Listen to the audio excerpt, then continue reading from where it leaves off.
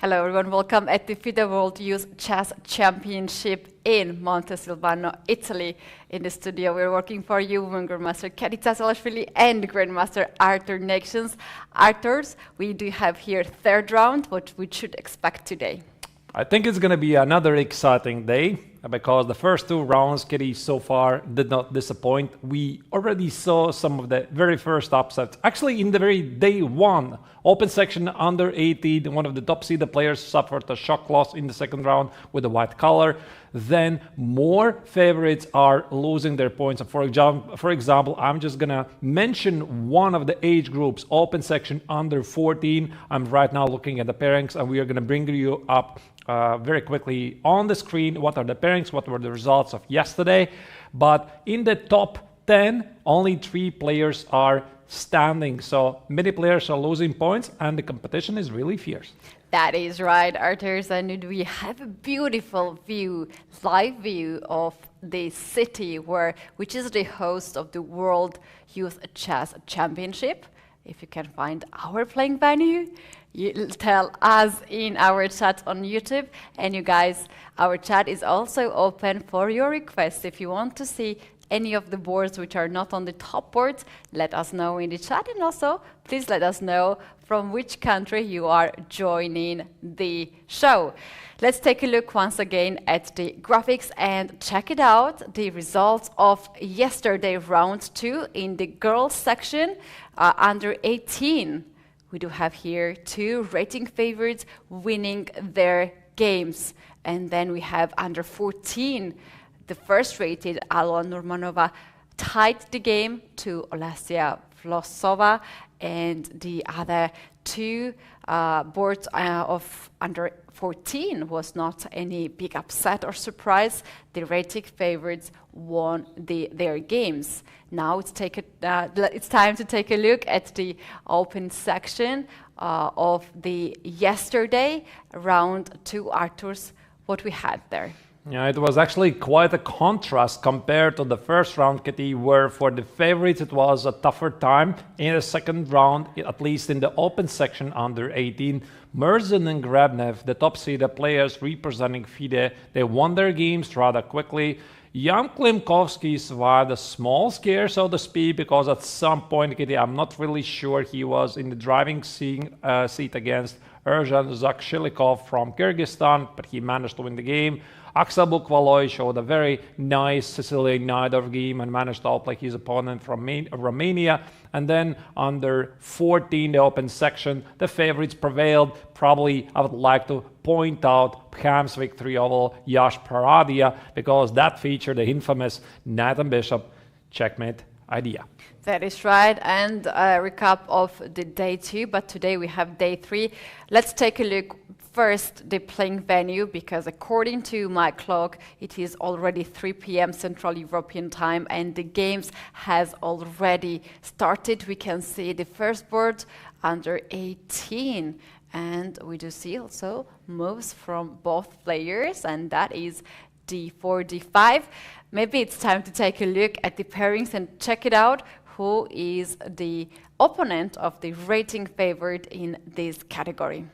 All right, let's do that indeed. So I guess we are going to start with the girls. Here you see these are the top 2 boards from all the categories. Top boards are under 18, then the next 2 are 16 and 14. The top seeded player, girls under 18, Yekaterina Krebenshikova is playing with black against Lucia Sevchikova from, I think that's, just a second, I think that's Slovakia. Right, and then we have actually 2 Slovakians playing because on top boards, because also on the second board, Jana Sosovichkova is playing against American Rochelle Wu, and yeah, it's this time, Keti, it's already much more tense because the favorites are facing against higher rated opposition, and I do believe also today more favorites will lose points, and definitely I think we can also expect some surprises. Can't agree more. It's time to take a look at the open pairings of today, and we can see here the rating favorite Murzin Volodar is facing 2356 rated player Wang Zhanyang. That's going to be a really tough run for these two players. Carlis Christos will take Alexei Krebnov, representing FIDE. We do have under 16 Jan Klimkowski, Polish player, first seeded player. He will take Nikola Konov, 2339 player. And then if we go to the first board of under 14, we can see Sava Vetohin, the player we were focused so much yesterday on his game. We saw very beautiful technique in the end game. He will take today Magnus Erdmich from Germany.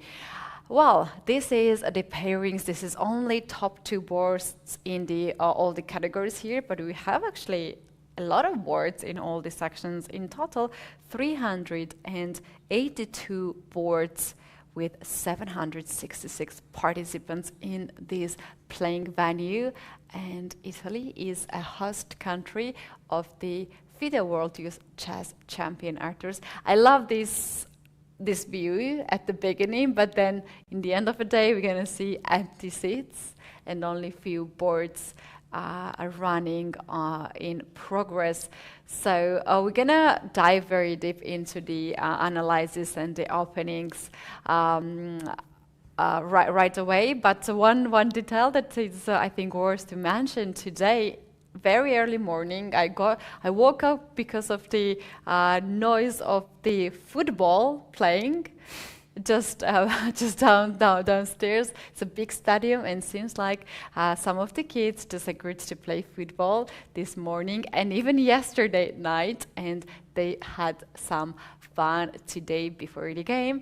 But now it's time for business, and they are all sitting at the table and they are very focused. Yeah, and going back once again to the playing venue, you can see it's really large. It can host more than 1,000 people here. And on the very top of the hall, there's the place where the top 2 players from every single age group, they're playing on the so-called podium.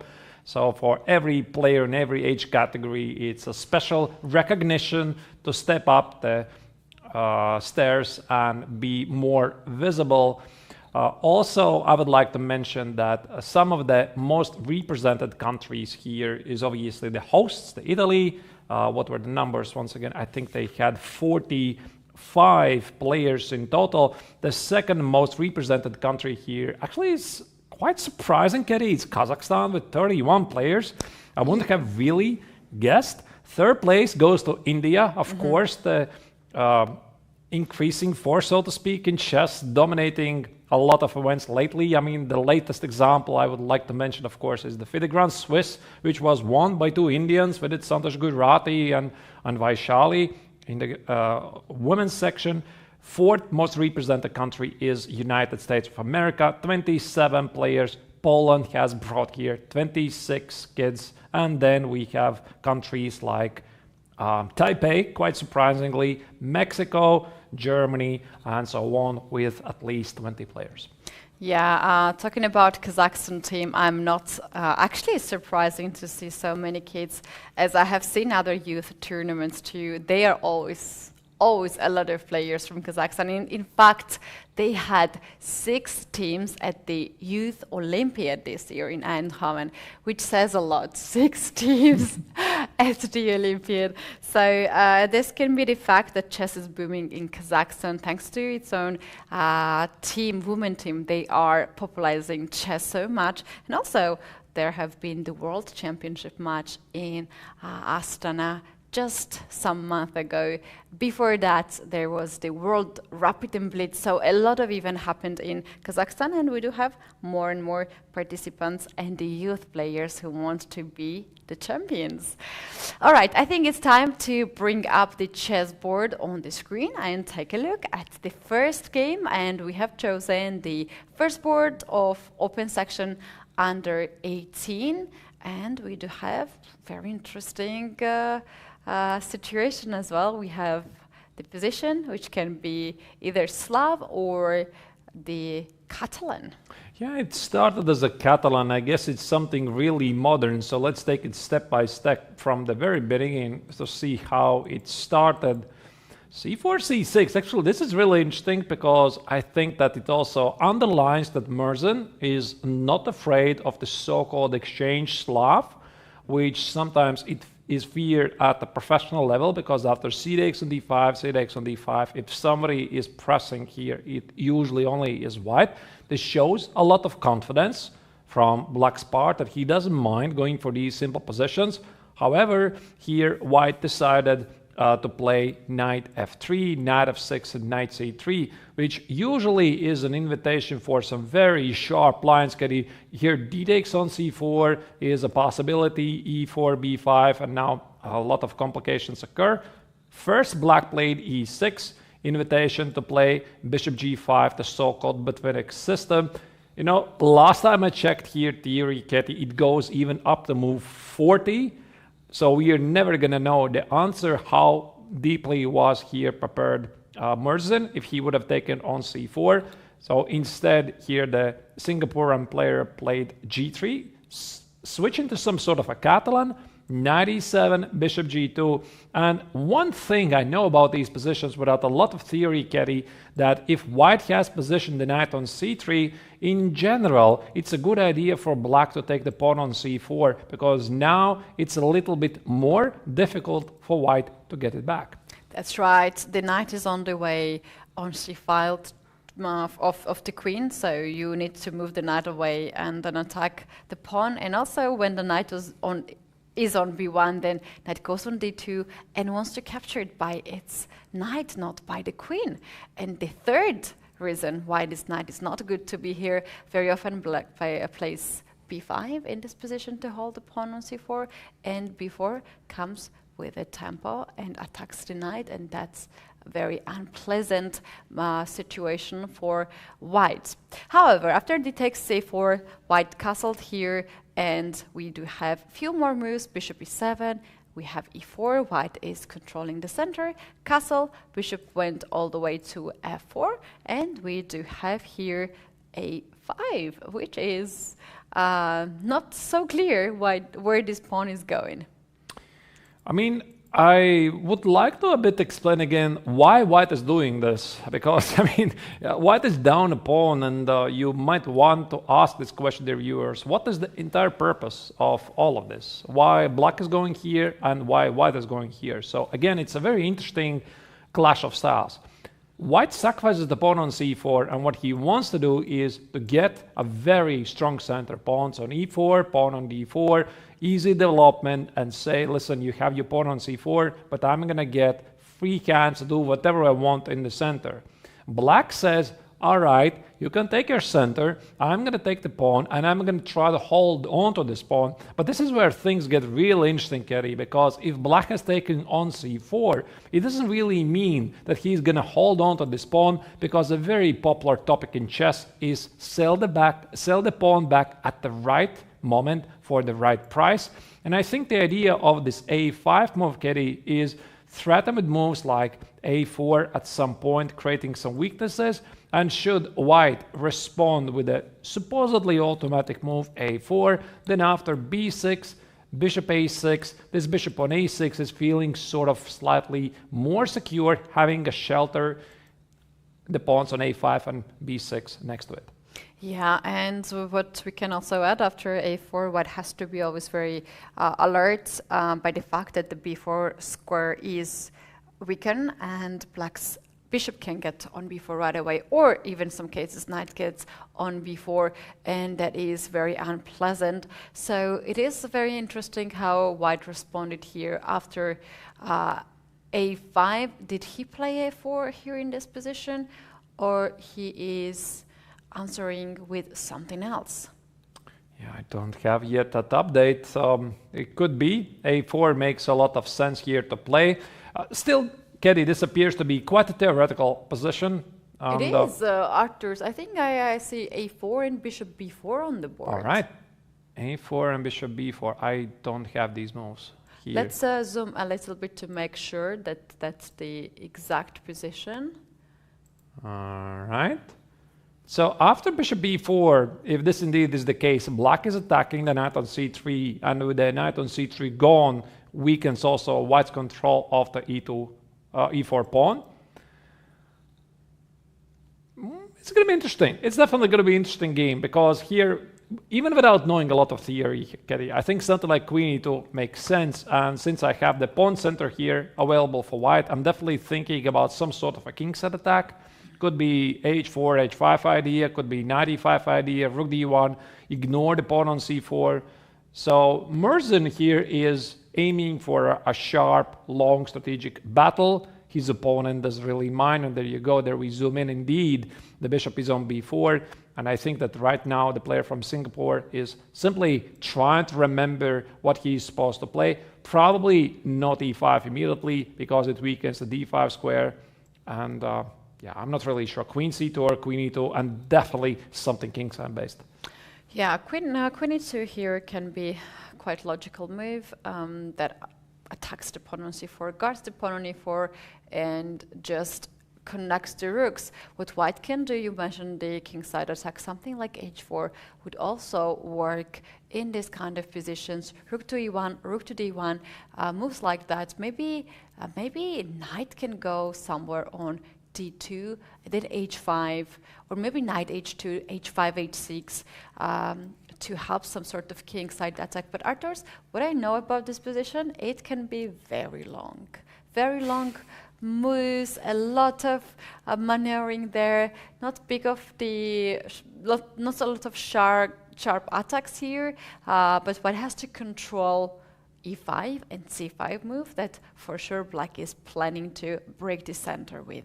Well, when I was a kid, and I used to play in these world championships many years ago, then I was quite afraid to sacrifice pawns, I have to confess, right? I was really concerned entering such unclear positions. The pawn on c4 is under attack, and I'm thinking, oh my goodness, maybe I'm going to lose the game because I'm now down a pawn. If I'm not going to be active enough, I will be outplayed later. But obviously chess has moved on, also including my understanding of chess, and especially with the development of the modern chess engines, which show that such pawn on c4 can be sacrificed. White's compensation is really great, although there's nothing immediately obvious for white. I think that we have to continue to observe. Let's move on to the second board. Obviously, this is going to be one of the most interesting games of the open section under 18. But on the second board, here we have Kralis Christos playing against Alexei Grebnev, players from Greece and representing FIDE. And we do have another game with a very strong aim here to control the center. In the final move, white just played f4, a very ambitious move. Asks Keti, some troubles here in this position. I really want to pinpoint one specific move, and I think that this continuation is coming back to the fashion. Is it thanks to Magnus Carlsen or Hikaru Nakamura? Because lately against a Najdorf, Keti, we are seeing more and more the so-called Fischer-Sozen attack. I mean, maybe the official title is the Sozen attack, but it was Robert James Fischer who championed this continuation against the Sicilian defense. And in the hands of the legendary world champion, this was a very fearsome weapon. Of course, Robert James Fischer was widely regarded as one of the greatest attacking players. And the idea here is really simple. Give the bishop a lot of active prospects, and should black at some point play e6 and try to limit his bishop's activity, white very quickly plays f4, f5 and tries to underline black's control of the center. And actually, as a matter of fact, this is precisely what's happening on the board. And recently, I saw some games of Magnus Carlsen, then also a very recent game of Hikaru Nakamura. I think it was in the very recent Isle of Man FIDE Grand Swiss. He also tried to champion the small bishop c4. Everything modern is already long forgotten, and it's sometimes just coming back to fashion. That's just like a fashion in general, the clothes fashion. It just always goes around chess openings are the same. This is the opening of my childhood. I remember a lot of kids were playing Sozin, and I liked the name so much. Always wanted to play myself. But I have played with black pieces, and I have to admit that I loved it. I loved it very much to play against white.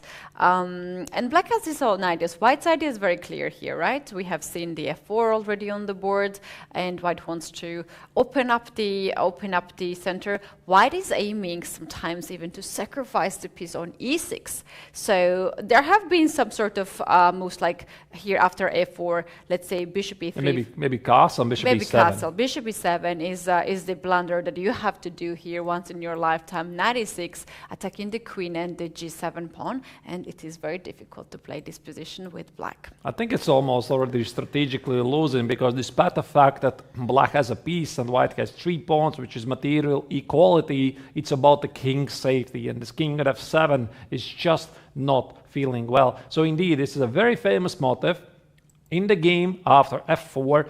The first choice that black did, I have to kill this last bishop on b3. So knight c5 is a perfectly understandable choice. Apparently this is still a theory. e5 immediately responded by the Greek player. Knight e7, look at this, Keti. Here, black decides not to take on e5. I guess the reason is that it would open for white the f file, and maybe there could be early attacking ideas against the pawn on f7. So black says, I'm not going to take it. E takes on d6 is played, and now black goes back. Knight f6, he wants to recapture on d6 and make sure any breaks there are harmless to him. But is he right? That's actually very nice maneuvering here with knight going back and forth. The question is why not to take on d6, and seems like the answer is very simple. Knight e6. Once again, this is very thematic motive here. Knight d6, knight f5, knight d5 are always somewhere in the Sicilian, this type of sacrifices. So knight f6 actually comes back on the king side and claims, as you mentioned, that this pawn f4 might be too early to be pushed. Right, and after bishop e3 here, one of the tournament favorites, Alexei Grebnev, is thinking a bit. I mean, he probably wants to play bishop takes on d6 immediately, but it's a good idea to stop because the position is a bit sharp. And if you haven't really prepared this in the morning or in the last evening, you want to make sure that you're not falling under a home prep, because, dear viewers, these players, especially the best players of all age groups, they are doing an amazing job behind the scenes. And I already saw here several grandmasters who are working with these best kids in the world. For example, I saw grandmasters like Alexander Shabalov, Alexander Moiseyenko, and I also saw some other, at least 3 grandmasters here. Christian Bauer, actually, here I saw in the morning. He's coaching the Swiss team. And yeah, so they're using their experience that they have from their professional battles to pass it on to the youth, prepare them for the games. And very often there's like several hours of behind the scenes work we are not seeing. And essentially this is the homework they're trying to do to get the most after the opening. Sometimes they guess it, sometimes they don't guess what the opening is going to be, because obviously also the opponent is preparing for something. Yeah, that's true. That's actually very true. And meanwhile, Arturs, we just got another move here from black. Bishop captures on d6, and queen went all the way to f3, preparing perhaps long castle, or maybe rook to d1, but long castle should be the move that white would like to play, and pin the bishop and the queen on d file. Is black going to castle short side? I think he already did. I see, at least from the live video, black's king already stands on g8. I mean, here you have to play a long castle. If you start to play like this and you're not playing a long castle, I don't know. I mean, it definitely invites war on the board, because after the long castle here, all the gloves are on the board. White is threatening g4, g5, g6, open up the king side, possibly also h4, h5, open up h-file, open up g-file, try to get to the king. And at the same time, black, of course, will be thinking about either b5, b4 or a5, a4. And essentially, it's game on. It's a race. Who is going to be faster? One more detail I want to mention, Keti, that with the long castle, there are options with some tricks with knight c6, b takes on c6, and bishop takes on c5. This is a trick I've seen before, but probably not in this line. Not in this line. But it still works here, yeah? Yeah, probably it works. I'm not entirely sure, but this knight c6, I noticed it already here. I mean, of course, it's very difficult for black to blunder because sometimes even here, white has an idea to play knight c6, b takes, take on c5, and then after bishop takes on c5, you want to play queen takes on c6. At least it appears to be a very familiar theme in the Fischer-Sozin attack, but like I already said, it's quite difficult for black to miss this. Short castle is a very obvious move. A long castle, obvious move. The knight on c5 finally fulfills his destiny and takes the bishop on b3. Now, how do you recapture the knight? That's the big question. That is indeed big question. The natural one is knight takes knight, not to destroy the pawn structure. But the other moves can be also considered to be fine. In case if you take with the c pawn, then you have to play king b1 and cannot take this. You cannot have the king on the open file. But if you take with the a pawn, there black can also have some sort of ideas of pushing the pawn all the way to a4. So lovely mention there, Keti. I like this because this is one thing that sometimes some players underestimate, because the general approach towards these captures is if you have to take with a pawn, you want to take with a pawn towards the center. That is the rule in general.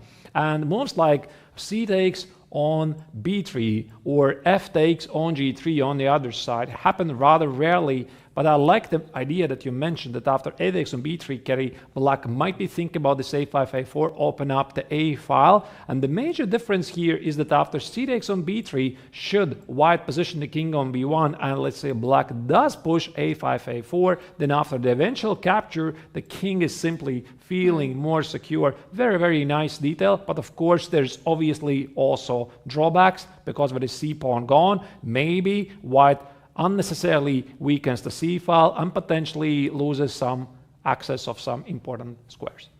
yeah, that's true. Knight b3 with white is I think the most natural move here, with idea to play bishop c5 and pin the bishop on d4. But the question is, how far do you want to get this knight from the king side? Because we know that white is planning to play g4, g5 or f5. And then obviously you need to have as much pieces to the king side as possible. It might be. I'm not sure. You know, I'm a bit having some conflicted feelings, because a takes on b3 or c takes on b3 sort of secure my king, and also the knight on d4 is center-based piece, right? And I don't want to remove center-based pieces if they're really working well. We actually already have a move on the board. I believe he took with, I don't see what he took because the screen unfortunately here is quite small. I think it's with the knight. Yeah, the knight is gone, so he took with the knight. And you're right, Keti, he indeed is looking at the bishop c5 idea. And also I would like to add on top of these things that after queen c7, which seems to be a very obvious response, you also might drop your idea of starting a king-side attack, because, you know, maybe there is no attack anymore, and consider play something more positional as rook d6, bishop c5, take on f8, king takes on f8, and somehow use those two knights to your advantage. Yeah, and here on the queen side, black is still not well developed. Black will take some time. There's not so easy to play b5 in this position, as the pawn is pinned. The rook will hang in the end, and I also see some potential play on the dark squares, b6, d6, c5. Those can be the squares that the white's knights and the rook can actually take advantage of. Very interesting, and something that gives us not sharp position, but more strategical point of the view of the chess. But we have to move on. We have to check the other categories as well. Let's move to open under 16 first board. This looks like it was the Taimanov for some reason. Maybe I'm wrong. Probably it's Sicilian Najdorf, but the position looks very, very familiar to me. No, it was the Najdorf. But I mean, this position with the e-takes on d5 included, I have played myself from the Sicilian Najdorf in some setups. Okay, I'm not going to bore you with the details. Of course, the Sicilian Najdorf is a very popular defense at all levels, historically championed by many great players. Bishop e6, h3, very interesting choice here by white. The more popular approach is the so-called English attack f3. We already saw a couple of times here in Italy that the players would continue with h5, which has become a very common move here in this position, stopping white's idea to play g4.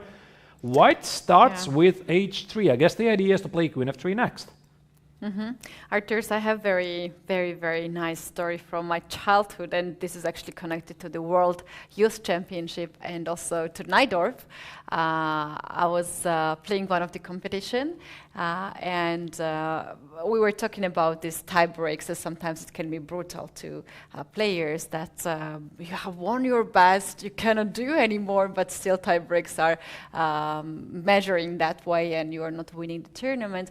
At this one of the tournaments where I got the second place, shared the second place, but was a little bit unlucky. Of course, it's very difficult moments for children to face it and to deal with it.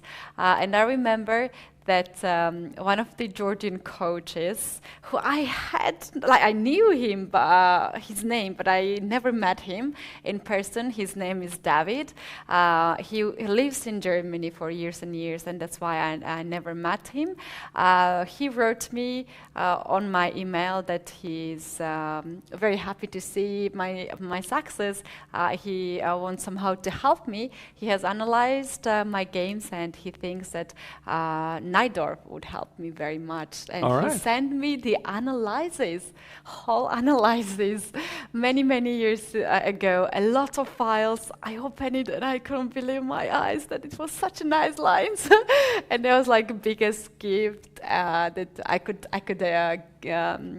have from a person who did not even know me and wanted so much to help me to improve my chess, and this is somehow connected to youth championship. So this is how you start to play the Najdorf.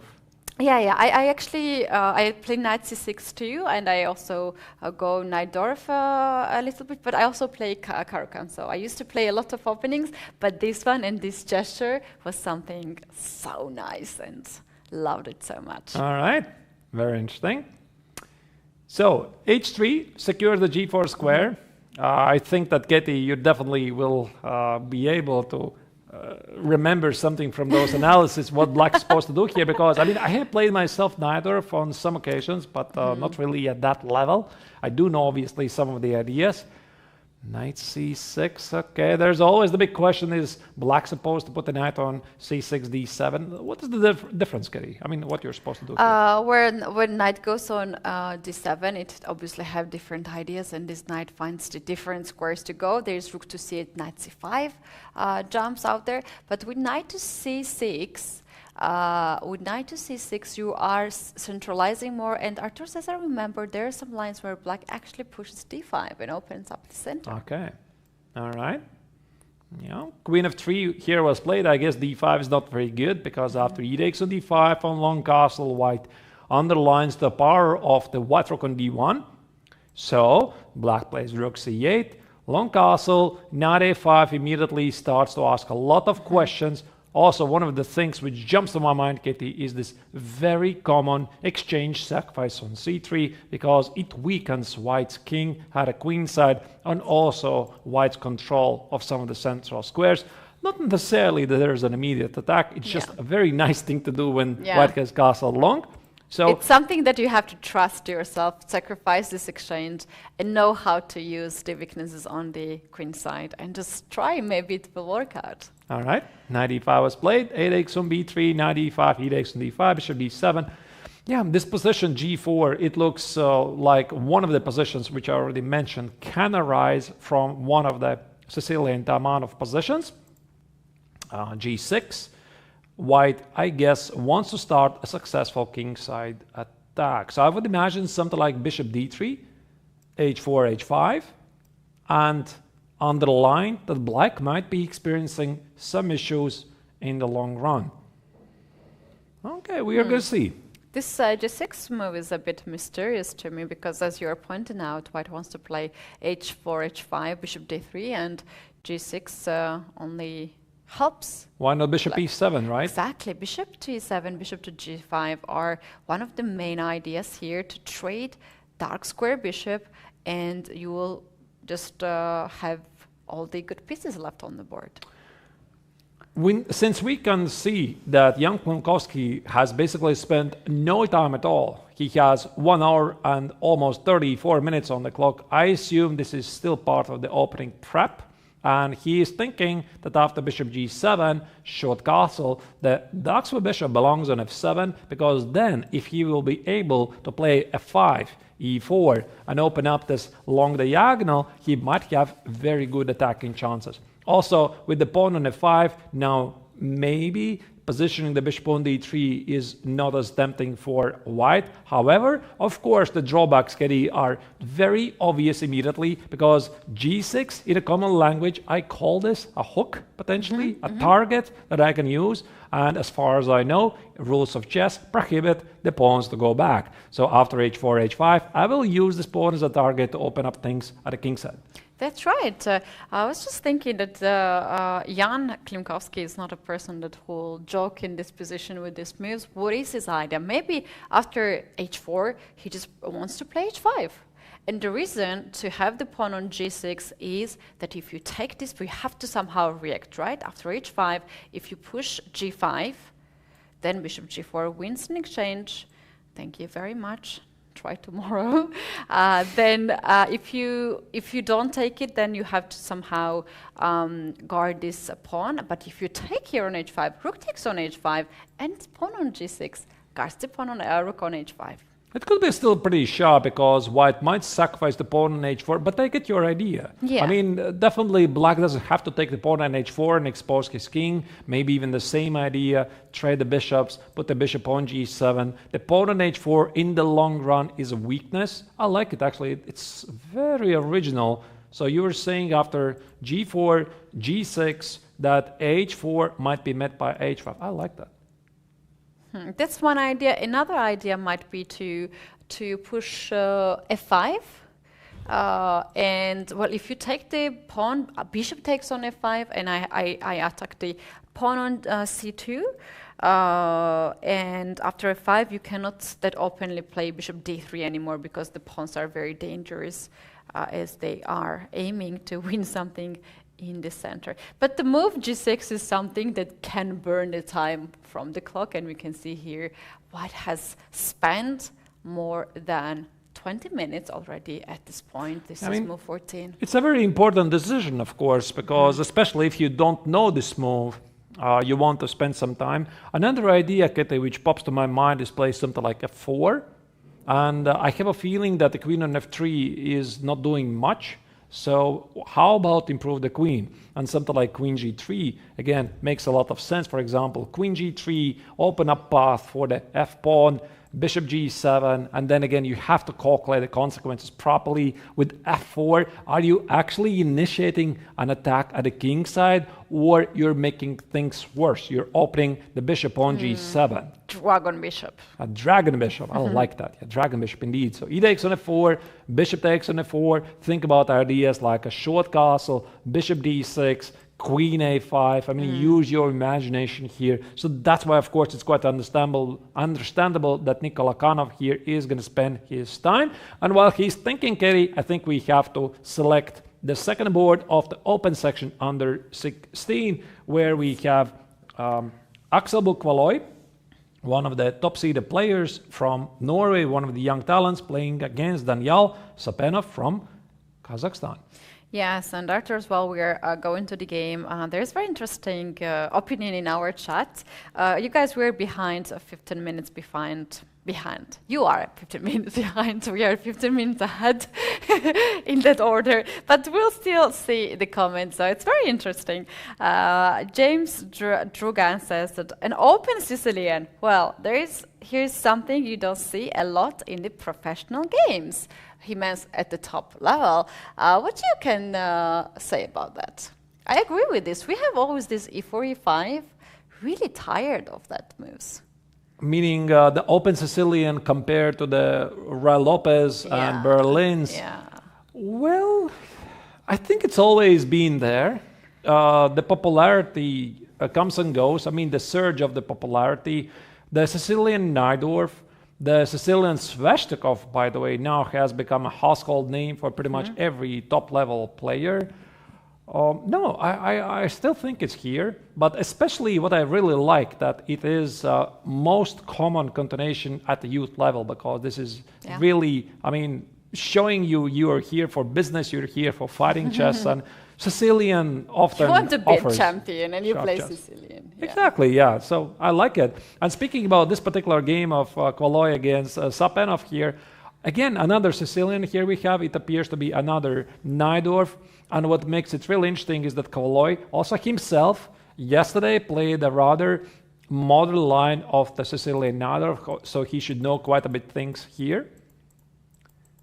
H3. Sicilian here. Very modern. Yeah, this is a very modern stuff. I mean, we joked this, I think, during the first take, Keti, because literally every single legal move here has been contested. F3, F4, G3, H3, we are learning H4. Everything, all the lines here. Yeah, bishop D2, bishop E3, knight B3, A3, A4, bishop E2, bishop D3, bishop C4. There's even this move H4, which I have to confess, It's something new. Yeah, I don't even understand what it is. And there was this very funny discussion, I think it was like a couple of years ago on Facebook, when some very respectable grandmasters were looking at this move H4 and they tried to, explain what H4 does. Nobody really knew, and they just agreed it just somehow helps. It just somehow helps. I mean, just push the pawn forward, somehow it helps. Anyway, it's not the case here because H3 is on the board, but I mean, this just shows the rich possibilities that the game of chess provides. Yeah, it is. After H3 here, White is planning to play G4 and to have a bit different pawn structure in that position. And very often Black responds here H5 to stop that pawn going forward on G4. But in this game here, Black just chose to let G4 play. He went A6, and after G4, he now decided to play H6 to stop the G4 pawn going forward. I want to make a small comparison here because after knight c3, knight f6, there used to be a very popular system, the so-called Sicilian Scheveningen. I mean, in the 80s and 90s, e6, or maybe even later than that, it used to be quite a big thing. And Black tried to not to play a6 at all, right? To just complete development, bishop e7, short castle, and be flexible with the ideas. And as far as I understand, the general approach, the general belief of this position is that today, by today's standards, this is dangerous. And why? Because of the so-called Keres attack. And if White is allowed to play g4, g5, push away the knight, and then claim more space with moves like f4 or h4, bishop g2, etc., usually White gets the advantage. Of course, Keti, there are sharper lines here. Black can play e5, you can include bishop b5, check, etc. The theory only starts here. But now, if you look at this position once more with a6, h3 included, does it ring a bell? It looks as some sort of a Keres attack. The only difference here is the pawn on g4 is protected by the pawn on h3. However, this has come at a cost of a tempo. Yeah, Black has a6, which is also quite useful for Black to play b5 rather fast. But what I knew here in this opening, in those lines, was written h5 is the better move to stop g4 happening in this position already. Even here. Yeah. I mean, you can literally play h5 anywhere, and it's almost everywhere is good. h4, h5, it works everywhere. You know? Nice. There you go. All right, but Black decided not to do it. It's a choice, of course. G4. Now, since White is thinking about this typical Keres attack of G5, even though H3 has been included, Black plays H6 to stop this move. Also, sometimes in some future, Black is considering ideas like G5, which seems a very risky choice. But if Black will be able to position his knight on E5, the knight on E5, knight on F6, form a very nice cooperation. So bishop G2, bishop E7, bishop E3, this is how you're supposed to play. knight c6, and here white makes the very first committal choice, Keti, short castle, because to be honest, I'm not really sure if that's mandatory, because with a pawn on h6, I so want to play something like queen e2, long castle, and do some bad things at the king side. Hook. I have a hook there, yeah. Yeah, that's interesting. I would also go for that. But what do you think why white just chose to castle on the short side?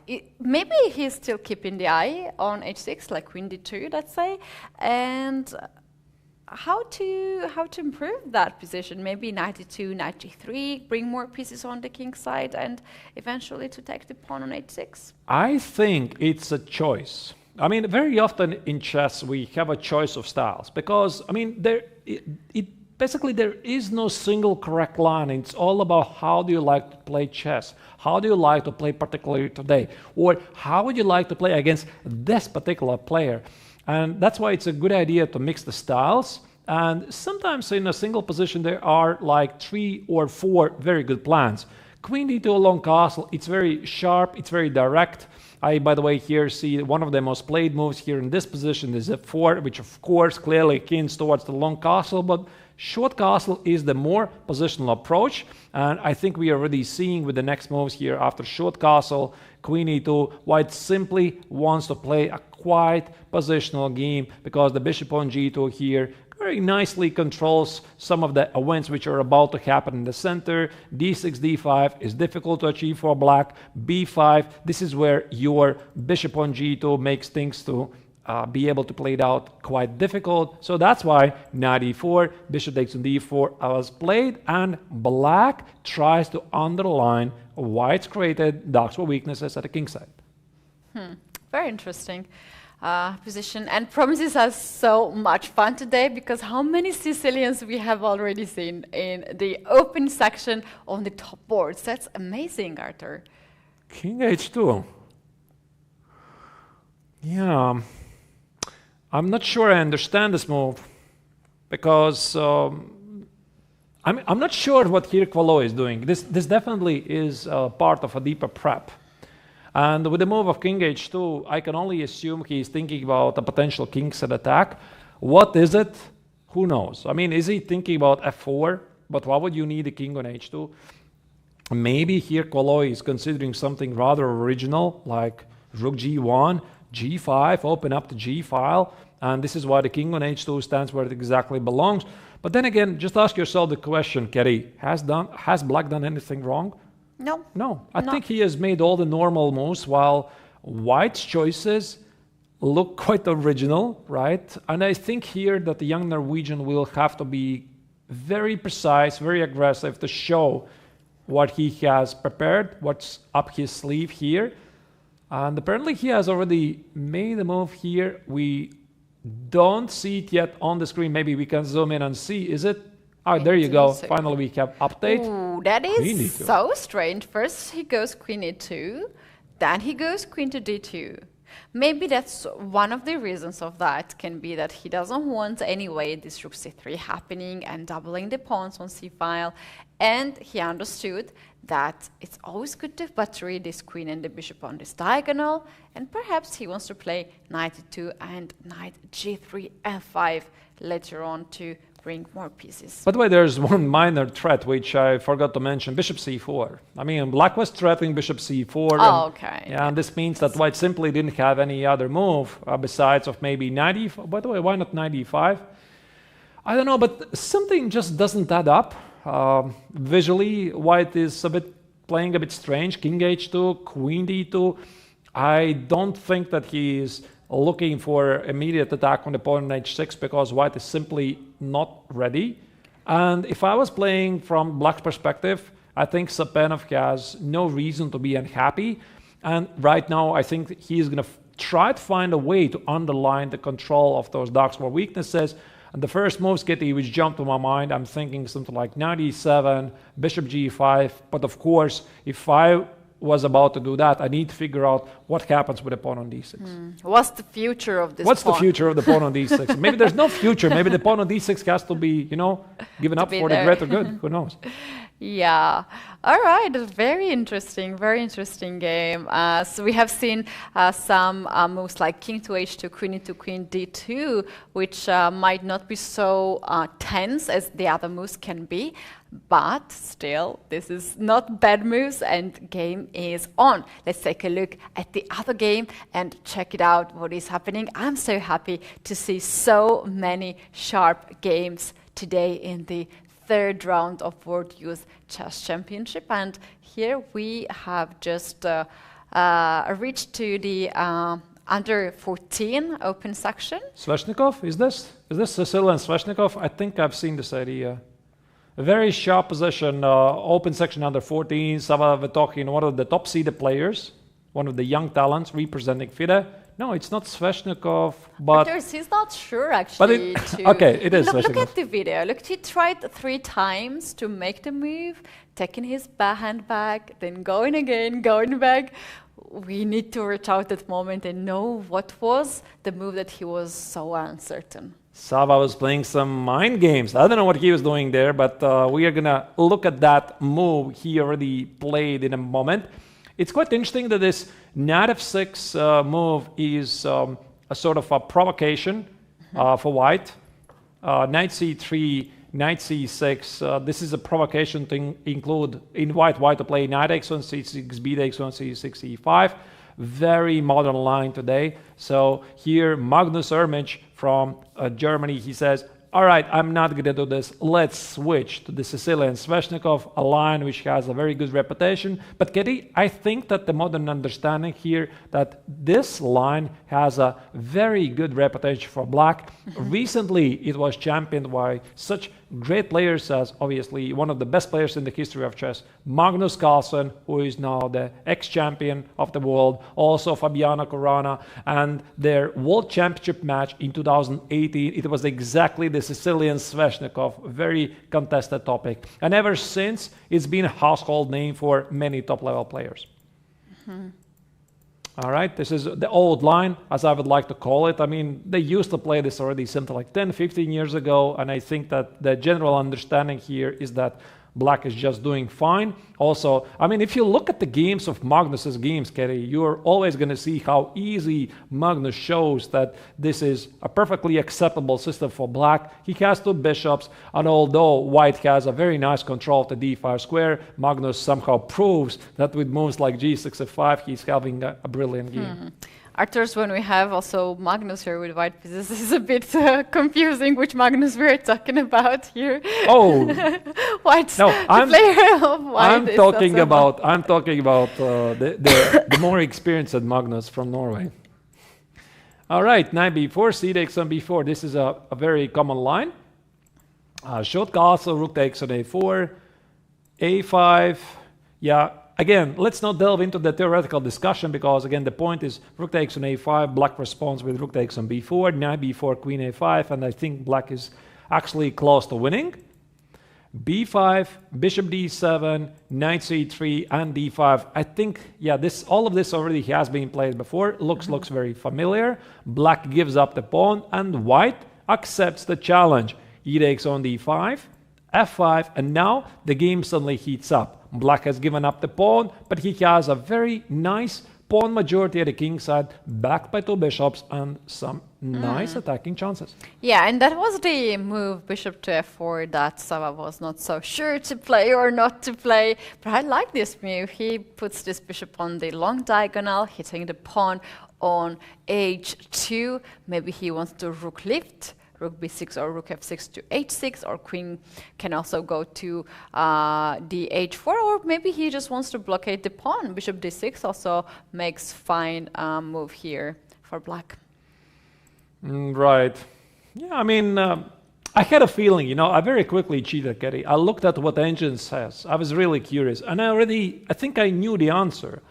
That Engine is going to say that here white has an advantage, and I switched on very quickly Engine because we are not using here for our analysis. But we can also use, that's not a... I'm sorry? We can use it, it's not a... Yeah, but I mean, I don't like to, use it because it sometimes does the job for us, and we are just sometimes blindly following what engine is saying, so that's why we are using our own understanding instead. But I was pretty sure, Keti, that engine is going to say that white is better here. But there's one thing that no programmer has taught the engines, and that is the easiness to play the position, and you would have to be afraid of a potential kingside attack. Because engines, they're not afraid. They don't feel nothing. And engines don't understand the concept, how easy it's to play, because They don't just have fired feelings. out. They just fired out some, random computer moves, and everything is great. But for humans, for us, things are completely different. Keti, I'm looking at this position, and I absolutely like what Sava is doing. Of course, I see him being quite unhappy here. He's like, wondering what I'm doing here. Looks pretty bored, or maybe he's just very relaxed. But visually, I like his position here. I would choose black, even though engine says white is better. Yeah, I like it too, and I also like to have him on camera. He has his personality, I think he was very deep in some thoughts, whatever thoughts he had. But that's so nice to see him. I hope we will see him in some years, one of the famous grandmasters. Such a brilliant player. I saw him playing for the yesterday. Candidates, I would be so happy and so old, Sava, but I really want you to see to that tournament, maybe in some years. And everything starts from here. Everything starts from these youth tournaments. And if you show your best, it's not only something that your federation will support, but you push yourself to work harder, and you have then bigger dreams to achieve. So it's amazing to see these young players. They're doing amazing job here. That's absolutely right. We don't know much about Magnus Ermich. He's from Germany, already at this young age, rated over 2200 ELO. He's the FIDE master, so things are absolutely not going to be clear. It's not going to be an easy ride for Sava. Engine actually supports white. But let's select another game and see what is happening on the second board of the open section under 14, where is playing Vasilia Dimkatsanis from Greece against Pram Thiaprokam from Vietnam. That was a nice rhythm. I when I'm doing commentary for the third day, I can read anything. Yeah, I'm that getting was very better. nice. I liked it. All right, so what do we have here?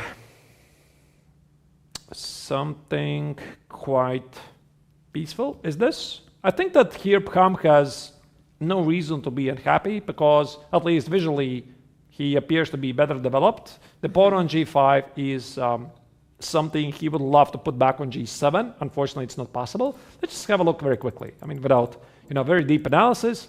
Okay, the Nimzo. All right. b6. Are you sure you want to allow e4? Yeah, I think here Pram is playing with fire, because as far as I know, that e4 is a very dangerous continuation here. This is precisely the reason why a b6 is a bit risky choice. But okay, why decide to play a3? Bishop c3, queen c3, bishop b7, bishop g5. White plays the so-called lazy line. Keti, I'm not sure you're going to agree with me, but I've always called people who play queen c2, this is the lazy line. Really? No? Why? Because it's very, very simple. You want to play a3, you want to play queen takes on c3, get the two bishops in an old grinding game, try to outplay your opponent, because there's obviously a lot of continuations. The mainstream theory starts with e3, there's knight f3. Yesterday we saw, I think one of the top girls played also a3. There's forcing bishop g5 to f3. Yeah, it's a lot of f3, theory. the very sharp line, of course. Yeah, I played this myself. I used to play this myself, and I always envy the kids who played queen c2, because they had a happier life than I had, because I played f3, e3, bishop g5, and all the other moves. But this one, as you mentioned, it's so good actually for white. Everything goes very fast, and black cannot do much about it. I think at the top level, in the end, good position, playable position. I think at the top level, everybody literally here plays d5. After d5, what was the line once again? a3, bishop c3, queen takes on c3, d takes on c4, knight f3, b6. Maybe I mixed up already moves, but it's very drawish, and that's the repetition here, and this is precisely the reason why at a high level nobody really plays it. But then again, I mean, it's just a decent move. Black decided not to do that, and maybe also the reason is that because he's an ELO favorite, he has to try to complicate matters. All right, let's see what happened here. Knight e4, a very interesting way to kill the bishop on g3, and no, he plays c5. Something very original. Takes, and knight c6, I think it's on the board. What do we make of Yeah, this? knights in this position, what I know that if you castle alongside, which is so tempting to castle, that can we maybe show that? Ah, you want to castle? Yeah, castle on the long side. Okay. Black plays rook to c8, and you just cannot hold the pawn on c4. And after knight to a5, you will have serious problems. d5 is also coming, and yeah. It will be very difficult. Knight b3 is out there actually first. Bishop a6 is there. d5 is there. So I definitely can sense some problems here. You're right. Yeah, this can result into something. yeah, and so rook d. If we come back on move 16, this long castle, which is so tempting move, should not be played here because black can have really good counterplay because the king is on the c file. But the question is how white is going to guard the pawn on d4. Knight f3 allows black to play g4, so it's not a move. How many moves do you have here? If It's you play either rook knight d1. e2, then you block your bishop on f1. And what about also the same problems with knight a5 or rook c8? I love this move, knight c6. I think here Vasilius has some practical issues. Maybe the same thing of rook d1, but again, there might be this rook c8. And he is reaching for the move. I think I saw him playing rook d1, and he realized that positioning this long castle is not impressive. Yeah, I choose black. So either rook c8 or knight a5. Bram is turning out to be a brilliant player. I don't know much about him, and I was very impressed by his yesterday's technique. Remember this knight and bishop checkmate, which is, we were slightly wondering if he will be able to do it, but he just showed very nice textbook. Yeah, it was converting. amazing. Yeah, that was really good. The way how he delivered the checkmate. Rook d1, and now black has really good chances to get some nice play, maybe even a pawn on the queen side, and the plan is not so difficult, Arturs. He can just spot it out right away. It's just maybe it doesn't matter how you start, because sometimes white also have this idea of d5. As now rook is already on d file, the pawn will not hang. So is it rook to c8 first? Is it knight a5 first? Is it bishop a6 first? That's the question that black has to ask himself, and maybe spend a little bit of time here to think. All right. I think that now that we have looked at the top boards of the open section, let's have a look at the girls section. Yeah. All right. We are going to start with the girls section under 18, where Yelizaveta Hrebenshikova is playing against Lucia Sevchikova. It's quite interesting because the girls under 18 section, Keti, we have two players from Slovakia. Top board, Lucia Sevchikova. Second board, Jana Sosovichkova. They're not the top seeded players. Probably they know each other quite well. Yelizaveta has started the tournament well. She is one of the few women international masters in the tournament. There is actually one woman grandmaster. That is Wu Rochelle, the second seeded player. So what do we have here? We have very interesting King's Indian position with the pawn on d4. So it seems like the knight was there before on d4, and we have one knight pair traded off the board. And we can actually take a look at the opening. So here we have the King's Indian, knight d5, white captured on d4, and this pawn on d4 in fact is not hanging. So if you take that pawn, you might fall yourself into serious traps. Very serious traps. Yeah, I'm not entirely sure what are they, but one of the top moves which jumps to my attention, something like queen b6, bishop e3, maybe knight g4, maybe knight d5, with the idea that the bishop on g7 now hits the knight on d4. Who knows? This c5 move is very common, and this is precisely the reason. Yeah. In that position was d5, I guess, as well, which just blows down the center and. Here. Instead of queen b6. Instead of queen b6, immediately d5. Yes. I mean, sure, yeah, there might be some other moves. Yeah, d5, and knight of c6, course. then queen b6. Yeah, okay.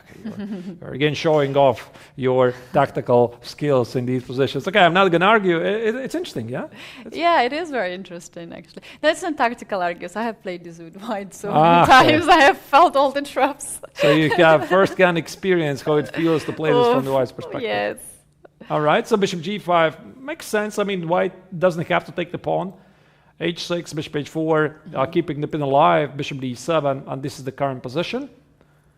Now, of course, the big question is, who favors this? Because I definitely can appreciate white's plan. I think that it might be a very nice position for white if she was able to play.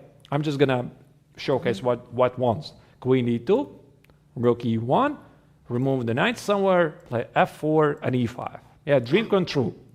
Yeah, but of course, as usual, the devil is in the details, because you can't really play queen d2, because queen d2 jumps under knight x on d4, surprise. The queen on d8 hits the bishop on h4. If you take on d8, the queen on d2 is lost, so you need to be careful. And if you can't really position the queen on d2, how do you continue next? Maybe queen c2, but then after f4 you might be weakening some dark squares again. Really tricky, and black probably, of course, is not going to sit and wait and do something at the queen side. Yeah, Arturs, here is this very interesting idea. Let's just pass the move and make any move here. Let's say with white, I don't know, rook to a3. Let's say a3. a3. Yeah, we want to play b4. So in this position, black can play something like b5 right away. Bishop d7 might be this idea.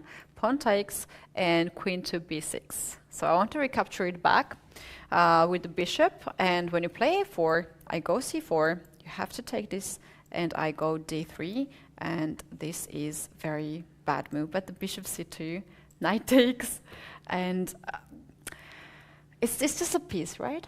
Yeah, it's just a piece, indeed. So that's a brilliant idea, and But white has to make this move which helps black to go with this pattern. If you move any of these pieces off the board, like queen or bishop, then this will not happen. But bishop d7 is a sneaky move.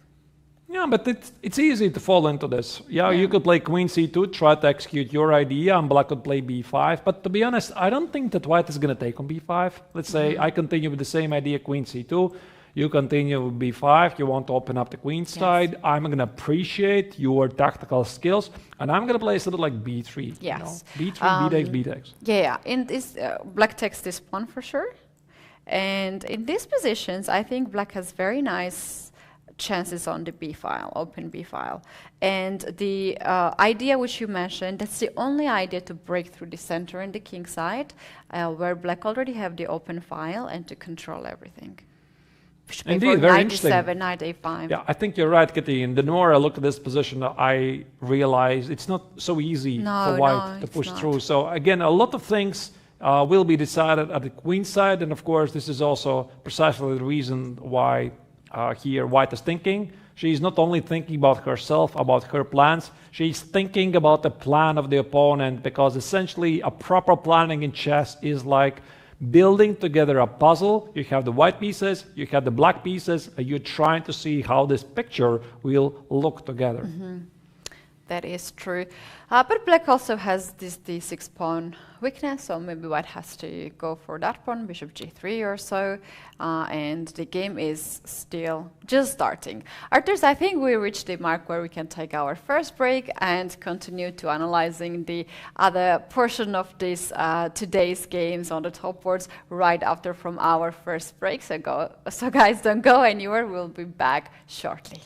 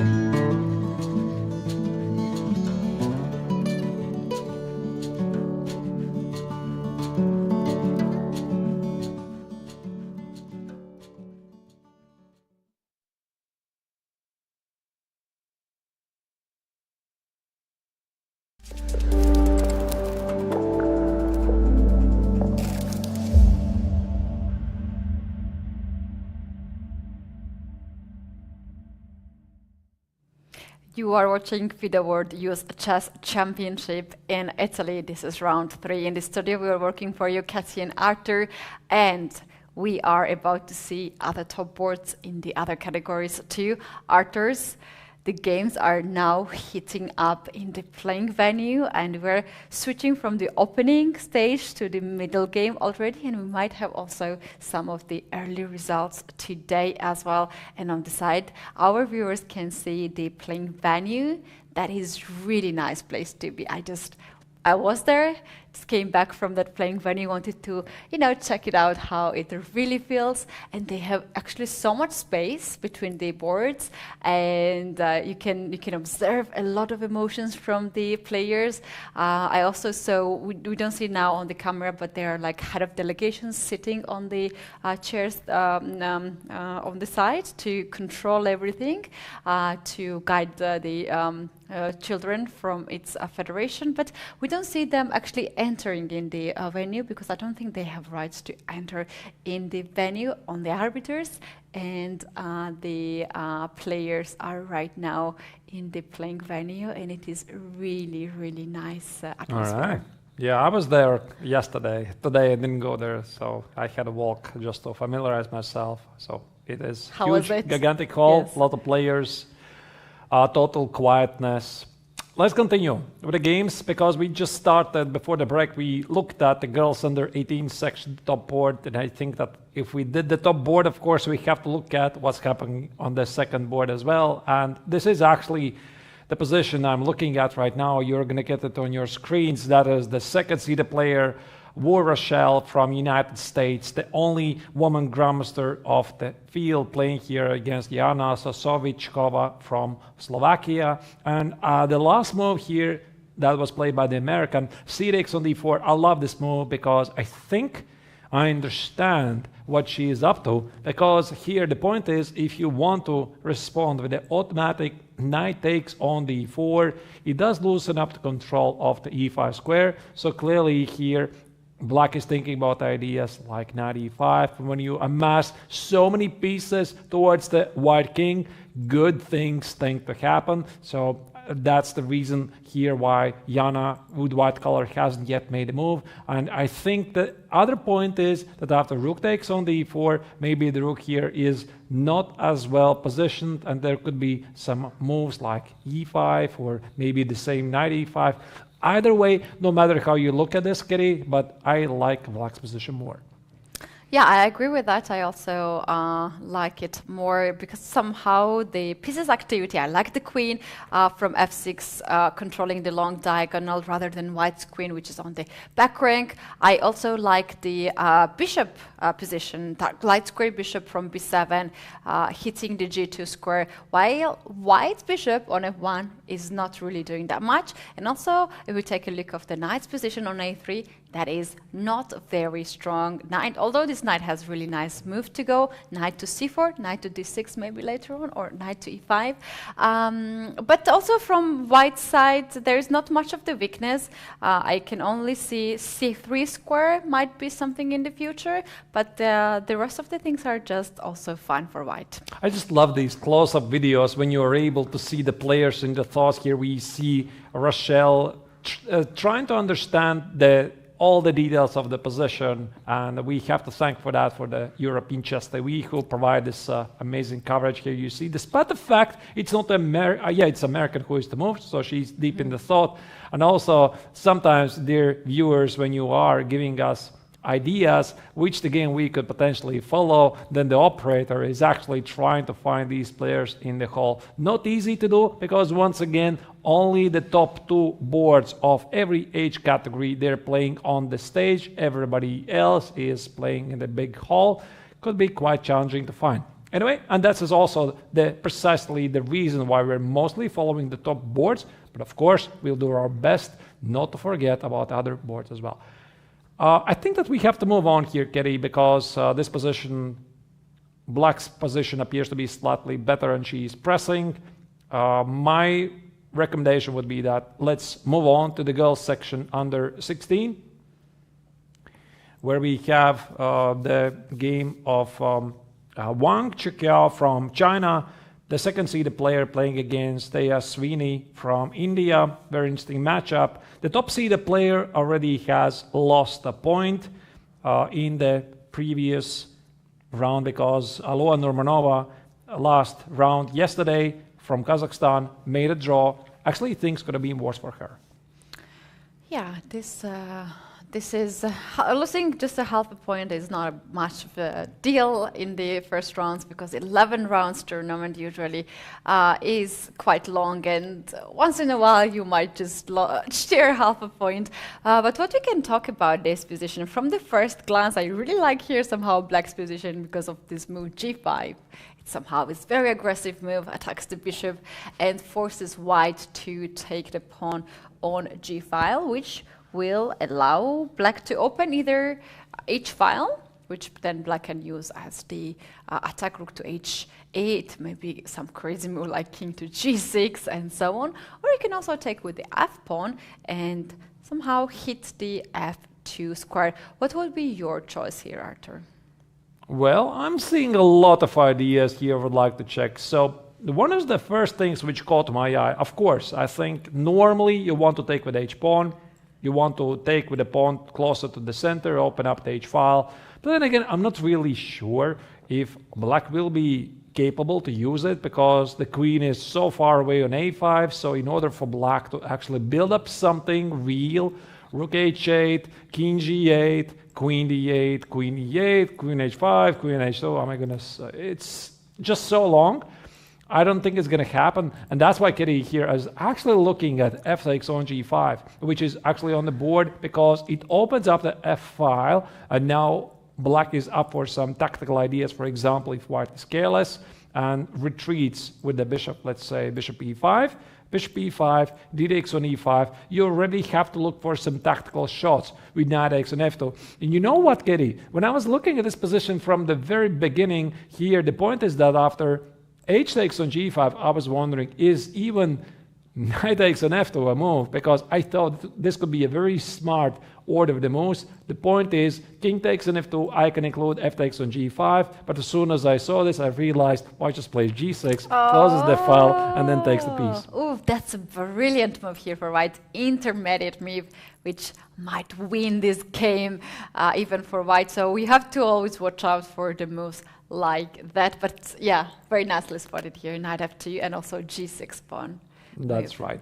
So f takes on g5 is on the board, and I think that bishop e5 looks a bit loose move because it does weaken white's control of some of the most important central squares. So I would still expect bishop e3, which looks a bit passive, but it controls d4 and f2 squares. However, it's interesting, actually. I think we have more moves. If you can please zoom the video, maybe we can check it out because they actually made several more moves.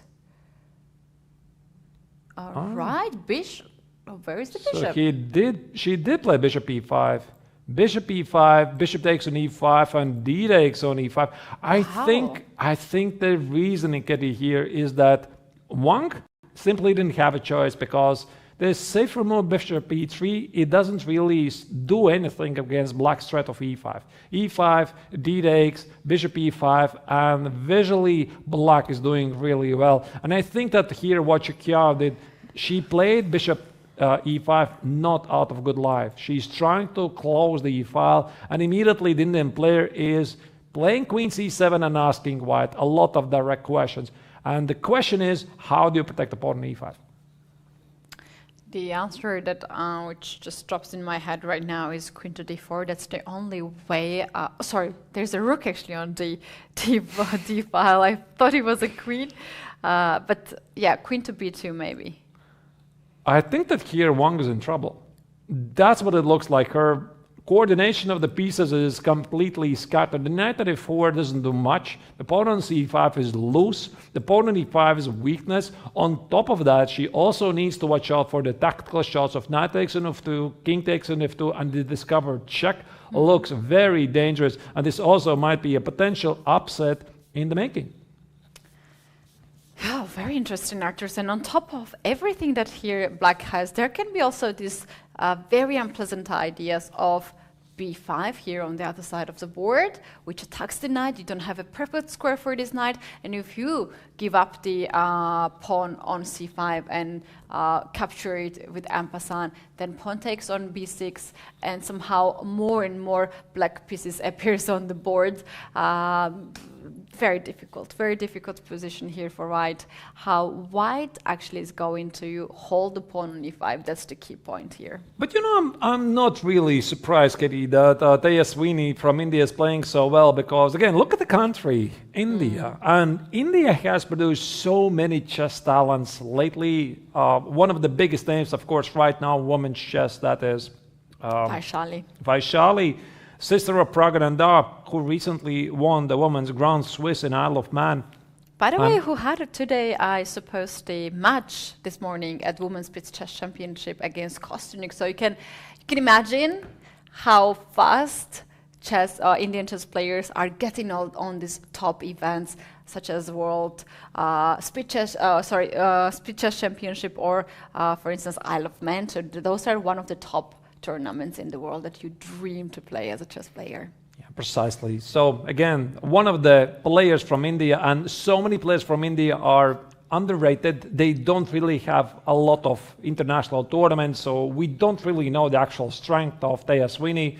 We can see that she's really doing well against the top-seeded player, and I would not be surprised that her actual strength is much higher than the elo indicated. But let's move on. Let's select another game here, and this is the section under 16. So we have another board, top 2 board we want to check, which is Izabela Tokarz playing against Maria Sekanska. The players are from Poland. Both of them are from Poland. Look at that. So it's a derby. Oh, amazing.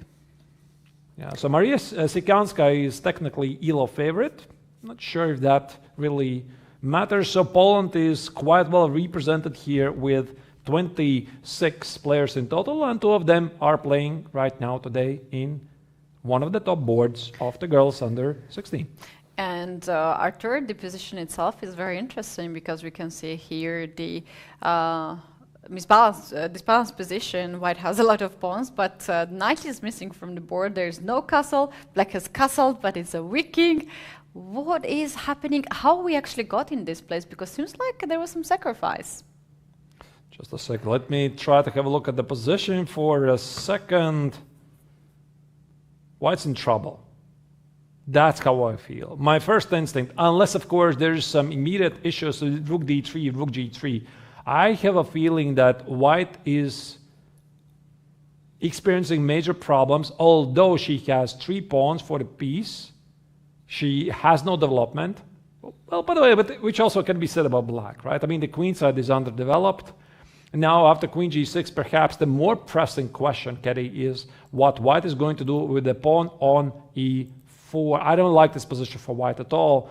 Whatever happens, just very quickly, you know, I know we are not supposed to do this and focus too much on opening theory, but still I'm curious, how do you get there? Yeah, this very typical Rogozin line, queen a4, d takes, bishop g5, h6, rook e8. So far, things look quite all right for white. e4 was very impatient move, and there you go, Keti, knight takes on g5, a piece sacrifice, fireworks are on the board. H takes, bishop takes on g5. White already was eyeballing for the threat of e5 because the spin looks really dangerous. It forced black's hand. She has to play e5, d5, knight b8 here, knight, no, queen d6.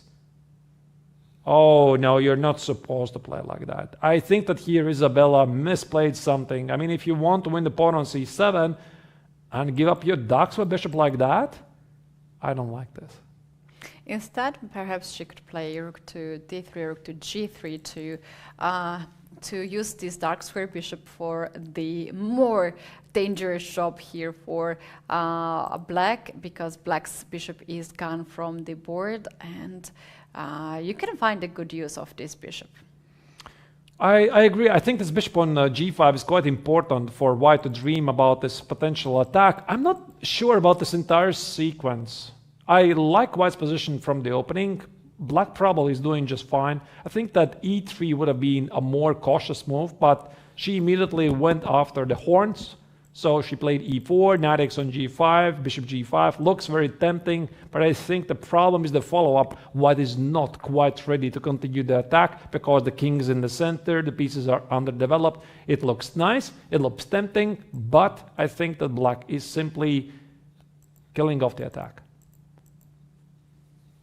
So I think at the moment Maria Sekanska is doing really well, and despite the fact that white has 3 pawns, if black will be able to rearrange her pieces, I mean, the pawn on e4 is under attack, but let's say black plays something like knight e7, knight f6, and doesn't get checkmated in a couple of moves, I think here the ELO favorite is going to win the game.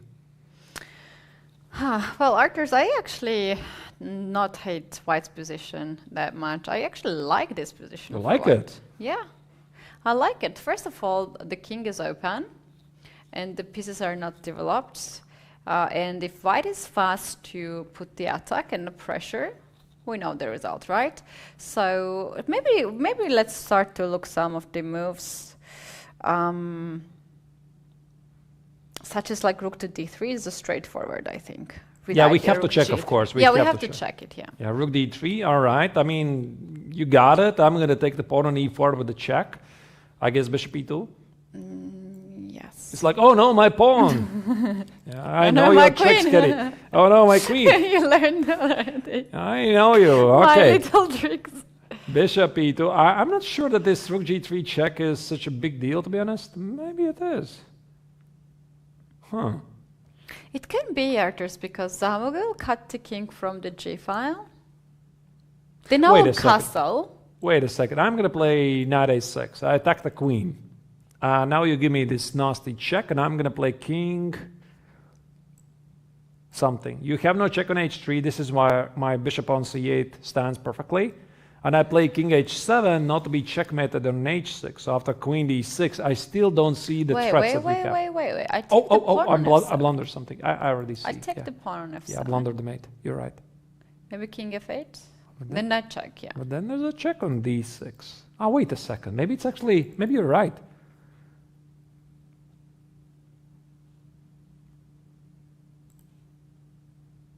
Huh. So what was the move here after rook d3? Maybe the point is that black doesn't take the pawn, but oh my goodness, this is, yeah, you're right. You're right, Keti. This might be still a very big practical chance because taking the pawn on e4 is very tempting because it deals from the threat rook g3 with a check. But yeah, I think knight a6 is very obvious still. I mean, knight a6 makes sure that there are no checks. It attacks the queen. It literally forces white to come up with the only move, queen c4, which protects the pawn. And now I'm thinking that I could even include something like b5 maybe.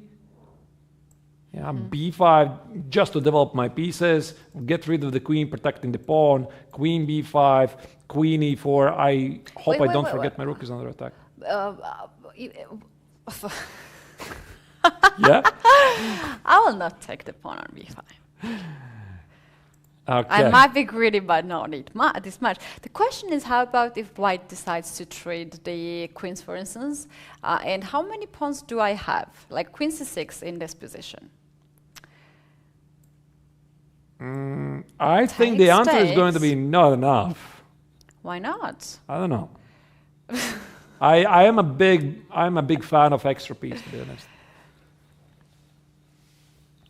Do you like this?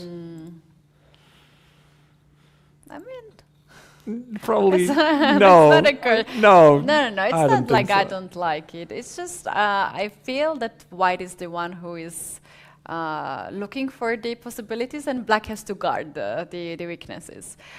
We have the queen actually off the board, and queen is still on c7. So where is it? Just a second. So rook d3. Rook d3 was played, or was it not played? Queen g6. I think. Oh, queen a4 is on the board. Yeah. So after rook d3, what was this? Rook d3, queen takes on e4, and she goes bishop to e2. She played bishop e2. Polish school. What does that mean? Pierogi style. What does that We're mean? guessing each other's move. I can only guess Polish kids' moves. And the That's it. knight still stands up. Wait. Maybe you're right, Keti. Maybe things are absolutely not so clear because, I mean, I'm going to tell you where my first initial evaluation comes from. Because the way I understand chess, I might be wrong, but the way I understand the game of chess is that the piece is always a stronger piece than the three pawns. The only moment when three pawns are equal or even better than the piece, and that is the very, very end game where you have far advanced pawns. And this is all of them on the 7th. yeah, rank. all the 7th rank. Okay, 6th rank is also rank. it's also fine, right? So the pawns are far advanced, but when you have like a middle game and there is no immediate attack, and I don't see an immediate attack, I usually prefer the piece, so that's why I immediately Yeah, but you are a jump in and said, grandmaster, Artur. You are a grandmaster. I'm giving my You can grandmaster's hold. opinion. You can hold this That's what position. I'm doing. But if we come back on the move 12, All move right. 12. Here. When white plays e4, this can be some sort of bluff that if you play g5, I see this move. I will take that pawn. But then on the other hand, if you don't play g5, you allow me to play e5, then bishop d3 is coming, and you will be checkmated later on on that side. So black has to play g5. You have to play this. It's a forced sequence. I mean, there's no choice. I mean, And white forces black's hand. Yes, and when you are the one who is sacrificing this piece for the pawn, somehow you are attacking, and the other side is defending. So I think you just feel that you're defending yourself and you're worse. That's the feeling that the kids can have right now. I understand what you're saying, but this is not how I think. Artur, you're a grandmaster. No, I completely understand what you're saying, but this is just not how I think because I do see this extra piece. But fine. But the craziness that you're doing as youth player, you're not doing today, right? Right. Not only in chess. But we can agree on this. They are now eager to do something, to sacrifice something.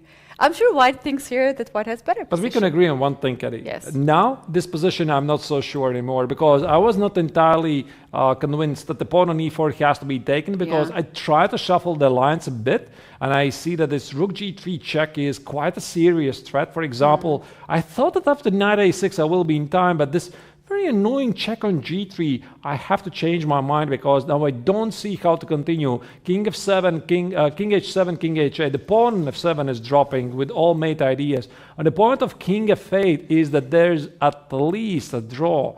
That queen d8, rook e8 check is a draw, unless of course white is in the mood to continue the attack with queen h6, king e8. Let me just put it on the board. Rook g8 check, king d7, and whatever happens here. I was actually thinking at some point white can even castle, give up this bishop as well, and then just try to push all the pieces. Makes sense. Yeah. Yeah. All right. I was wrong. I thought that it feels that this extra piece should be important. I'm pretty sure it was quite important. It has to play like this very accurate. Like knight a6, there is a smart move before you take the pawn on e4. That's very smart move to kick this queen from c7 square. Yeah, it was here. Yeah, instead of queen x on e4, knight a6. Yeah, that's a smart move. All right. Quite an amazing year turning out to be on the second board of the girls under 16. But let's not forget we have one more age group to check, and that is the girls under 14, where the top seeded player Anna Shukman with the black color is playing against Lara Zagorak. What do we have here? Yeah, another very interesting game, and so Anna is representing FIDE. Lara Zagorak is from Croatia.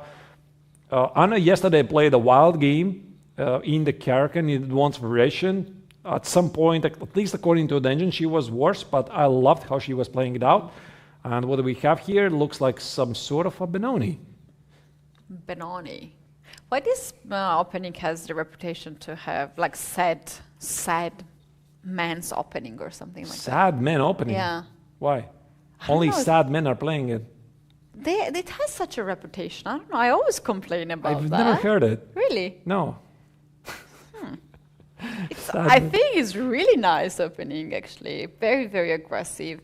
and you can try it out actually once in a while. I mean, one of the greatest experts, I think, in the past used to be Vugar Gashimov, who unfortunately passed away something like already 10 years ago because of illness, a great Azerbaijani player. And what I absolutely adored about his playing style, Keti, is that he was playing the modern Benoni against the best players in the world, and he was proving it's a playable system, because if you ask the modern Benoni what it is, it's reputation at the highest level, and I think everybody is going to say, slightly dubious, you don't really want to do that on a regular basis. It's a fun opening, yes, but Yes, you want to play it always? That's a different question. However, Anna is perfectly happy with the choice, and modern Benoni often initiates a lot of sharp games.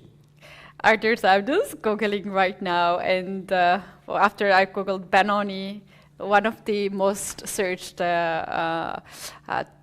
question is, why is Benoni called son of sorrow? Do tell. Why? I'm also curious, now that you have sparked my interest. Why is it? First time I hear this. Yeah, it has like different translations in every language. Is it something with a name? Benoni? Means sorrow something? No, I think it's because of the opening itself. I don't know. Also Okay. suffered from depression. Maybe somebody from the viewers knows. Okay. Oh, that is very nice. So Benoni defense was first mentioned and got its name from 1825.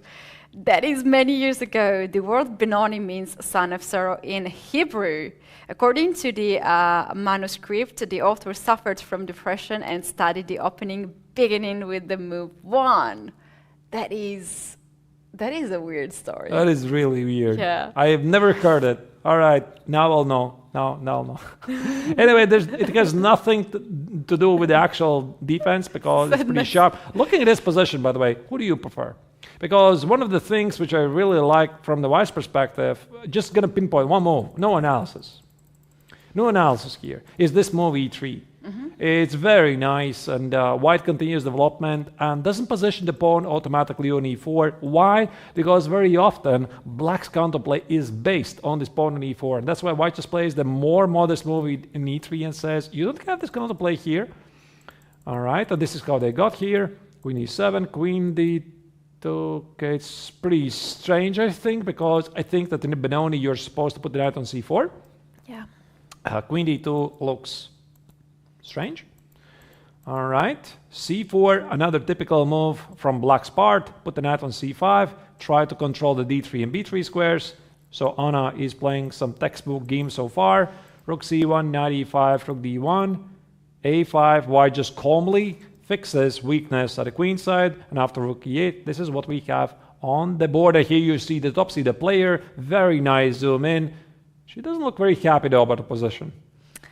And it's just, I think it's the face of the concentration, because a lot of people also tells me that when I play chess, I have different face than in normal life. Have someone told you about what's the difference? I don't know, they tell me that I am a different person, perhaps not, Really? not the better person, as according what All right. the way they are saying. So you are so focused and you are calculating so many possibilities that somehow your face just changes. Okay. I guess. All right. So, yeah, Anna is one of the youngest talents in her age category. I definitely remember her playing in some previous youth championships before. Yeah. She is very well prepared in the opening theory. We saw some amazing concepts in already her first 2 games. I mean, this yesterday's game in the Karakan, brilliant stuff. Although she misplayed this opening at some point, but I love the imagination. And also, I think, if I remember correctly, she did something spectacular in the very first round. What was it? Yeah, definitely one of the favorites to win the group. Yeah, she's showing actually her level is quite up for her age.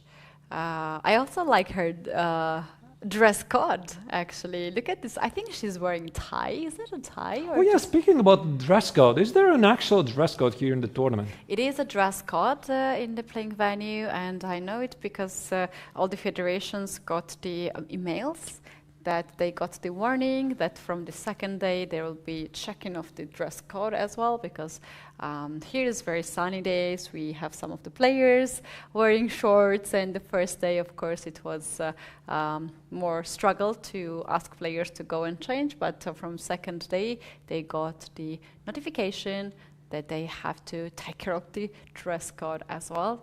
No flip-flops, no shorts are allowed in the playing venue. All right, knight a4 is played, and you could immediately see the top seeded player responded something with a center. I think it's knight e4. It makes sense because the white knight is gone. Also, very nice showcasing of calculation. You can see that despite the fact that here Lara is thinking about her move, Anna is not moving. She is calculating, trying to utilize the time. It's twice as difficult, but it is very rewarding. So once again, after knight e4, again, you try to use the time while your opponent is calculating so that you can use this to your advantage and already think what you are going to do next. Now, white has, do I see three choices?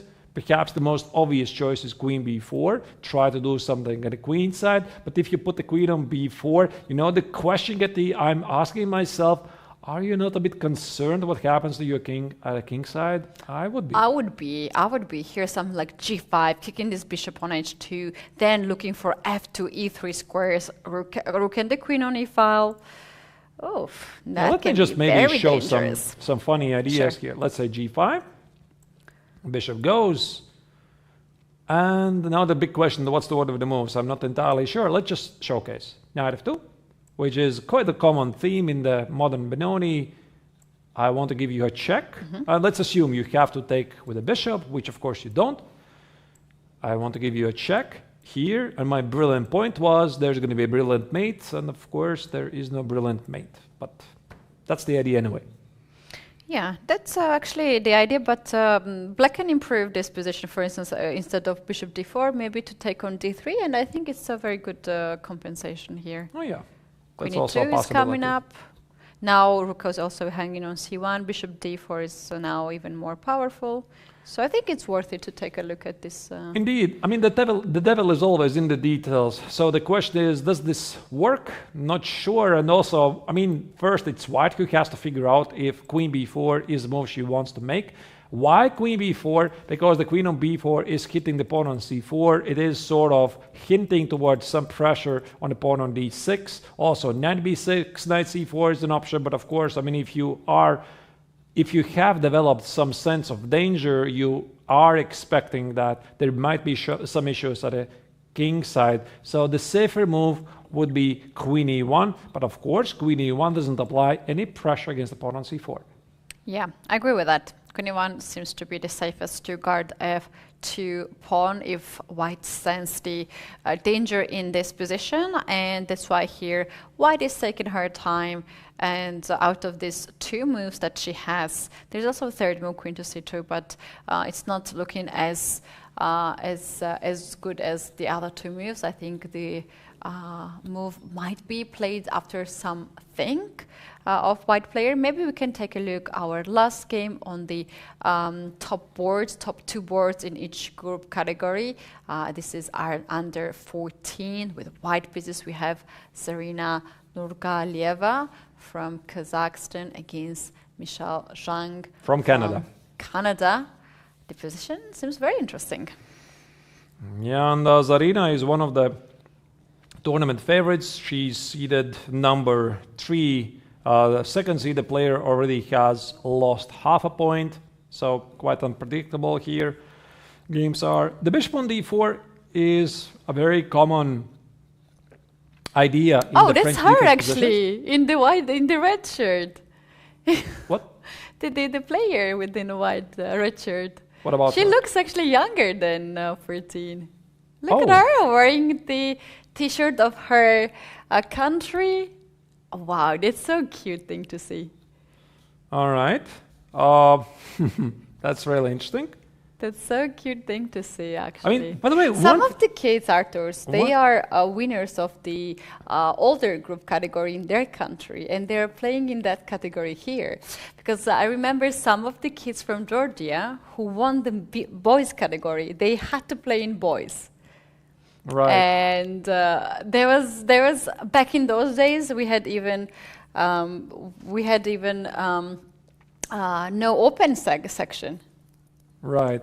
We have no open section, so I remember that it was some sort of joke as a kid that when girls were playing in the boys category, the boys were making some jokes about that, for sure, some childish jokes. But to me, she looks very, very young, actually. We might actually check her age. Yeah, one thing I wanted to add about age, Keti, is that it's already becoming a common practice that sometimes the players are playing in older age groups. And it already started a long time ago. For example, if you are something like 11, 12 years old, you are sometimes playing in older categories. And one of the memories, one of my early memories I remember is that when I was playing in one of my, not one, the very first European Youth Chess Championship, oh my goodness, so long ago, 1996.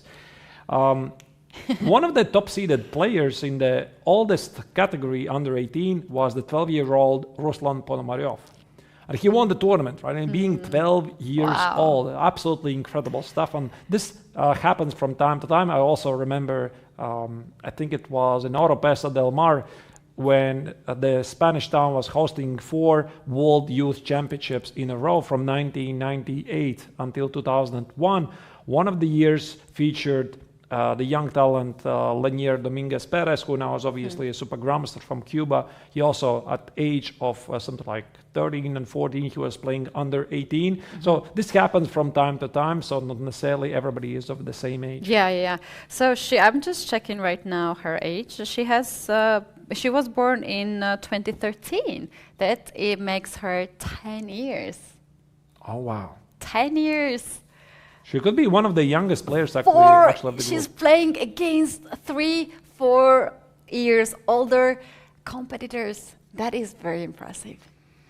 Absolutely stunning, right? Speaking about Canadian chess, it's also booming lately, and they got another grandmaster, Jean-Rodrigue Lemieux, who I think it was last year or a year before, when he became world champion under 18, just recently completed his final GM norm. Also, they're organizing more and more open tournaments, giving a chance and the for candidates the best will players. be in Canada. Of course, that's going to be huge and the boost in candidates the country. also will be hosted in Toronto next April. Another chance for the local players to take examples from some of the best players in the world. So I think Canada absolutely deserves this, and Michelle might be one of the recent young talents to play the World Championships. That's right. That's right. Let's check it out how she's doing actually on the chess board. I mean, visually I like black. Everything is fine. Black has done nothing wrong. She has positioned both rooks at the c file, knight on e4. There's some nice pressure on the pawn on c3. The queen on f4 looks quite menacing. But again, the big question is this enough? Keti, the first one I was looking at was f3. I want to play f3 and get rid of the knight. But I immediately spotted, I think, where's the problem? The problem is in the tactics. Knight takes on c3, it looks like it's a possibility, because bishop c3 is queen e3 check. I hit the queen, then I collect on c3 and simply win an extra pawn. And this is precisely the reason why Zarina here is not playing f3 automatically. I think she already suspects there's some tactics, and perhaps for this reason, Keti, she is going to play something like g3 first. To make sure that the queen will be kicked away from that square and will be less danger. The question is if white has to trade the queens now after queen d2. Yeah, but the problem also is that now with the queen trade, the pawn on c3 becomes quite a bit weakness. How do you deal with this? Not easy to make the next move, actually. That's a good point. Like if you take queen d2, knight d2, rook is hanging, rook goes on d1, knight b3, wins some material right away. This rook is trapped. Actually, it looks quite dangerous for white. I don't immediately see the next move. what white is even supposed to do.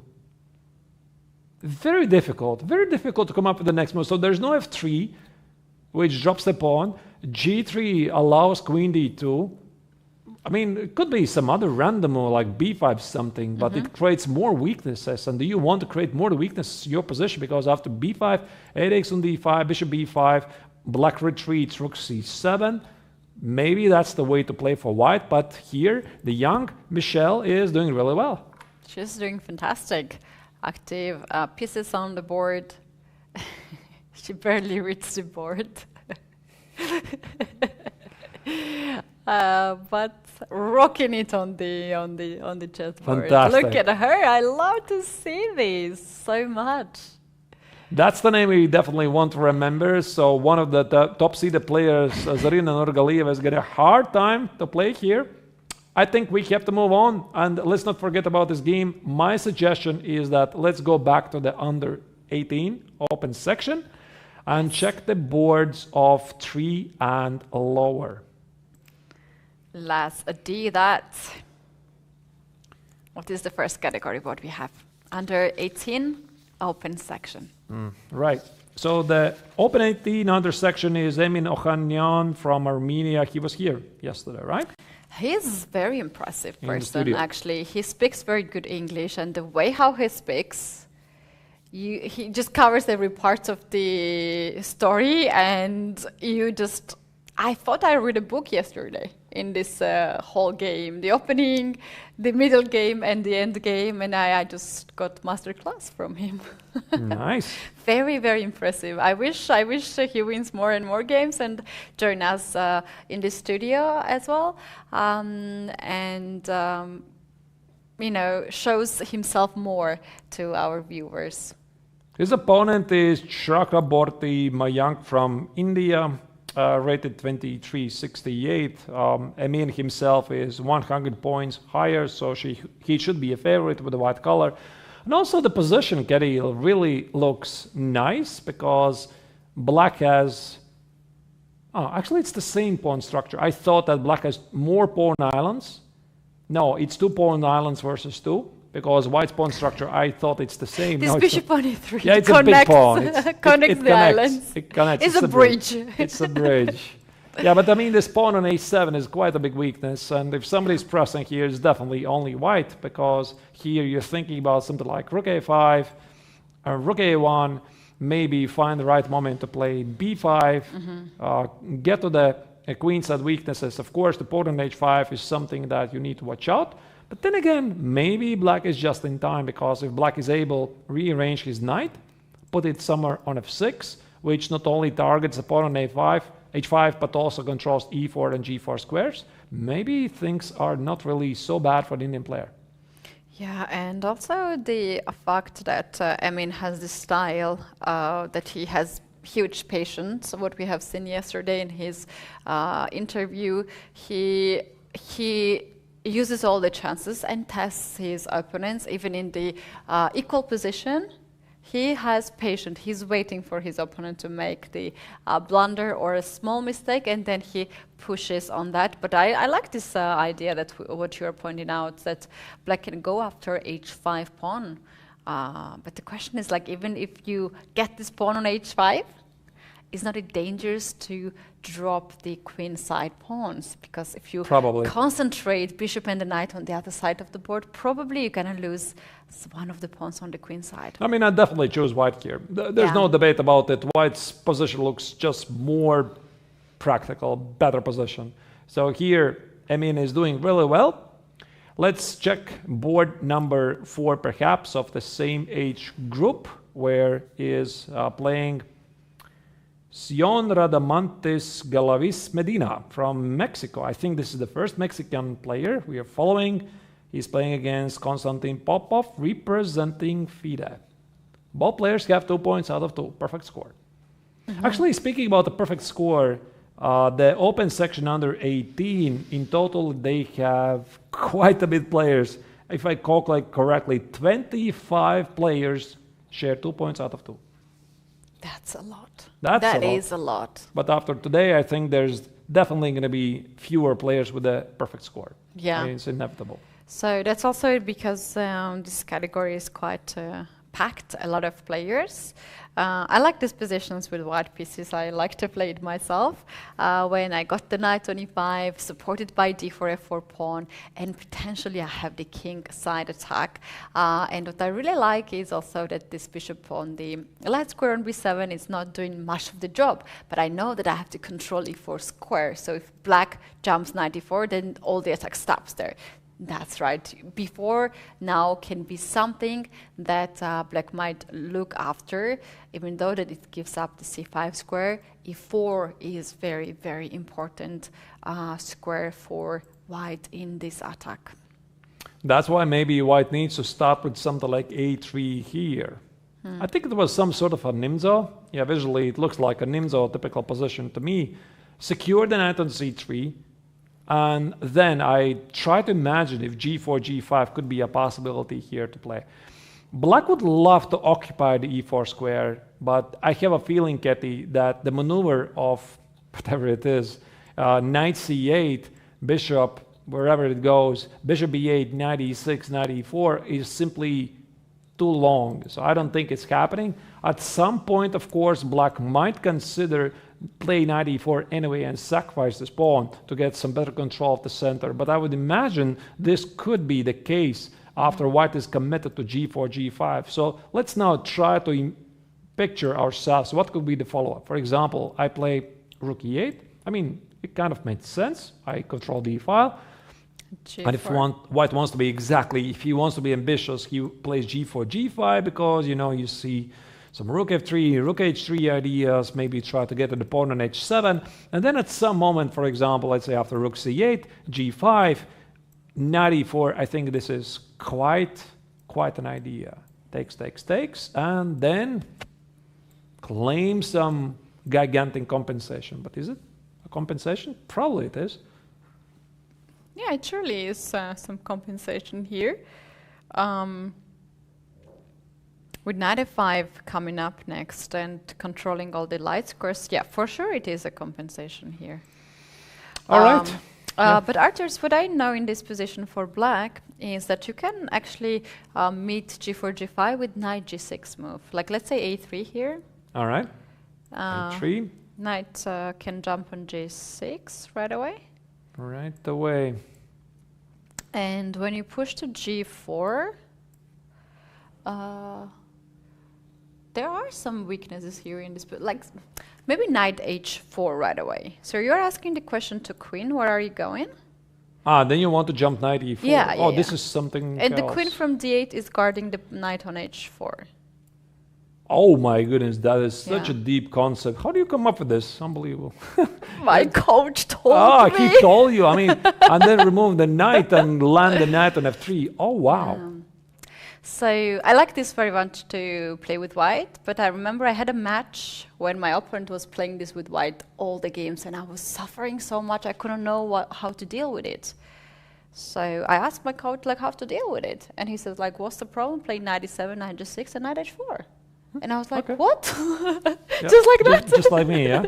All right. So, okay, the game is still on here. You don't necessarily need to push g4, g5, but it's very tricky, right? All right. I want to select one more game, by the way. I see there's a Latvian player. Let's go. Yeah, and then we are going to move on to the next board. That is Jānis Emīls Mieriņš from Latvia, one of our talents under 18. But I mean, here I think that William also is slightly pressing. William is from Sweden.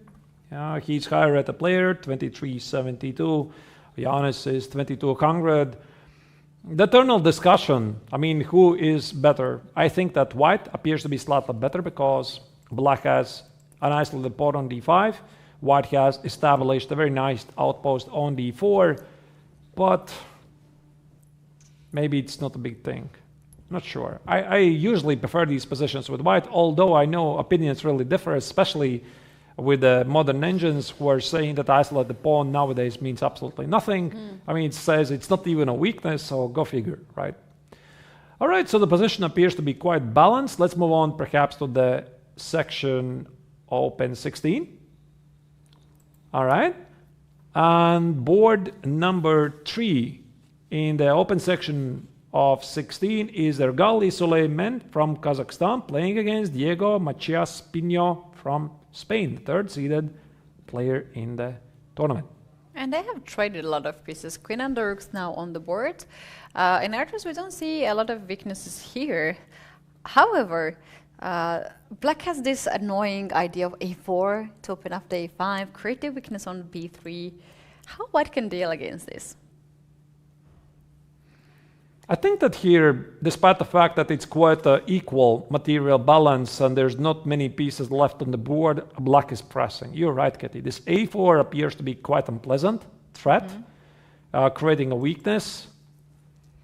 And more importantly, I think that white has no plan how to continue, because look at this. I mean, this queen on e5, such a powerful move, blocks everything, whatever white wanted to do in the center. Maybe white needs to generate some counterplay with something like g3, f4, e5. Because if you stand and do nothing, black is going to play moves like a4, take on b3, a takes on b3, rook b8, rook b4, rook b8, queen b2. Okay, maybe not queen b2, but I just noticed the rook b2. But you get the point. You get the point, right? I mean, I'm trying to create a potential If rook weakness. goes on e3, then rook queen e2 as well. Yeah, if rook e3, then might be queen b2. Yeah. But exactly, the point is that you're pressing this pawn on b3 with all your might, all you have. And this is precisely the reason why white needs to do something at a king's side. White has no plan. That's not, like, white has to come up with a plan. So now, for now, we don't see the clear plan for white. Perhaps something like queen e3, f4, or g3, f4. I would go with queen. Yeah, that's what I suggested, this g3. Yeah. Arturs, maybe it's better to go with the queen, not to weaken the pawn on h3. Oh, what was that? Is that the same game?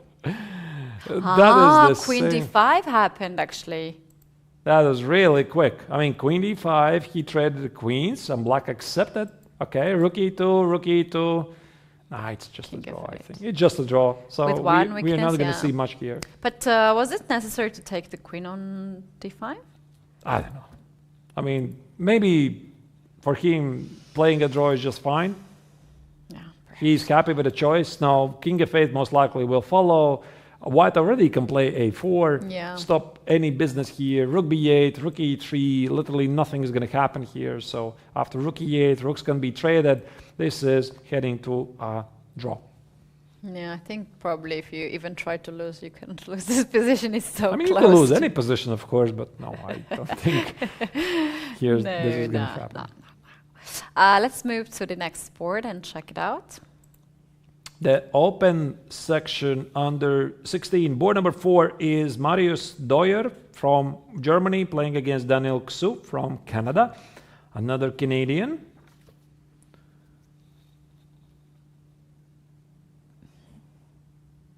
Not sure what was this. This was some sort of a King's Indian or Sicilian Najdorf offbeat lines. It doesn't really matter. Interesting position. Rook to f2 e8 just happened. I like black's position for some reason more.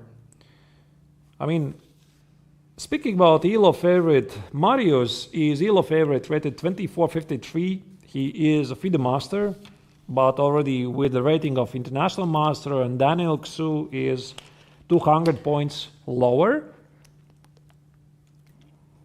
But somehow I like black's position more. You know why? I'm going to explain why. It's the knight on e2, which I'm not exactly impressed, because it appears that black is perfectly ready to do something at a king side. Something like h5, h4 related. And there's also very nice pressure on the pawn on e4. Of course, I see black has a weakness on d6, but is this any important? And I just don't see any outpost for this knight. Where do you want to put the knight? I can't imagine.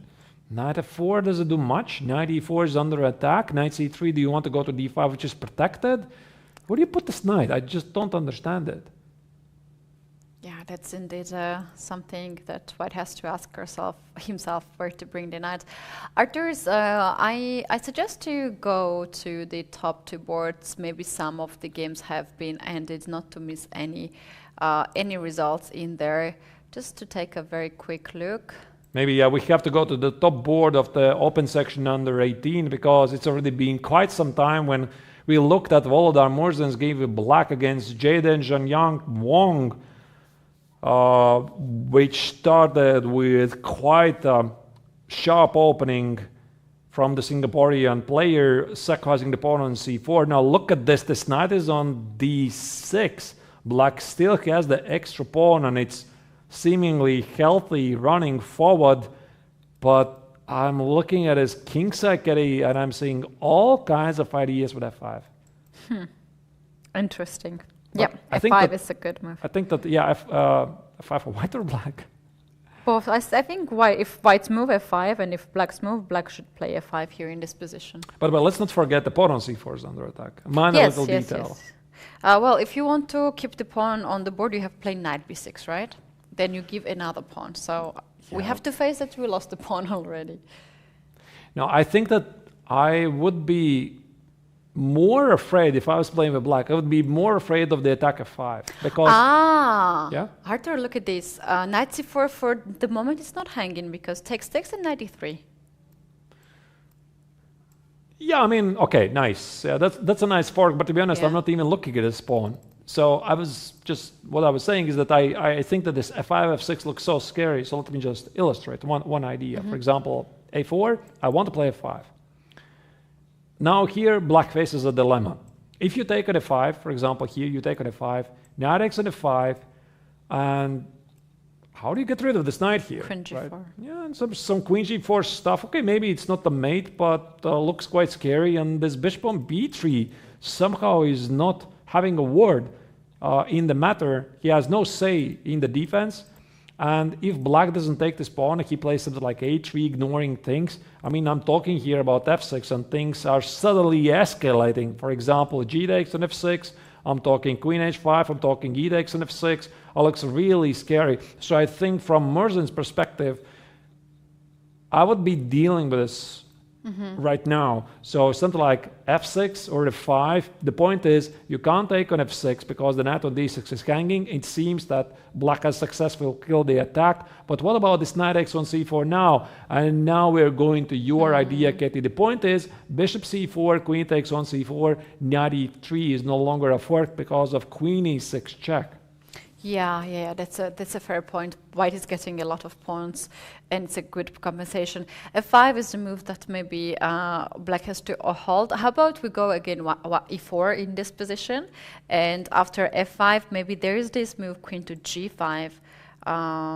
Maybe keeping the queen on that side of the board. Maybe it's not even a threat, this pawn on f5, but this is something you have to assess properly. The threat is queen e3, yeah? I don't know. It looks so scary. Yeah. The thing is that, okay, for instance, you take. Do you like this with black? I think it's very scary. I mean, I have so many pieces here at the king side. Okay, maybe Engine is laughing here and saying, a3, you know, kumbaya, nothing is happening there. But g4 is not possible. I don't know. You know, I see these moves and I don't like it. I have a feeling, I might be wrong though, that the entire point here for black is that after a4, f5, maybe e takes on f5 is the way to go. And after knight takes on f5, somehow combine this idea that you mentioned, Keti, this queen g5 and perhaps play it right now. But then again, after queen g5, queen e3 is not a threat.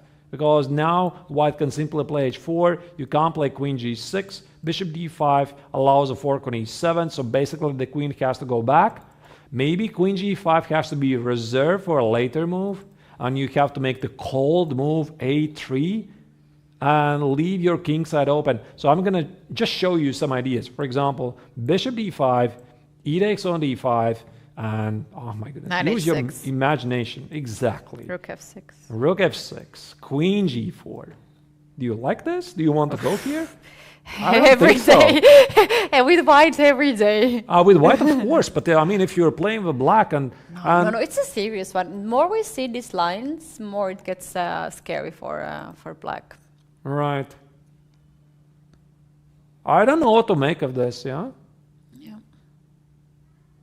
I mean, I very quickly glance at the engine. Engine says, "Hey, forward, nothing is happening there. Don't you worry. I think it's gonna be all right." But I mean, Murzin is a human being.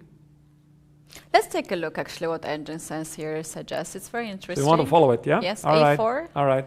all right. F5, A4, Queen G5, we guessed F5. that. Bishop takes, we guess actually all the moves. Queen G5 would be the only move, actually. Look at this. Only Yes. move. Queen G5. Now I'm going to follow my D5. idea. Take it. Take it. And I'm going to play Rook F4. Yes. Yeah. How are you feeling there? Okay. A3. F6. A2. Rook A1. H5. Okay. Okay. No, Queen G6, Queen G6, Queen G6. Queen G6. Queen G6 with Queen G6. B1. Yeah. Oh my goodness. And now the angel says, no, black is slightly better. Black is slightly better after Rook B8. How human is this? Judge yourself, the viewers. You know, I'm not entirely sure. I think Queen G6 is the move you can see at this level. But I mean, look at this. Rook F7, Bishop C2. But the problem is that it's very hard to give the evaluation. And you see it, Incredibly but how difficult. you evaluate this. I mean, usually And it's these equal now.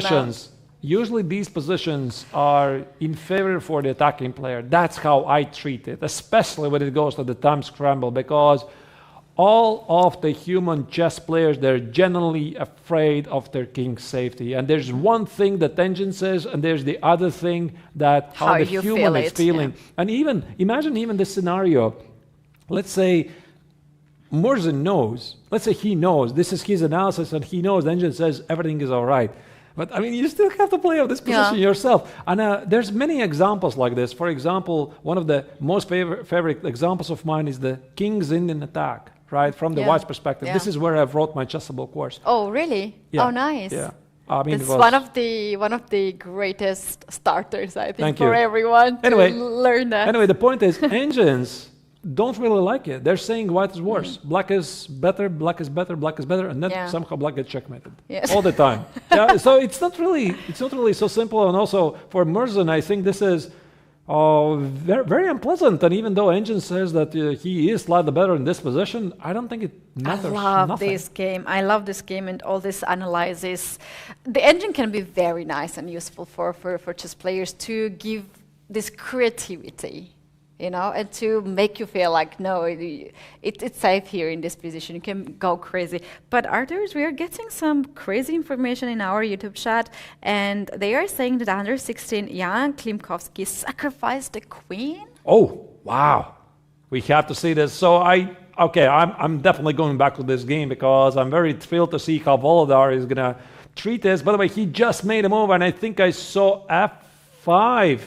He is a human being confirmed. F5 is on the board. He is afraid of this attack, and I think that we're about to see knight x on c4, wherever this continuation leads us. But you're right, Keti. Let's go to Klimkovsky's game.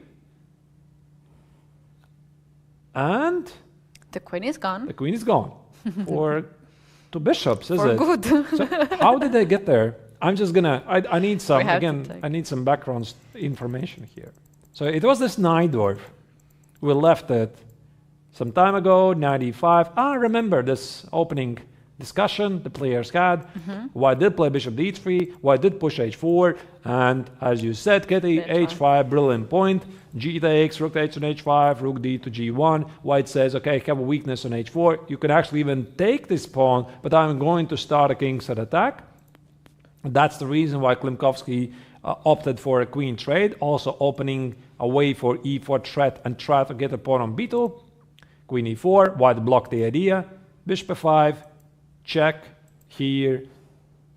Oh, wait, just a second. Was this...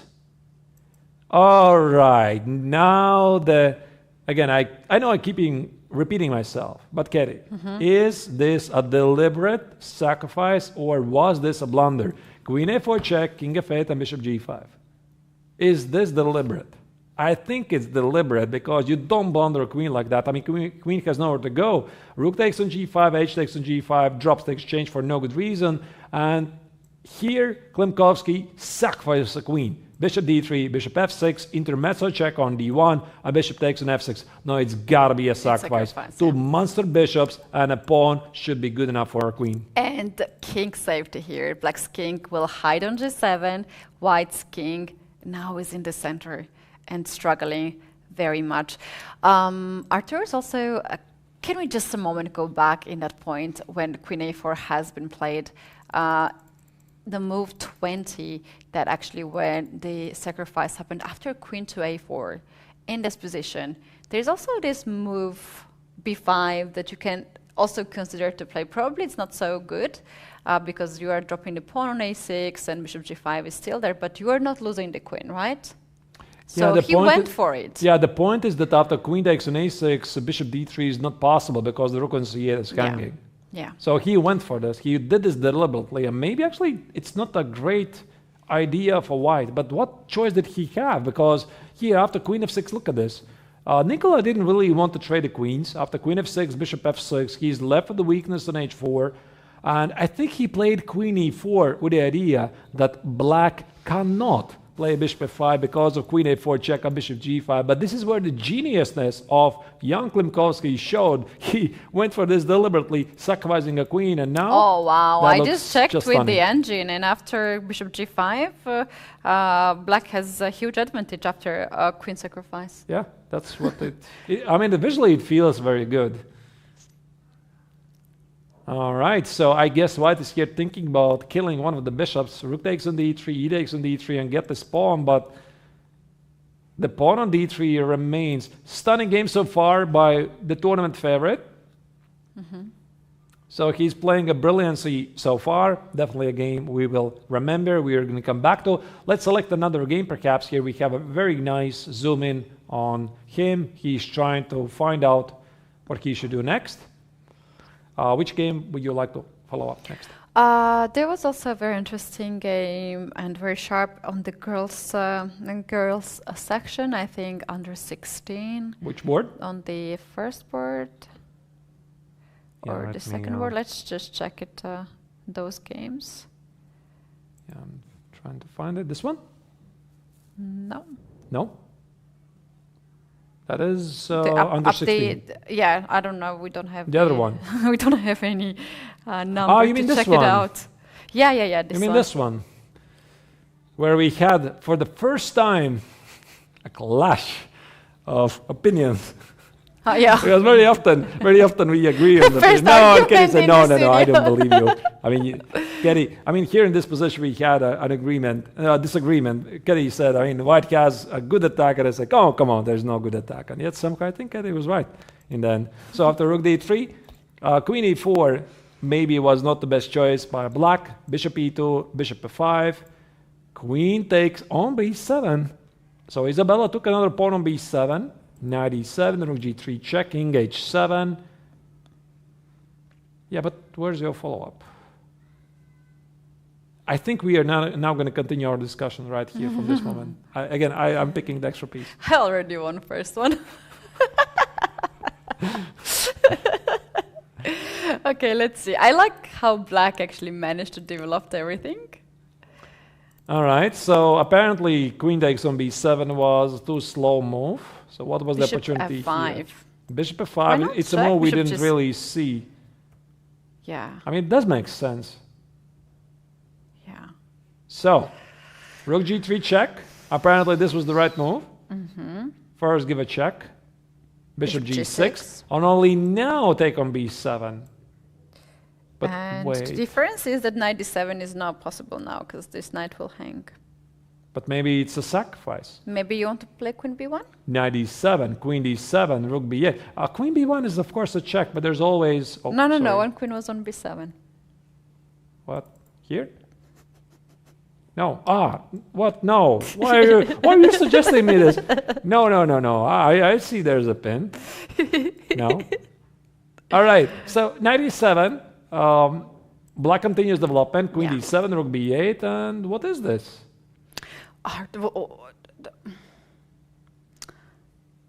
What do I just castle here? Yeah, and that Econito is just an extra piece. Again, we are back to the same evaluation. It's an extra piece. I mean, obviously, white can start some attack, but is this enough? Is this enough?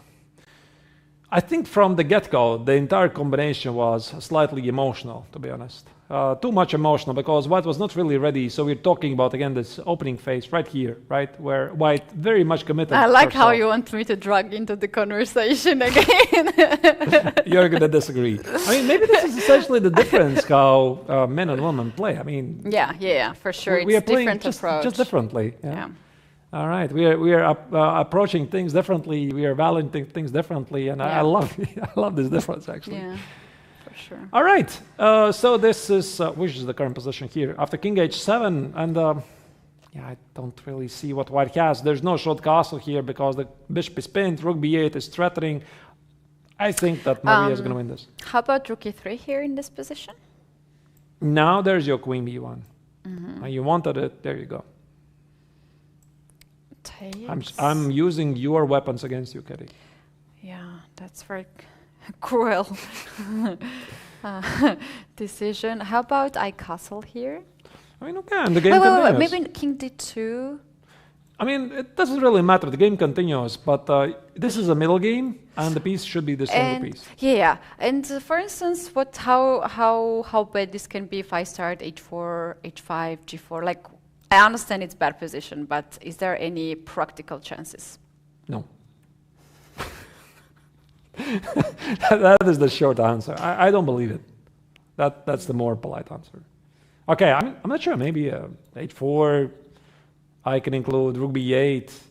You play H5. I give you a check. King C1. Lose the rook. How about King E1? Not to You lose want the to rook. continue the discussion? I love that. All right. I don't know. Bishop B1. Yeah, no, it's getting worse now. All right. All right. Okay. Maybe things are not really so clear because black already made one mistake apparently before. White had a chance. White didn't really use it because, again, players are committing mistakes. Very fun game though. It's fun to follow. I like it. It's fun to follow. Although I mean, this entire sacrifice, I don't think it was very sound. It's fun to follow. This week, I think we can agree. Although we don't exactly agree on if this attack is going through or not. Maybe we go for another game. By the way, just having a quick glimpse. What was the choice that Murzin did? And then we move on to the other categories.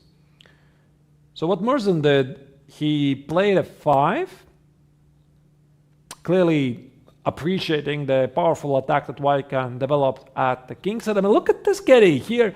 The Singaporean player, he didn't take the pawn on c4. He actually is willing to go for more. So he plays g4. Explosive stuff, trying to open up the king side. g4, g takes on f5. White is pushing all the chips in the middle of the board and saying, I'm going to checkmate you right here. No respect for the higher rated player. I mean, knight takes on c4 probably was just fine. But then again, the knight on d6 is so beautiful, knight. Do you want to remove it? And g4 is more to the spirit. I love that. All right.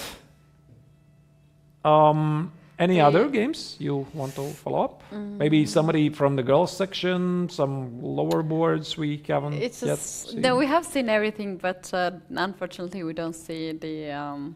we have to click on the boards. We don't know what's happening. All right, let's... I think we have more camera feeds from the girls under 18, under 16, boards 3 and 4. So those are the boards we could check. Let's go there and select perhaps board number 3.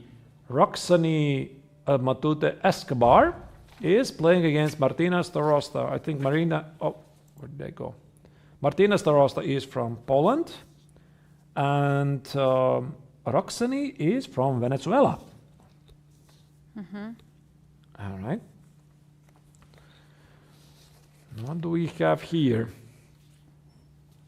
Black is, I really want to say in trouble because she is underdeveloped, but I think she is in trouble. How do you continue development of the queen side? The rook is pinned.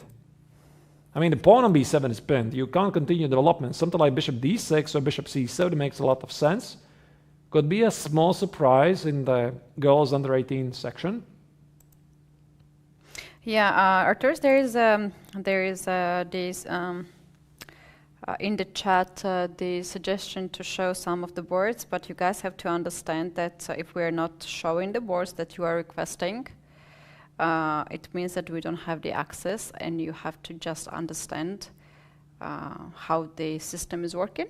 Yeah, in case, yeah, by the way, very good reminder. Be very, very understandable to this point, because there are 700 players, a lot of chessboards, and we are not covering everything. Yeah, by the way, no matter how much you want it. Yeah, dear viewers, if you're posting suggestions, we love to hear that, and it also helps us to choose some of those random games we are able to show to you, but also please post the age group and the board. Because, yes. I mean, if you're and saying, if we still don't show that, it clearly means that we don't have the access. Yeah, we don't have the access because only usually top 30 boards or so are being broadcasted. And if you're saying, I mean, please show, let's say, Benedicta's game, we simply don't know which age group, which category or is James this. Bond movie. We cannot do it, guys. Just basically. Yeah, I mean, more specific, and then we can have a look at it for you. If that will be possible, we will try to do it so that you can follow your favorites. I think here Martina is in big trouble. So once again, bishop c7 or bishop d6. The pawn on b7 most likely will have to be given away. So let's say I play something like bishop d6. Does it make any sense? I think it does. Yeah, So it does. I want to keep the bishop on this diagonal, not allowing black to play rook b8. And then let's say black plays bishop e6 to complete development. And after bishop b7, at least black has survived for now. But this is going to cost black a couple of pawns at the queen side. And then more pawns will actually drop even more. But the question is how black can play here. Maybe there is some moves like to open up a little bit on the king side. Yeah, I guess you have to gamble a bit. I mean, what else? f4, g takes.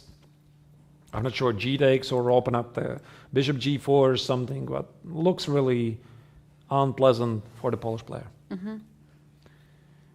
All right, let's go for another game. Maybe the same category. We have also board number 4, where we have Ksenia Balabayeva from Kazakhstan playing against Anna Petrichenko from Moldova. Ksenia is small elo favorite.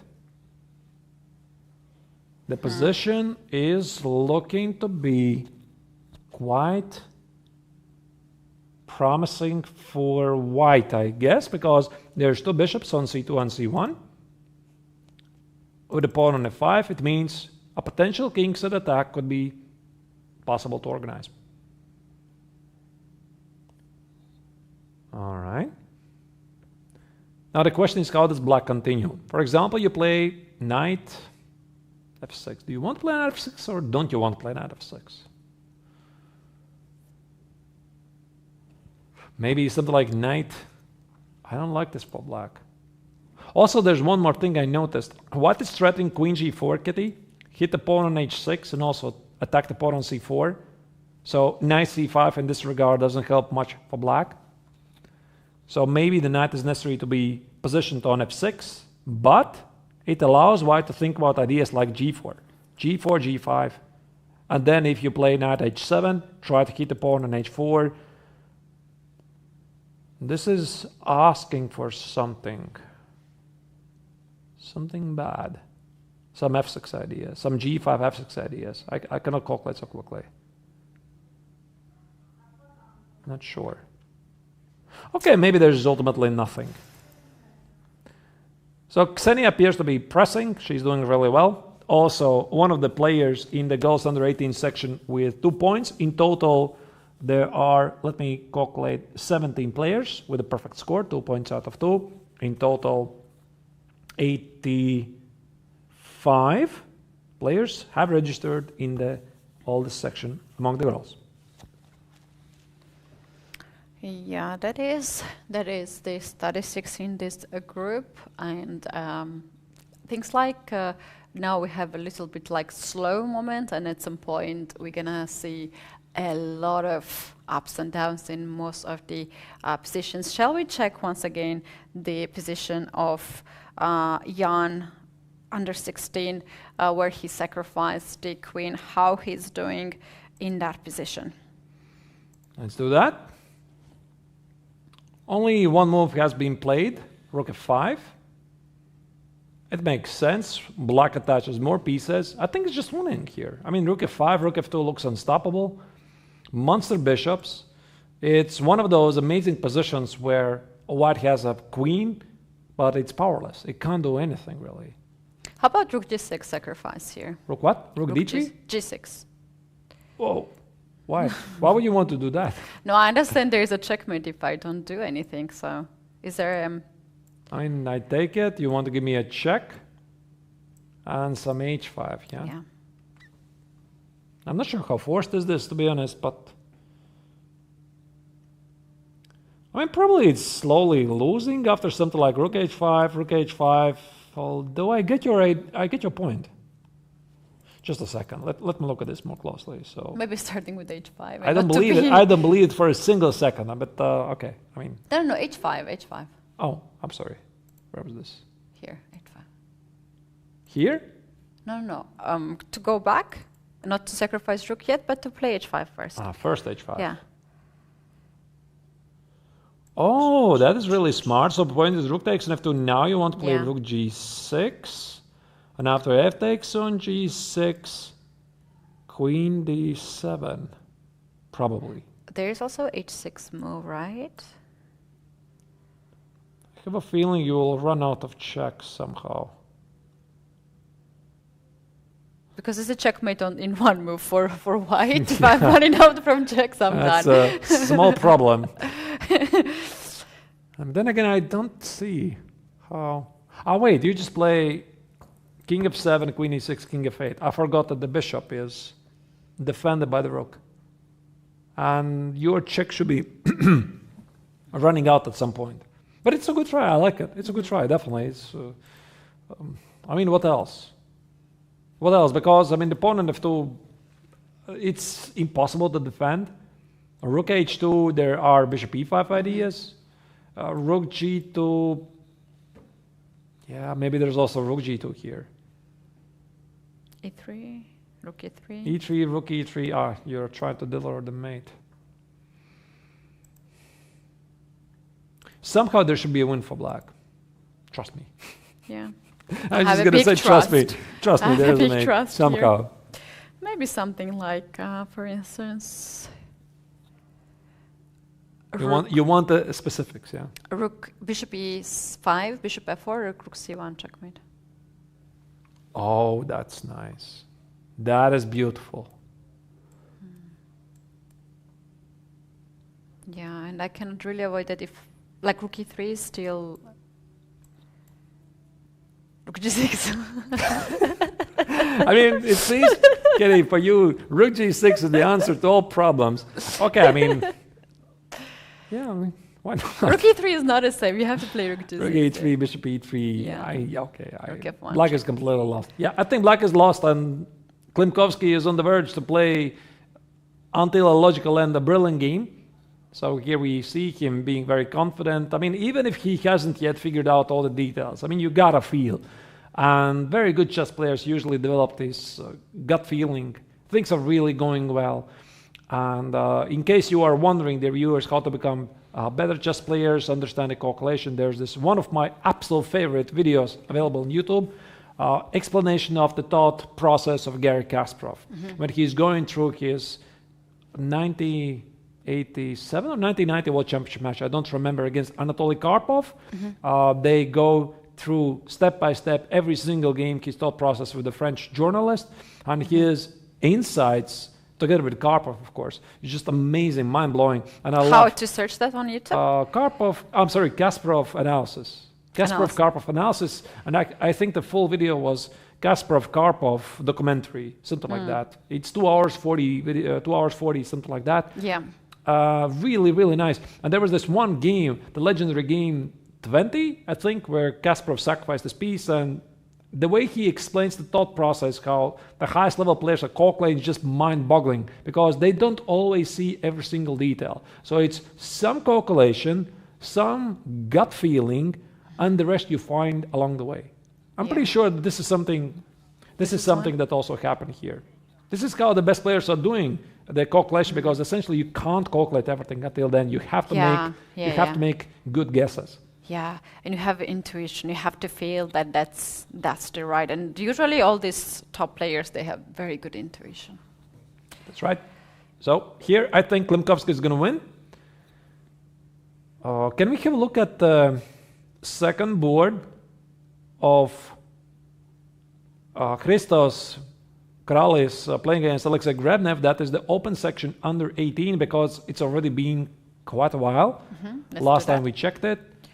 Alexei Grebnev, representing FIDE, is the pre-game favorite. He is the third seeded player in the tournament. The second seeded player, Vopala, he lost his first round game. Second round game. The viewers, you already probably remember that. Was quite upset. No, first round game. I keep mixing up. So what do we have here?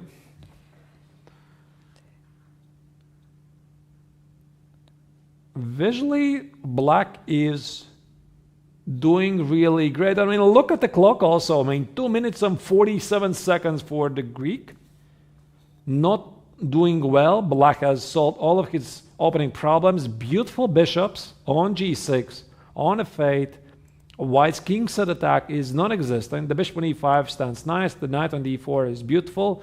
h4, h5 seems to be somewhere in the air. But if somebody's attacking here, it seems to be it's only black. I might be wrong, though. That's my first instinct I'm having here. What about b5, b4?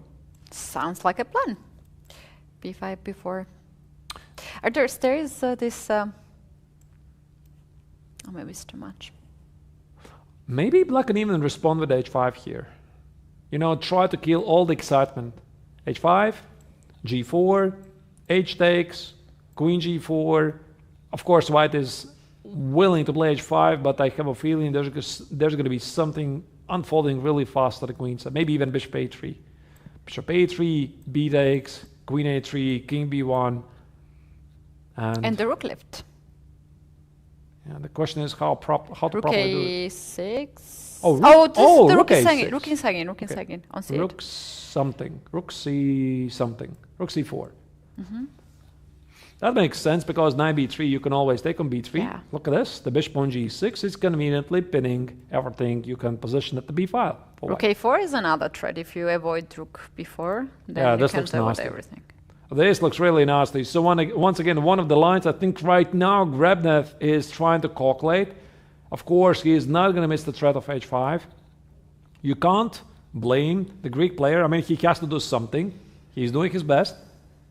But the position already, I think, is quite unpleasant.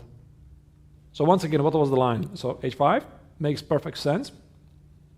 Right. Stopping h5. So I think white probably is going to continue g4. H takes, queen g4. Now the question is, how accurate is this entire line? I mean, you can't afford to make mistakes here. Maybe white doesn't have to take on a3. h5? But Arturs, yes? Can we do, instead of bishop a4? Oh no, we can't do that. What exactly? Oh, no, we can do it. We can do it. Can we go back? Bishop c2 here. And queen g4 and bishop c2. Take 6, queen g4 and bishop c2. Oh. That's beautiful. So the knight is pinned. That is beautiful. Yeah, and you can't take it. Yeah. Nice. Nice idea. So the queen is overloaded. Maybe actually it's even simpler. Yeah.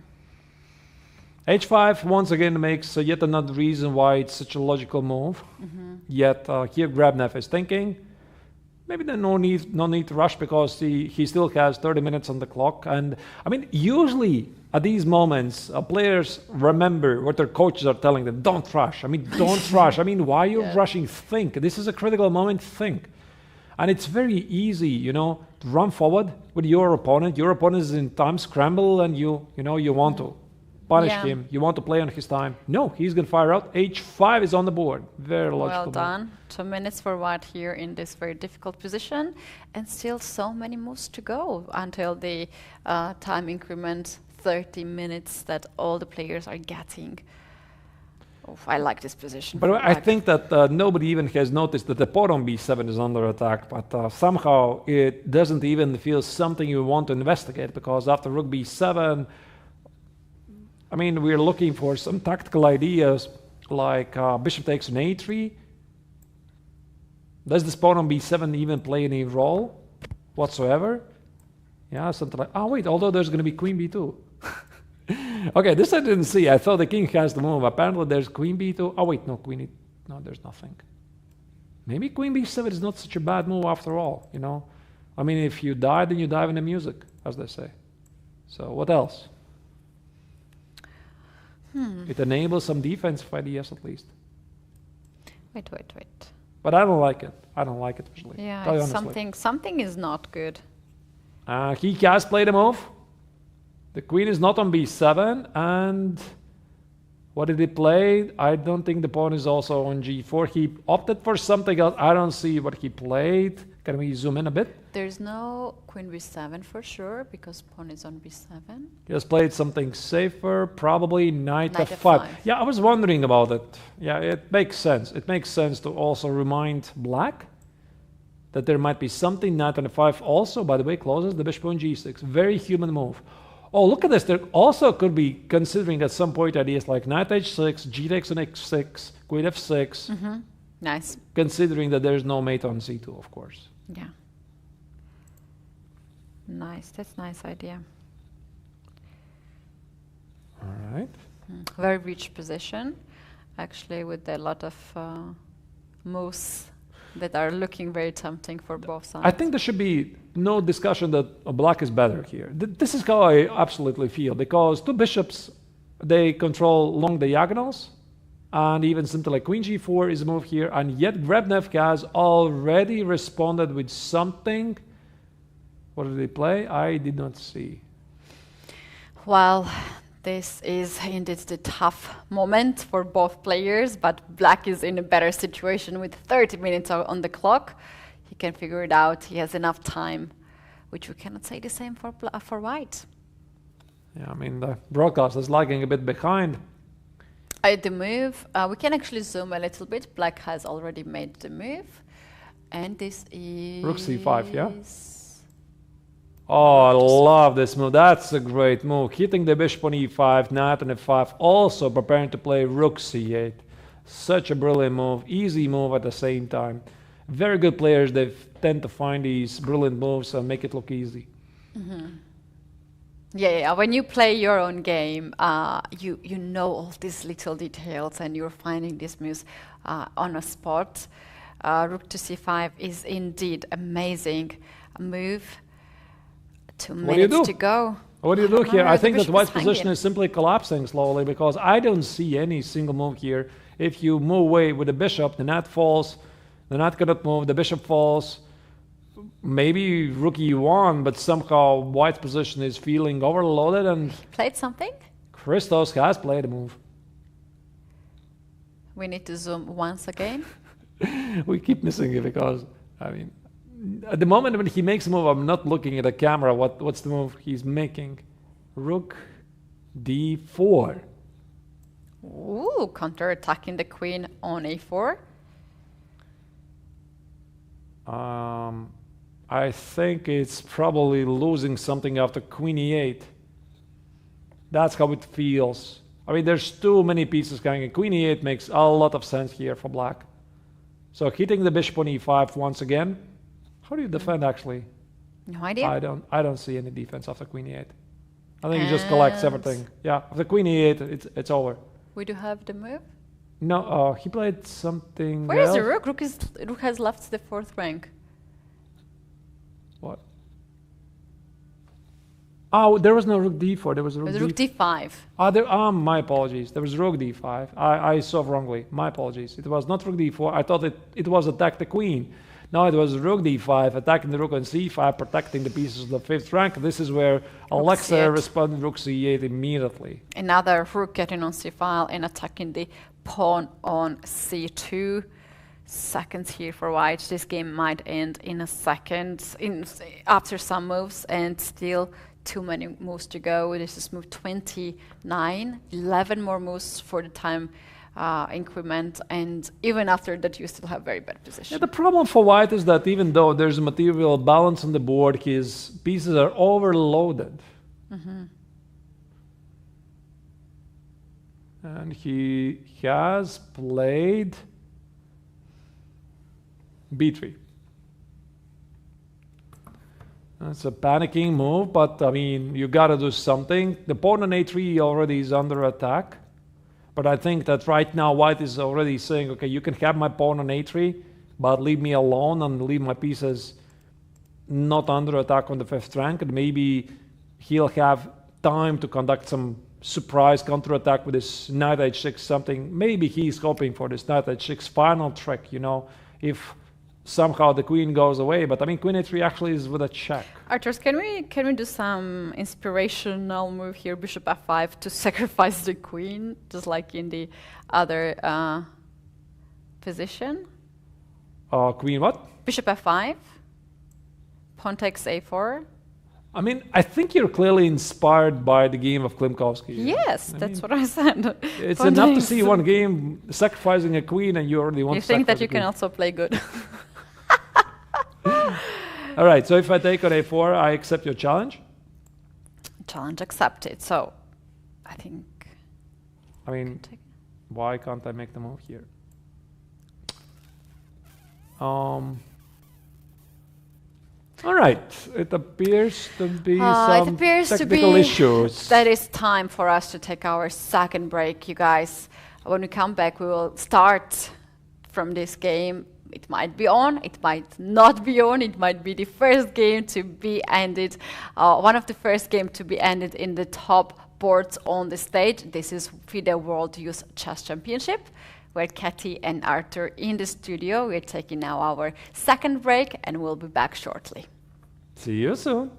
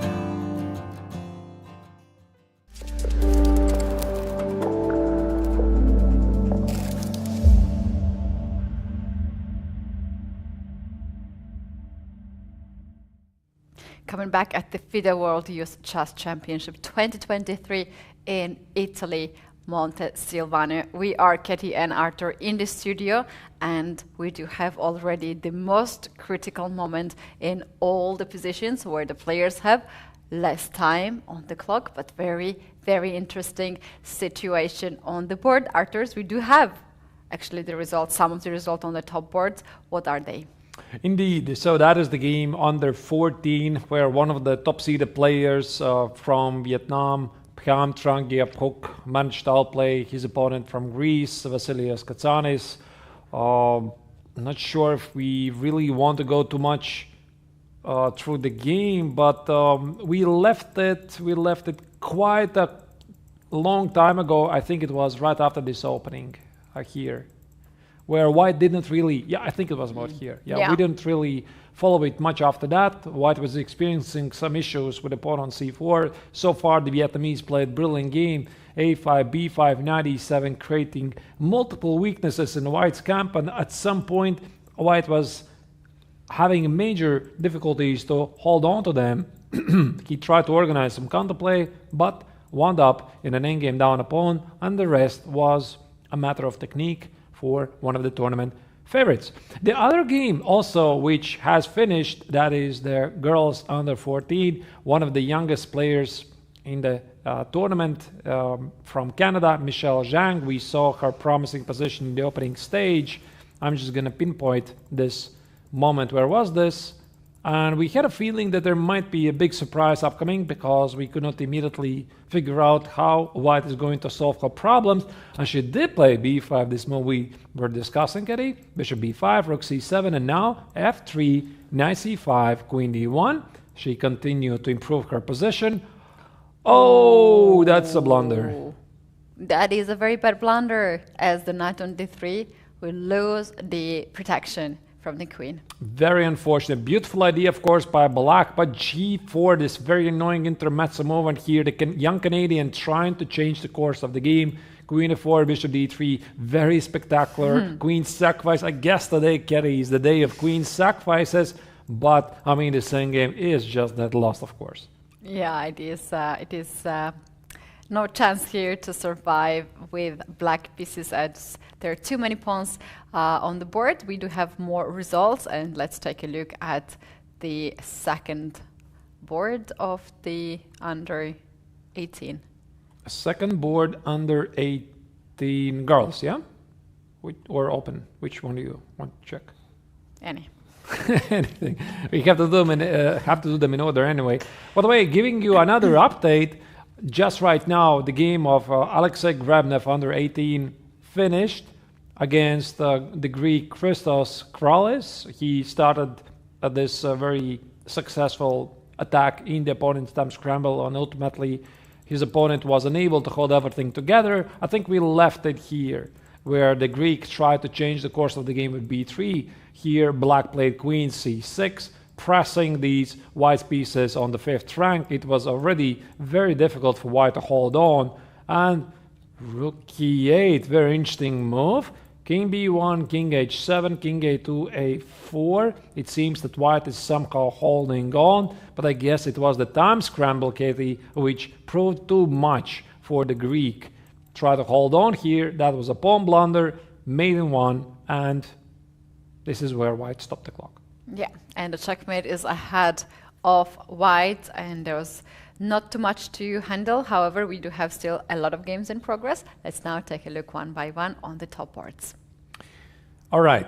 I have a hard time to choose because there's so many interesting, spectacular games. Maybe let's do it in this order. Let's have a look first at the games we haven't followed so much because I really want to see what's happening. Klimkovsky's game, top board under 16. Also, the top board under 18. Volodar Murzin is some craziness. Very difficult to evaluate. Let's go. Let's start it. Let's start it? Okay, there you go.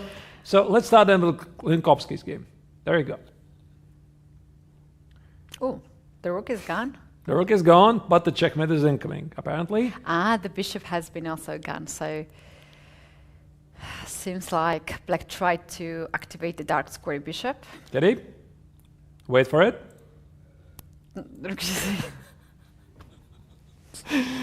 I mean, Your rook g6, you called it. Rook takes on g6 is on the board, and why not?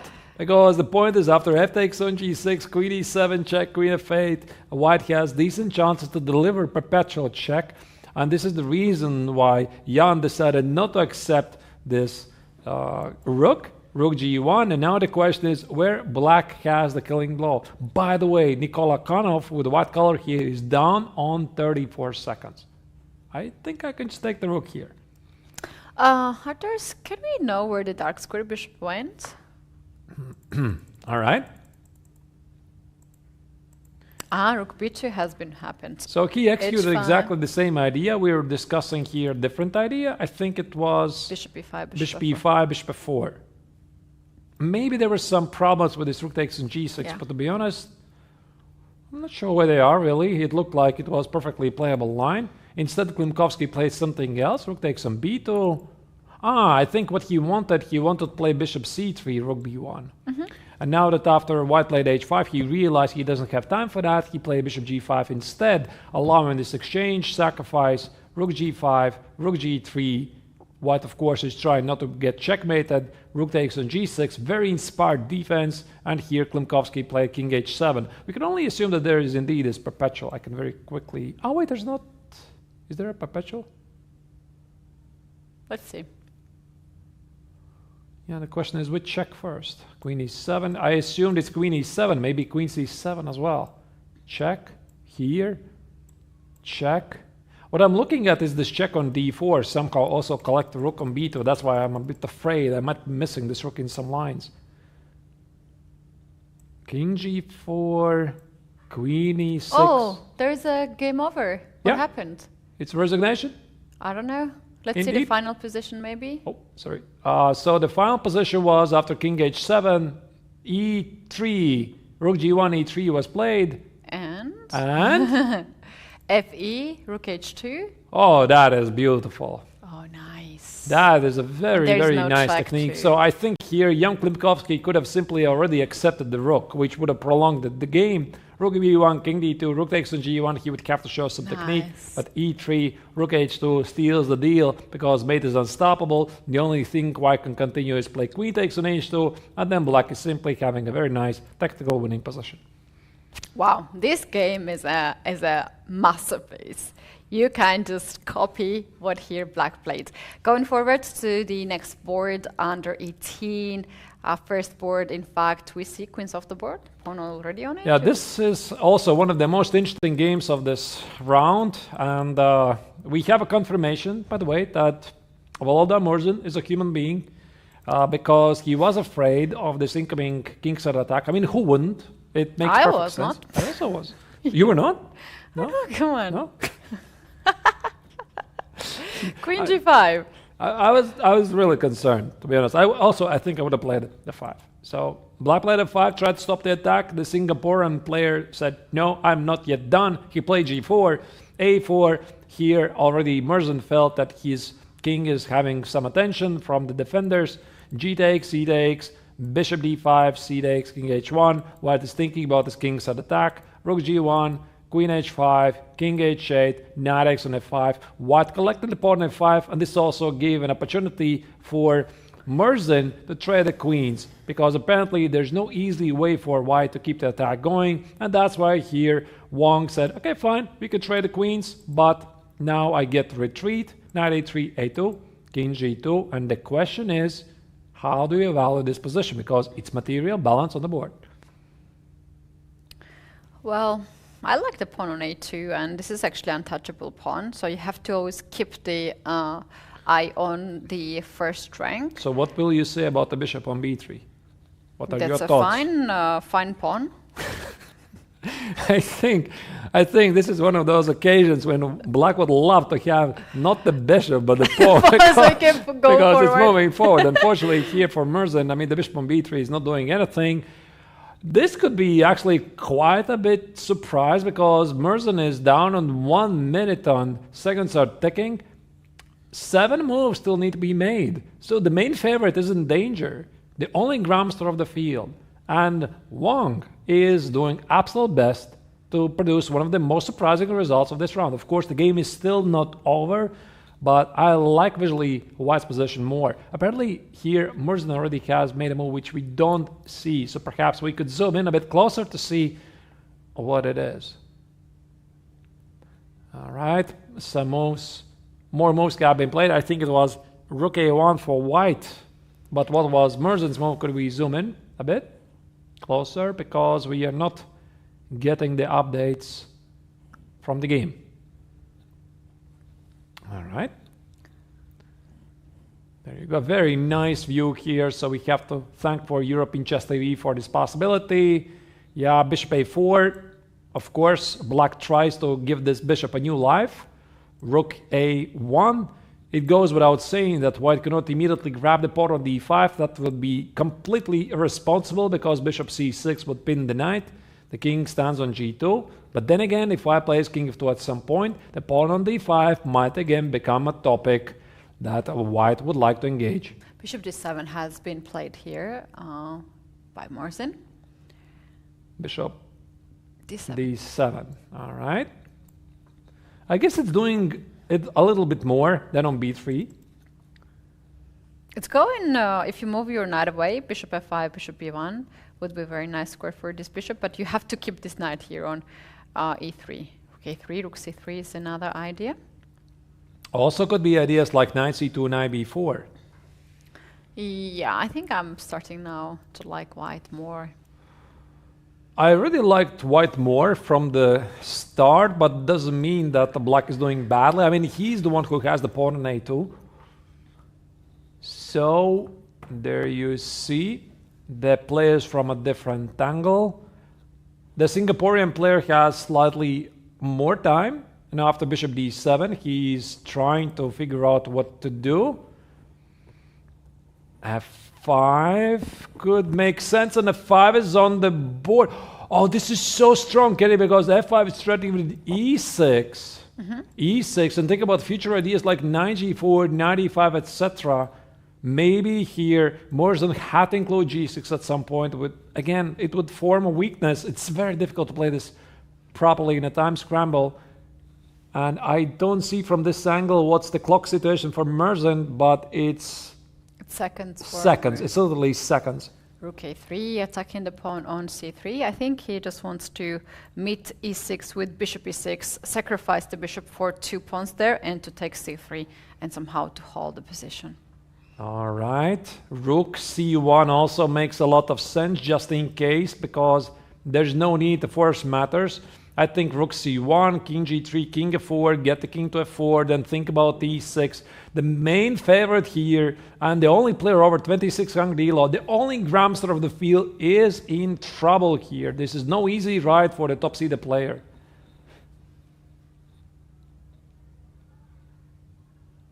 What has more time on the clock, which is very comfortable. 5 more moves to go before they both get 30 seconds on the clock, and we can see Voldar Murzin moving a lot on the board. It shows that he's under huge pressure. I think he should know he's in trouble, but pretty sure that he's also quite a big optimist that he's going to figure it out, because also his opponent might get nervous at some point. Here we see a better zoom in, and Murzin 52 seconds.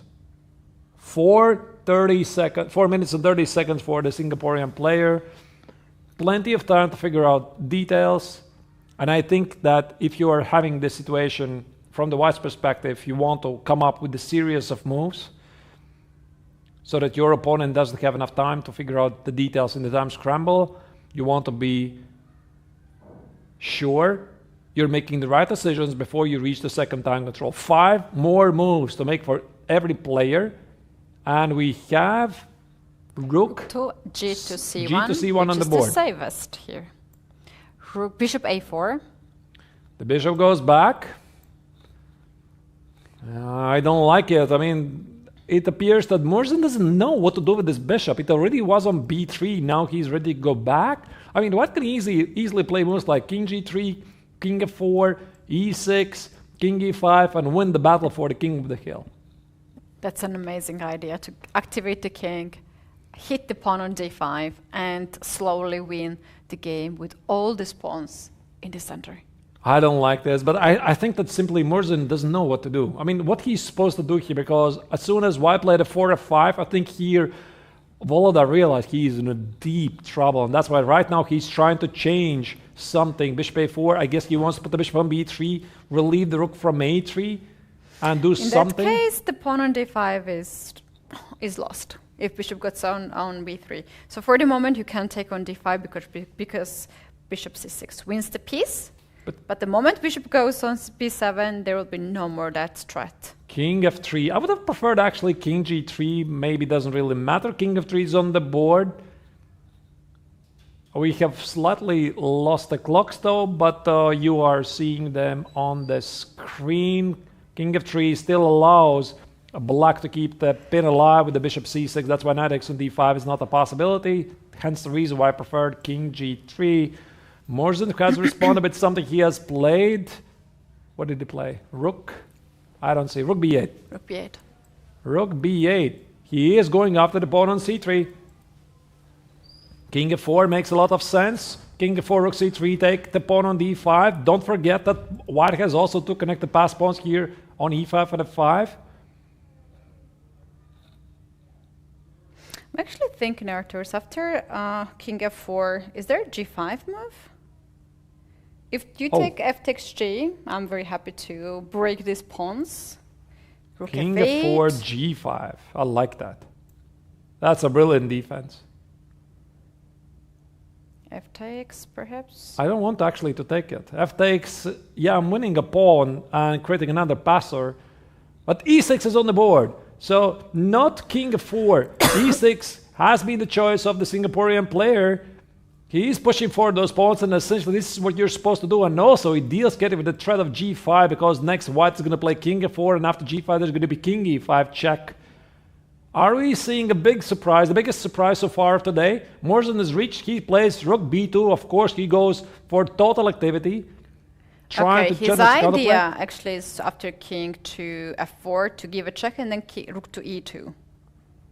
King f4 and check on rook e2, yeah? Mm-hmm. All right.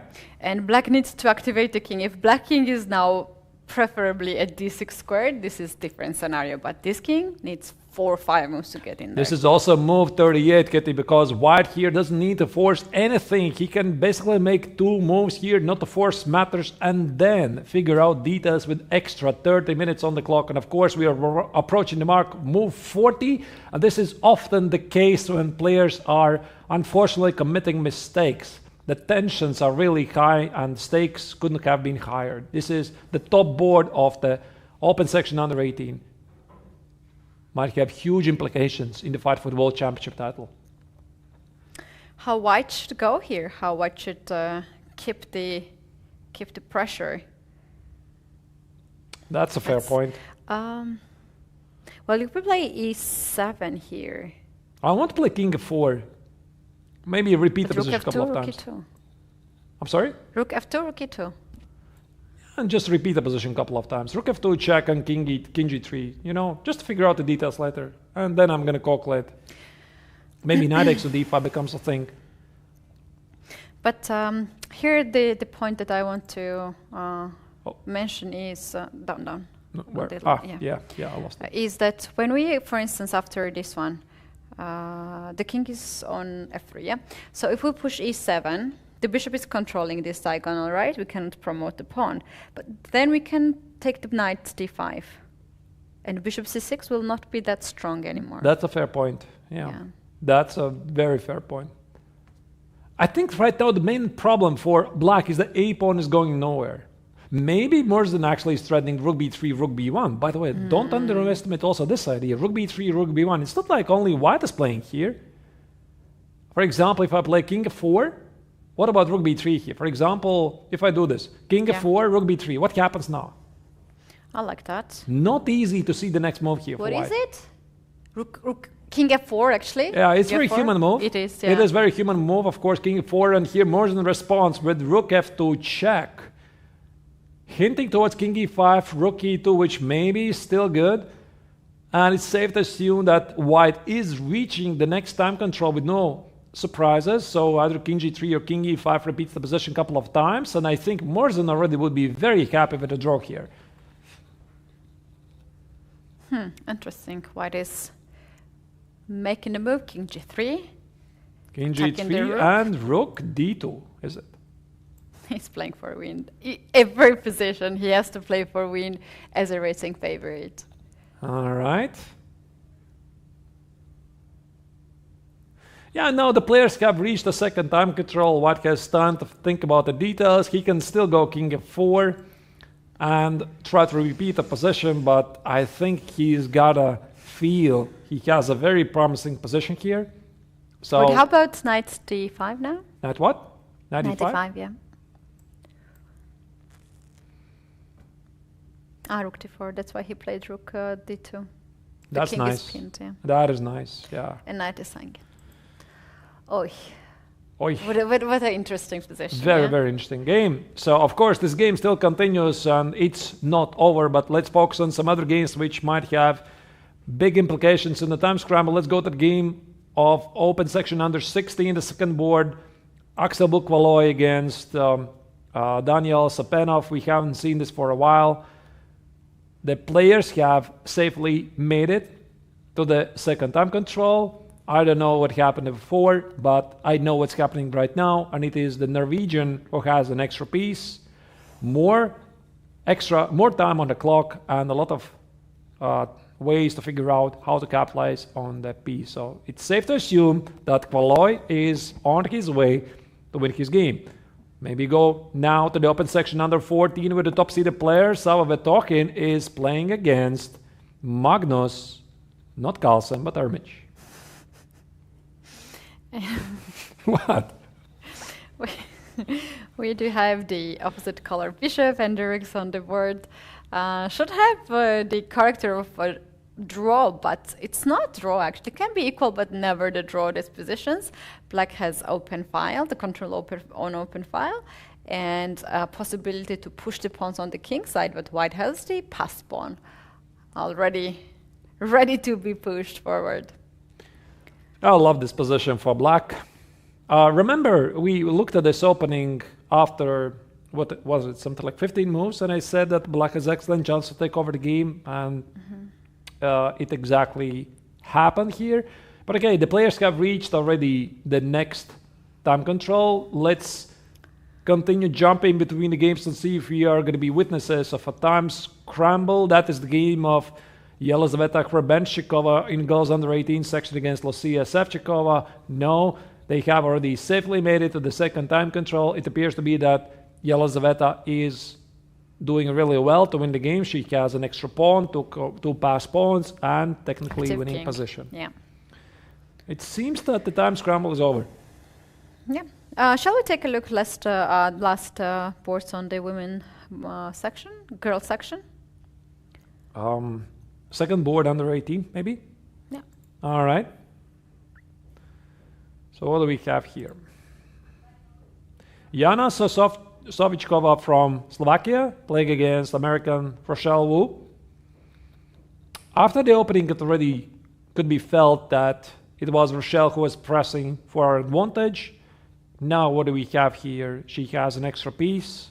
We don't know what happened before, but yeah, by the way, how do you keep the extra piece on e7 because it's pinned? I guess you have to give it away. No, Wait, there's also knight no, g8. bishop c6. Bishop c6, and if I am being annoying? If you are annoying, I am annoying to bishop f3. I could do it actually. Yeah, I mean, I was looking at this bishop f3, give up the piece immediately. Yeah. I mean, this should be somehow winning. Yeah, bishop f3, rook e7, rook g2, and then, yeah, just have an extra pawn. Two connected pass pawns at the king's side. The king's weak. This somehow should result in black winning the game. So, good result, good position here for the American. She is well on her way to become one of the leaders after round 3. Let's check the girls under 16 section.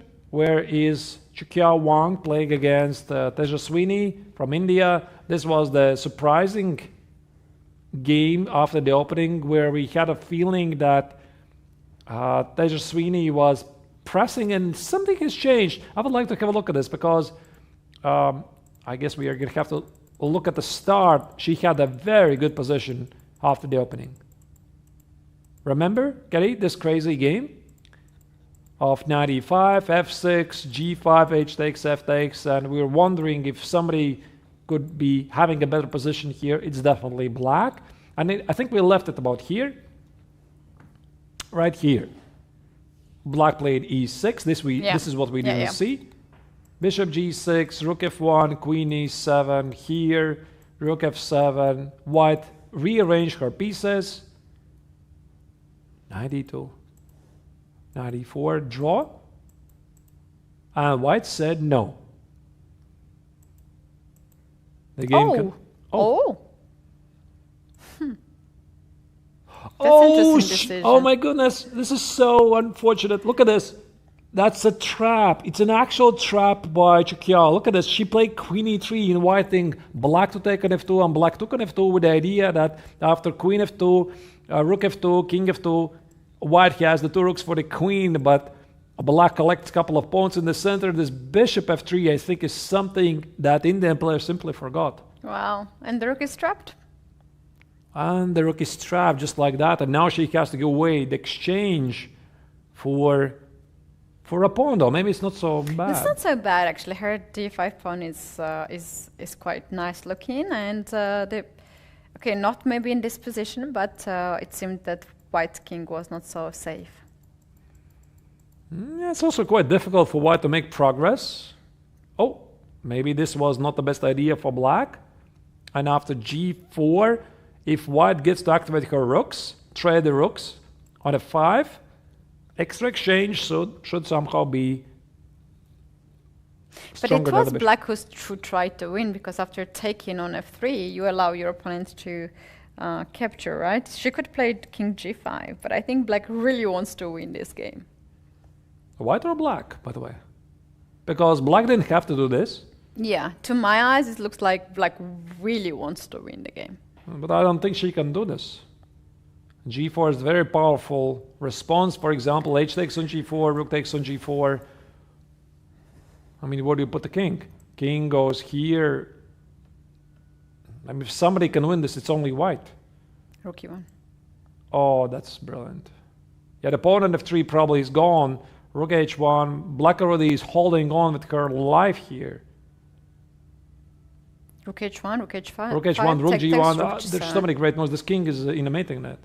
Looks very... Ah, yeah, rook h1 just trade it and play rook g7, yeah? Yeah. That's brilliant. Take. Okay, maybe black somehow can hold on, but I think the rook should be the stronger piece here. Yeah. All right. Yeah, king h5, rook g7. Is this on the board? I think it is. Yeah, that's the current position. Yeah, she went right away, rook to g7, which also makes a lot of sense.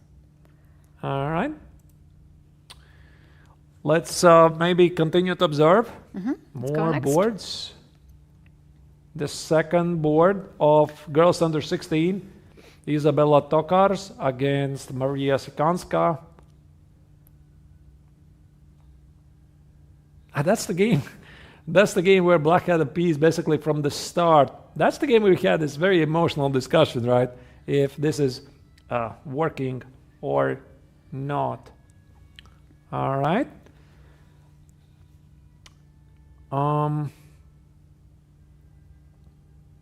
But somehow white is closer to a draw here, because there's only one pawn left for black. And let's say we get to a position where two rooks disappear and white managed to trade the pawn on f6, or maybe just trade the pawn on f6. The chances for a draw are pretty good. What? I don't heard you well. What? You didn't hear all my beautiful speech? No, you are saying now that black is not winning? We're coming to this conversation again? No, but I think, what I'm saying is that white has decent chances for a draw, and this is the reason why black, I think, is going to go after the pawn on g2. No, it feels that black is still having a very good chance to win this, but maybe she had a better winning shot before. Not here. All right, we do have last game in this under 14 segment. We have not seen on the top board. All right, so the girls under 14, yeah? All right, the girls under 14, where Anna Shukman, the tournament favorite, is playing against Lara Zagarak. All right, let's count the pawns. 1, 2, 3, 4, 5 versus 1, 2, 3, 4, 5. Equal. That was really deep analysis. Draw. All right, very complex, by the way. I'm thinking Arturs, how about... It's black to move, actually, yeah? It is black to move. I mean, the pawn on f4 is weak. I'd like d5 here. I like d5 because it opens this 6th rank. So if you give me the e6 pawn, then you will lose b6 pawn again as well. So rook e5, let's say. Keep the pawn on e6 alive, yeah. d4. d4. And wait, but I now can go here. And after this I can collect the pawn, but maybe black is doing all right. Check, here, maybe even more than fine. Oh, this could be quite a complex endgame. By the way, the top board is finished. Did Merzen escape at a draw? So that was a draw agreement, was this? Or something else happened? So they did agree to a draw, and it's still a surprise. They repeated the moves. Yeah, they repeated. So here, the Singaporean player was not sure how good is his Look position. at this. We don't have the board actually yet. They were analyzing. The arbiter says no, no, no, and Merzen said, "Let's go out. Let's take this out." And they will analyze the game. Let's talk outside. Yeah, it's so interesting game that they want to analyze it for sure before they go to the room and analyze with the computer. I think that Merzen should be relieved with this result. I'm not sure if he felt that he was in danger. It felt that he was very, very close to a catastrophe here. Well, his move f5 indicates that he felt the danger of attack. Right. Which is very normal feeling, right? And from that point on, White played really nicely. Really, really nicely. Indeed. So also give you some updates about some other games. We have another decisive result. That is the open section under 16. Jan Klimkovsky has won his game. This is what we already saw, by the way. And we might have an interview here with us shortly. So let's make a very, very short break there, viewers. We're going to be back in several minutes with insights from one of the players. Hope you like the coverage so far. Leave comments at the YouTube chat. We'll be seeing you in several minutes. And thumbs up the channel if you like the and thumbs up the channel. Beautiful remark. See you soon.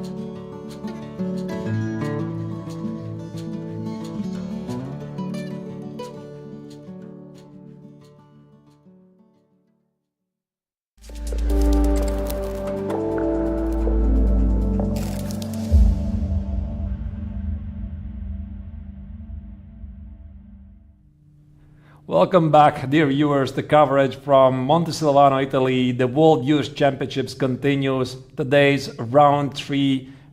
We are doing the coverage together with Keti Tsatsalashvili, but Keti right now is gone, and I have a very special guest here with me.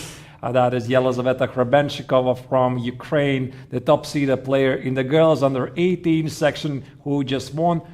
Very nice game. Congratulations, Yelizaveta. Thank you. All right, maybe you could tell a bit something about this game. How was your thought process? What did you prepare for the game? Did everything go according to your plan, or something unexpected happened? Yes, some was surprise for me. This is prepared. Sorry, I think I'm gonna. How do I flip the board? Okay, I can't flip the board. Okay, fine. Let's keep it like this. Yeah.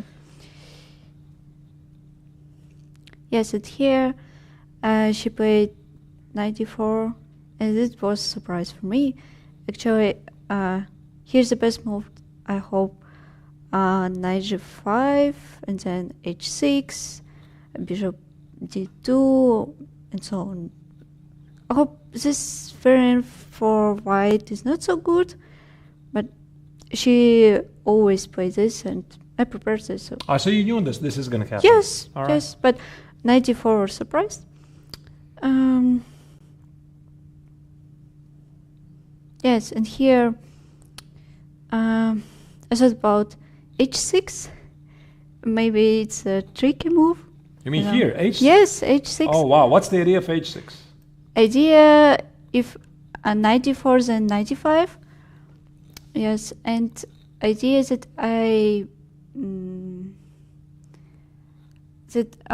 bishop g5 is not a threat. Yes. Okay. Yes, because I played c5, and then bishop g5. Yeah. So this was unpleasant. Yeah. We're looking actually at this position. We're wondering, did you have the move b5 right here somewhere, or maybe yeah. not? No, I mean before a6. This was a plan. Mm-hmm. Yeah.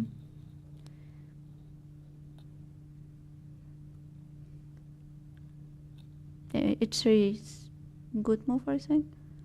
And b5. Can I just yes. go back here for a moment? Okay. I just feel like I have to pinpoint this.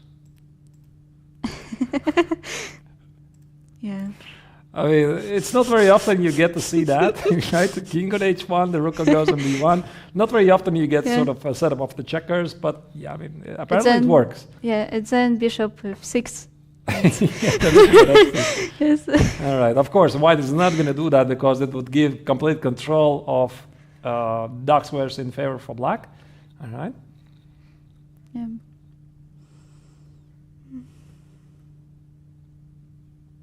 So where did you feel that you were taking over the game? Here I feel that everything's okay, because she played f4, and I thought it's a bad move because now the structure is so weak. But I don't know, maybe here is not so advantageous for me. Mm-hmm. Yeah. Okay, I just thought that I should win. Yeah. All right, okay, that's a very nice plan. Yes. The best plan there is. Okay, 5, very responsible. Yeah.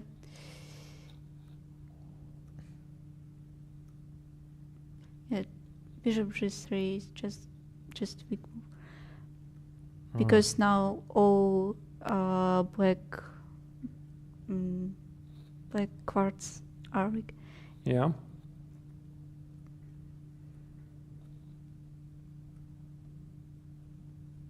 So where do you think white made the mistake? What was the mistake? First mistake, knight d4. Oh, can you pinpoint once again this? In the opening, not yeah, in the opening. Then f5. I think it's so responsible, and it's, f4 and then f5. Where was this? Yeah, this moment once again. Yeah, this f4 to f5. Yes, so white was really ambitious, but it created too many weaknesses, and then you just controlled everything there is. Yes. Okay.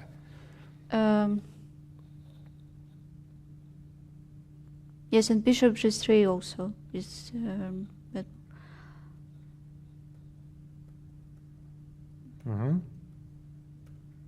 All right. yeah. And this should be technically winning, yeah? Yeah.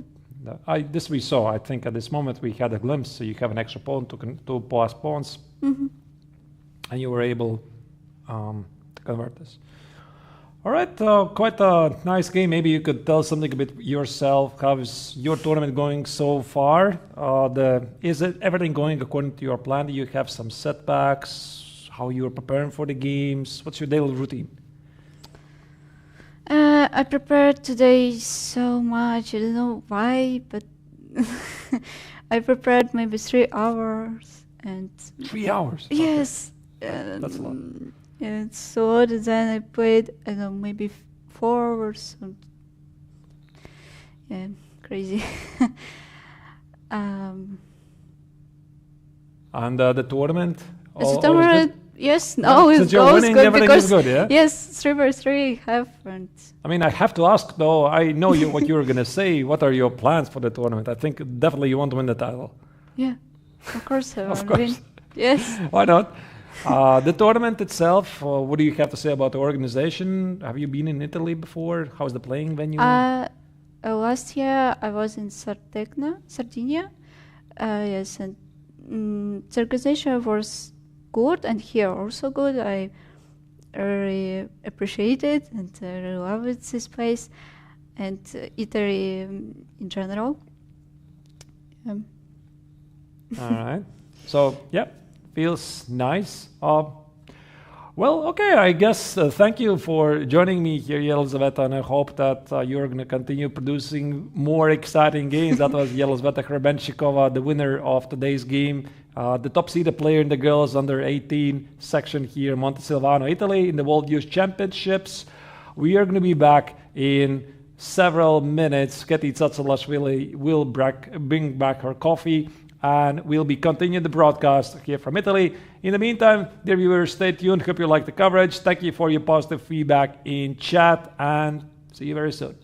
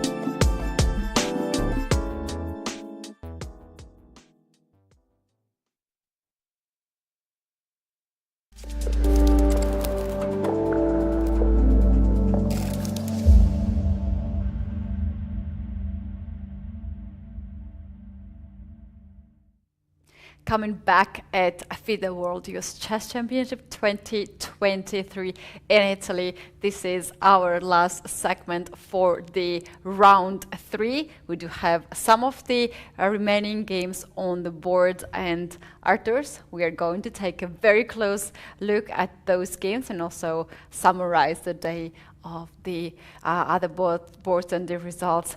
What is the game that we have in progress? Right, so right now I have opened the game of Rochelle Wu, one of the top seeded players in the girls under 18 category, where she has an extra piece against Jana Sosovichkova from Slovakia. Black has an extra piece already. I think she has this material advantage for quite a while, and here the American player is trying to figure out what is the right course to continue to convert this, to get it from point A, where she has this winning position, to point B, where the opponent resigns. And apparently she did not give up this piece, because we're discussing this. Where was this? I think we have to go back here. Yeah, Rook f7, this moment. Yeah. She had an opportunity to give up the piece with bishop takes on f3. She decided a piece is more worth. I agree. But black is looking a bit passive. That's the current position. Yeah, she had to put back all the pieces on the back rank, but it is only one pawn. It's not 3 or 4 pawns to have a good compensation, and now black has to start to develop the pieces. But the problem is that those knights are a little bit limited, and white is also trying to push more and more. For instance, now knight to e8 attacks the pawn on g7. However, if that move allows black to trade a bishop, for instance, and play like bishop d7. Yeah, bishop d7 makes a lot of sense. I was looking at this for a moment. I think it also forces matters, because it seems that white has to accept bishop takes, rook takes. If you take with the rook, you lose the game with rook d8, so you have to take on g7 with the knight. And right now, black needs a strong move. Yeah, but what is it, this strong move? I would suggest... Doesn't seem very clean to me. I mean, rook d3, a4. Arturs, I would suggest rook d6 move. With some ideas to play rook f6 and trade the rooks. So probably knight to e8 or knight to h... Yeah, knight e8. But even, okay, let's assume probably knight e8 is the right move, but now I'm wondering, is this position even enough? Because let's say knight f5, knight f5, rook f5, and even if you get to win this extra pawn and I kill your pawn on b6, 2 pawns against 1 at a king's side. This is excellent drawing chances for white, I think. It is. So things are absolutely not clear here, and Wu Rochelle is still pressing, but quite a bit of technique is required from the American. And while she's trying to figure out the details, I think we can also continue to observe some other age groups. The grouping question I was looking at, Keti, was the girls under 16, the second board. Same story, exactly the same, right? Black has had the extra piece basically since the beginning, close to winning position at some point. Isabella Tokarz with the white color is putting up quite a fierce resistance, and I think that black is holding on to the pawn f5 at all costs. If white gets to trade it, we might actually get to see yet another famous endgame, Keti, because yesterday we already saw how to checkmate properly knight and bishop versus the bare king. Today we might actually see rook and bishop versus rook, which is a theoretical draw. Oh no. Oh no. All right, I was actually thinking here in this position, is there a way that black can set up some kind of mating net straps? Yeah, but how? F4? Let's say F4. All right, F1 check, king h2, bishop d5. Makes sense, right?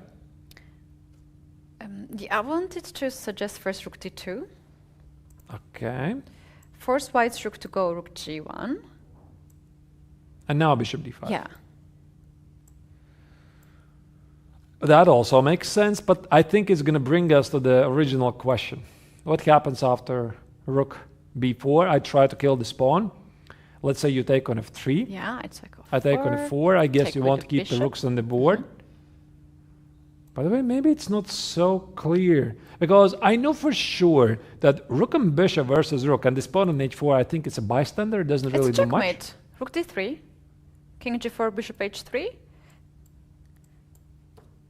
If king goes on h2, rook h3. Clap, clap. All right, I mean, that is indeed nice. What I was saying is that I'm not sure that in general, rook and bishop versus rook is a draw, Yeah, but yeah. you include another pair of rooks and suddenly things become very complicated. So different. It's totally Completely different. It's just, I mean, not research. These positions are not researched at all. So I think that if white wants to go for this position, she wants to include at least one rook trade in the game. F4 check, I already see it's happening, and also black has connected two rooks. Rook g1 is played. I think this is what we might actually see. Rook d2 is on the board. Yeah. Rook d2 is on the board. Arturs here in this position. There's also another move, like if you sacrifice g2 pawn and play to win the bishop on e6. Yeah, but she hasn't played though. She has played something else. Can we? What? I don't see the bishop on d5. Yeah, because it's rook d2. She played rook d2. No, but white already has played rook g1. That's the point, and white is the move. And That's why I black- don't understand what has been the choice. Can we King g6. King g6 is the King move. g6. That actually makes a lot of sense. After bishop d5, there's rook d8 move. But this also might be a critical loss of time, because now white already can play rook f8, and if black plays bishop f5, this means no more bishop d5 business anymore. Not very clear yet. So I think something like rook f8 could happen. Rook f8, bishop f5, black keeps the pawn in the 4 alive. h5? h5, king g5, h6. Maybe this could actually cause white some problems. The king is potentially in the mating net again. Now, this time from the h file. Yeah. I don't know, maybe white's best course of action here is not to do anything. But then again, I mean, black might be still playing the same idea. Rook c7, rook h7, now that the king is not on h6. That's Maybe a this is fantastic her idea. king g6 to open up the h file. Wow, this is nice found. That is nice, indeed. Because this idea we looked at, bishop d5, how obvious is this, to be honest? That black can give up the pawn on f4, and there might be a checkmate in the end. Maybe there is no checkmate. Yeah, it's not guaranteed. All right. It's going to be quite a long game. I have a feeling this game is not going to finish very quickly. So let's go to the top board of the girls under 14, where we had this very complex rook king game. And Keti, it has not become simpler, because now in the game of Lara Zagarak against Anna Shukman, the top seeded player representing FIDE, is black faster or not? Because it's going to be a pawn race. Because I think black is standing much better, because white has to create second pass pawn. Black already has 2 pass pawns, and black's king is closer. So I believe that black has more practical chances here. Do not play a5 though. I will not play. I mean, that would be what black would want to do, right? You would want to play something like a5, position the rook behind, and push the a pawn as quickly as possible. So it's very easy to blunder, because, for example, you play a5, you're only looking at the normal move rook a8, and after rook a6, b takes on a6, this pawn is unstoppable, while white is not just in the time to do anything at the king side. So it's very easy to miss unexpected checks. I mean, you're looking at checks vertically, but suddenly there's a check horizontally. It happens all the time. Easy to miss. How about the check rook to b3 here? Assume white plays I guess g3. g3, yeah. Yeah, it makes perfect sense. And now are you still gonna play a5? And I don't know. You know, I have to confess, Keti, when it comes to the pawn races, and I think that probably many players can relate to what I'm about to say, is that I'm a bit afraid of them. Yeah. Because the cost of the mistake in these pawn races, it's enormous. Yeah. It's very big. And I like to enter endgames and positions in general, Keti, where I'm able to control what's happening. And I don't really like to be a passenger, meaning I'm just being taken wherever I'm taken. Sometimes there is obviously no choice. I mean, you have to play this, but it doesn't mean you have to like it, right? Yeah. And I'm not sure how the players are here feeling. Maybe they're going to find a way to get this to a peaceful outcome. I would say it's absolutely a 3-result game. And also very often, this is exactly the moment in the game where one of the player excels and the other shows his lack of understanding in endgames, because there is, for a very good reason, the saying, you take the youngsters to the endgame. And why? Because in the endgame, this is a completely different world. And if you haven't really studied before, different set of rules apply. So we might actually and see people quite usually big surprise don't here. like to study end games as much as we like to study middle game in the opening. But what I'm saying is that they don't have the experience in general. I mean, these are very good kids, very talented kids. But when you look at the number of games they have played, for example, age group under 14, I mean, how many games they have played in general? I mean, definitely like 1,000, couple of thousand games maybe already. No. No? Less? Yeah, I mean, I'm talking like over about the board, casual- yeah? We're not talking about online chess. Yeah, I was including online chess as well. But over the board, probably much, much less, like a couple of hundreds, right? And how many of these games have reached critical endgames, right? So they simply do not have this experience. That's why very often experienced players, when they're facing younger players, they're trying to get them to the endgames. Trade, and go to the endgame. That's the best strategy ever. Black here made a move already, Artur, and she played rook to b8 before. Rook b4. I'm not sure what this move does really. I have a feeling here that if white pushes g4, black's plan is to play king e4, king f3 to sneak in the white side of the board. Yeah, but why do you need a king or the rook on b4 for that? Maybe she was just not having any other moves. It's like elimination method. I think she played this because she wants to guard the pawn on f4. So after this check, rook f4, you can move the king back on g6. Okay, but now, since we're two grandmasters here, what we would play?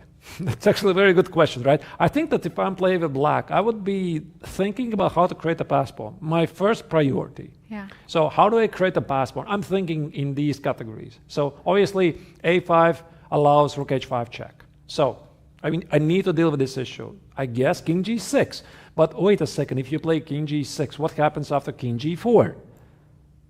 I guess I could still play a5, but am I going to be in time? a5, rook a8, rook a6 needs to be calculated precisely, and we look at the square. One of the things which is important to visualize yourself, you see the white king is not in time to make it in the square. This means it's safe to play. So white cannot trade the rooks. And if white grabs this pawn on the 4, then after rook a6, I have a feeling that these 3 pawns, they don't really matter, because eventually it's all going to be decided who is faster with this one pawn. And there's one basic rule: one pass pawn runs forward faster than 3 connected pass pawns.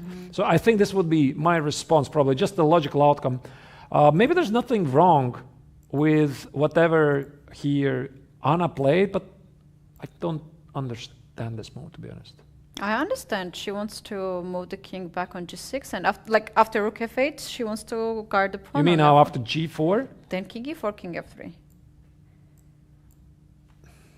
You mean rely on this pawn, yeah? To keep the pawn on the board, yeah. Maybe. Like, okay, to be honest, king g6 is a very difficult move so to make. that after king f3, king f2, your pawn on f4 is protected, and just in case him son lines, she can cover the 4th rank. Is that the idea? It's very deep. The idea might be that after king f3, this already creates so much danger to white's king. I don't like this. I think here black has excellent chances to lose. Very good chances. Do you take the pawn, I guess? I mean, if you say A, you got to say B. Okay, maybe there's rook B1, intermezzo. I play king H4. And if you go here, white's faster. I mean, the extra pawn doesn't matter at all. I don't like it. Okay, let's see what we have on the board. Rook B4, check on F8, king G6, On F8. king G4, and A5. And now black is running with his pawn. All right. So I guess you need to push your pawns forward. Whoever is going to do it is most likely going to win the game.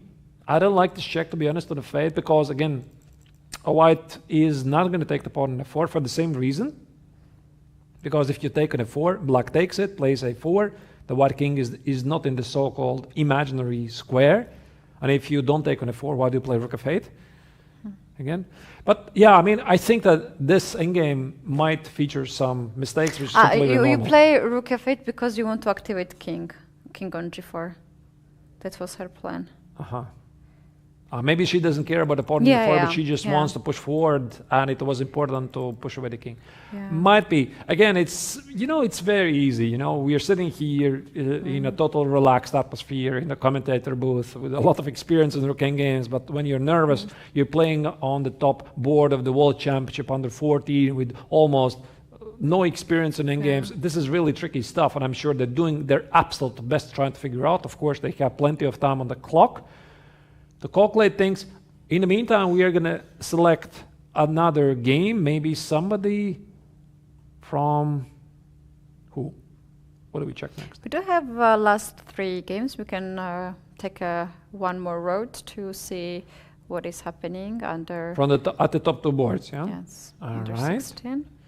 Rochelle Wu here is still... Oh wait, now she's up a second piece. How did this happen? Oh, that's nice. Look at this, Keti. Bishop f5, rook c4 is actually a blunder. I mean, the position already is very difficult. But rook was on e7, no? Or f7? Okay, so 98, bishop here. Bishop e6, very nice. Nice move. Yeah. Rook g7 takes on e8, beautiful. Tactical skills by Rochelle. Knight g6 hits the rook, and boom, there you go. Big surprise, beautiful. That's nice. Bishop d3, if the rook protects, you take on b5, collect the knight on e8. Wow, that's fantastic. Even in such a simple position, black was able to find ways to complicate, and now I think, again, this is going to be only a matter of time before black wins. 2 extra pieces should be more than enough to win the game. This b pawn is not going anywhere, and Rochelle is on her way to secure her 3rd victory. Very impressive. Very nicely done. All right, let's move maybe under 14. Right. Did we check the game of Isabella Tokarz against Marta Siekanska? Not much has changed. They have this, in the girls under 16 section, they have the same endgame. And now, oh no, black is about to trade the rooks. I think this is going to be a draw. Or this theoretical endgame, rook and bishop versus rook. That's the best case scenario for black. So interesting decision that black brought the king on the e-file. We saw the line with king keeping on the king side. But this line we already looked at. Yeah, we looked at bishop f5, except we didn't look what happens after that. Rook g8, king f6, rook f8. Why not king f7? Yeah, that's exactly the question I would make more sense. Would ask. That's a bit strange. I think the last thing the black wanted here is the trade rooks. That is precisely what she did, because now I don't believe this can be won, because white, of course, is going to trade. And I mean, I'm just sitting and doing nothing, basically. Just sitting doing nothing, and ask yourself, how do you make a progress? I'm just building a fortress. Yeah, Artur, let's see this. Takes, rook e8. Yeah, rook. Oh, this check is bishop. Not even no, sure I have a plan. Okay. Bishop here, and now let's push the h5. King goes on f6, h6. King goes there, and now play king g1. Even rook f8 is a draw. Yeah, but with this king g1, king f6, let's see this line. King f1, attacking the rook. You go rook, I don't know, e3, rook e5, and you play king e2, king f2, sorry, and yeah, g4. Yeah, that's also a bit more difficult draw, but I mean, you could just play rook f8, to be honest, just to win the pawn on the 4 on the spot. So, but I think we can agree on one thing: the pawn on the 4 is dropping. Yeah, no matter how you look at it, is it with a 2 pawns for white? Is it 1 pawn for white remaining? The pawn on the 4 is dropping, and I think the last chance for black, for Maria here, she had to understand that she needs those 2 rooks on the board, and this move, king e5, might as well cost her the victory. So I would say most likely this is getting to a draw. Big miss here by Maria, but I mean, very interesting fighting game. So also we have to probably give a proper shout out to Isabella for leading a very inspired game. This piece sacrifice in the opening and then fighting like a lion to climb back. Very impressive stuff. Yeah, you can also push pawn h5, I guess, in this position. Yeah, probably. Many ways. I think the danger has already gone here for white. It's just a draw, I think. All right. The next game, Lara versus Anna. That's the game we already looked at. We looked all the games. No, but there's more games. There's more games we can check also. The girls under 18 and 16 boards, number 3 and 4, where we have... maybe it's finished already. You think? Yeah. We can have a look at. Okay. H5. Aha. So here, black wants to play... white wants to play king h4, g4, g5. I guess... What? King g5, rook b5. Okay, we were having a delay. Incoming moves, I guess. You want to retreat to h4. Do you want to take at f4? Then I lose h5 pawn. I have a feeling this is heading to a draw somehow. Yeah. Of course, all 3 results are possible because both of the players might be very innovative fighting spirit. Yeah, maybe you don't want to give up the pawn. King g4 would be fine. King h4, you mean, yeah? And after king h6, it could be something like this. Yeah, rook h8, king g7, rook goes here, black... Okay, maybe black gets ambitious and plays something like rook b2, but I play g4. Do you really want to take this worthless pawn? I'm not sure. But how about to play rook a6 there, to stack with the pawns? Rook b2 and rook a6. That also makes sense. Takes here. Yeah, but why would you want to go up the pawn? No, it's a possibility, yeah. Yeah, it's also a possibility. I think. And go after rook a6 and king g4 is a draw. Sorry, where was this? Rook it's a bit more a6. complex draw, but okay, it's also a draw. Yeah, takes and here. Go after, yeah. Here, and I guess it's a draw. Okay, 2, king g4. No matter how you look, everywhere seems to be draw in every corner. So we find it. Maybe that's why we are looking for it. The players might have different thoughts, though. So here, I already see the rook on the second rank. Rook b2 is on the board. Rook b2 is on the board here. g4, I think that white can safely do this. g4, rook takes on f2, g5, threading, rook a7 check. This extra pawn for black, I don't think it really matters. I mean, of course, you can try to check it out. f3. I actually like this idea. It also gives some chances to white, maybe. Yeah, g4, if you take the pawn... Maybe first start the check. Yeah. I'm not sure I want to cut off my king to the final rank, though. No. Play king h6. No, in this regard, I want to start with g5. g5, okay, let's try to cut off your king as well. Check. Here. Oh, by the way, how do you continue? h6, f3, king h5, f2, king g6. f1? Rook g5. Oh, nice. And black wins. Nice. There is still a chance for this game to heat up. And this is precisely the reason why Lara is thinking about her choices. But does she have anything else here? Maybe... Oh wait, King G5 also looks quite tempting. King G5. Take it. Probably... No, it's a draw in the pocket for white. H6. The question is she ambitious? H6 here. Check and give a lot of check.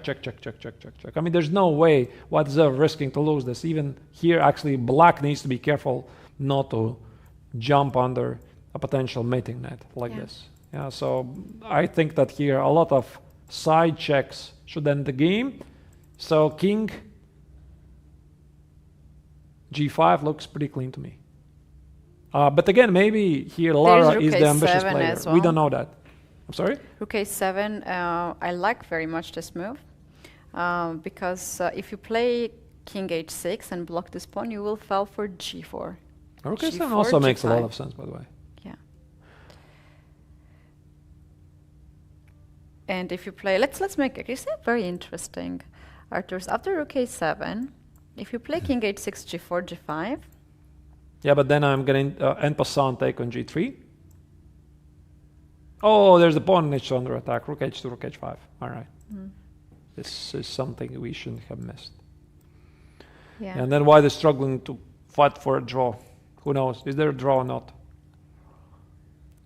So still chances to make mistakes for both players. We found some ways how to do it.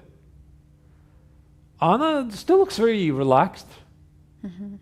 I mean, she was sitting like that in the very beginning of the game. King G5 is played. I like this move. I think that this is also an answer if white is ambitious. Maybe there was no reason for white to be ambitious in this position. Okay, this other move G4, whatever is the outcome of that position, who knows? Yeah, but Rook B5 already repeats the move and she goes for it actually. Yeah, Rook I think B5, we're seeing the final moves. King H4, yeah. King H4. King G4. Oh, white is ambitious. Ooh. King G4. Does it change anything, by the way? I'm not sure it does. Rook B2, perhaps here Anna can continue. And now white has access to King F3. But does she want to play King F3? All right. Mysterious. Yeah, it's mysterious ways. I mean, but King maybe... F3, King H6. I'm sorry? King F3, King H6. Yeah. Now, I'm still pretty positive this game is getting to a draw. How much time, by the way, do they have? I don't have the clock here. We need to zoom the game for that because we don't have the clocks. Zoom, zoom, zoom, zoom. There you go. So And we have some very nice... 2 minutes and 30 seconds or 20 seconds against 2 minutes and 18 seconds. They have more or less equal time on the clock. All right.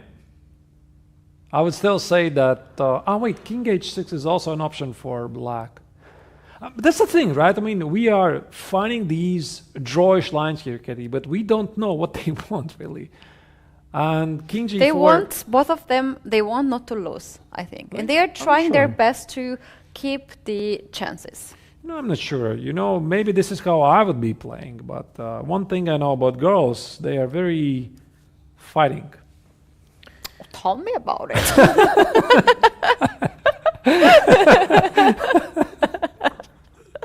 And they always want to find out who is the winner, right? And I'm looking at this like from the professional's perspective, and I realize that there's draw in every corner, and I'm finding these draws also in the lines. But maybe the players are treating it differently. But no, I think that you're right. It's going to be a draw. Tell me about it. All right, let's select another game. I mean, it's very interesting rocking game, but. Which is the game which catches your eye? Is there any progress in the game of Isabella Tokarz against Maria Sekanska in the girls category under 16, board number 2? No progress. Black keeps the pawn on f4 alive for the time being. Also clockwise you see plenty of time for the players. There's no way how black can make a progress here with some help from white. And the only scenario I can imagine, the last chance perhaps for Maria, if white is going to rush with something like g3 and trade this pawn, and the last chance for her, meaning she might enter an endgame, rook and bishop versus rook, slowly try to eat one of those pawns one after another, and then, you know, try to outplay the opponent. But if white does nothing, literally nothing here, the question is, How can black, how black is making the progress, like, I don't know, put the rook on g5 or rook g4, toy with the idea of g3 at some point, but literally do nothing, because this g3, most likely, white can choose the moment when to play this. And black's threat of position the bishop on f1, I think white is going to see this threat coming miles away. So, that being said, black also going to trade rooks, because then g3, the pawn is gone, and draw seems to be the most logical outcome. I want to check the other games though, Keti. Let's go. I want if to there's still progress, we can take a look actually. Yeah, there's not much happening here.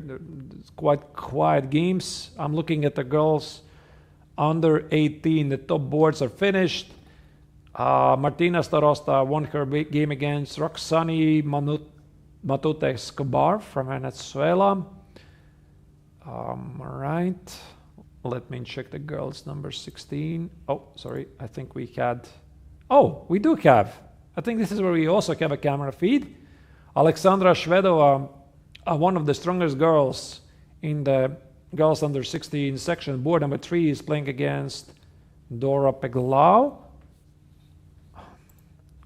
And just to give you an update. It's finished, Arturs. What? It's finished? Yeah, white one. Ah, it was not updating. So Alexandra Shvedova has won her game. Okay, there's not much happening here. Do we see something interesting in the categories under 14? Oh, there's one word. Oh, what is this? This is... This is the category girls under... The board, I know, board 18 no. is on the screen right now. No, it's just a major lag here. There's a major lag. Oh, this is interesting. So girls under 14, board number 5. Irene Liutzinger from representing FIDE is playing against Guadalupe Montano Vicente, Mexico. And it's quite a unique position, because normally the two minor pieces are supposed to be the better pieces against the rook. But if somebody is playing this position for the win, Keti, I think it's white, because the rook on b6 is very active and black is desperately holding on. In fact, there is a serious threat now of b5. And if you take with the pawn, then I'll create the passed pawn, and it will be very dangerous. And somehow these knights are stuck on each other. Can we check it out? All right. b5. I mean, knight b5 is rook a6. White risks nothing. Rook e6. Oh, rook e6. First, and then... You make me look bad today, I mean. No! All right. So, a6. Wait. Oh, this is so dangerous for black. How do you defend here? How do you do? Maybe something like 98 to enable some fork ideas on c6. This could be very interesting. So a7. There you go. Our operators found the game in question. There's not a lot of players left in the hall. King d8. How do you eliminate this knight? I mean, there's at least... rook b5 is knight c6 check. Maybe king f5?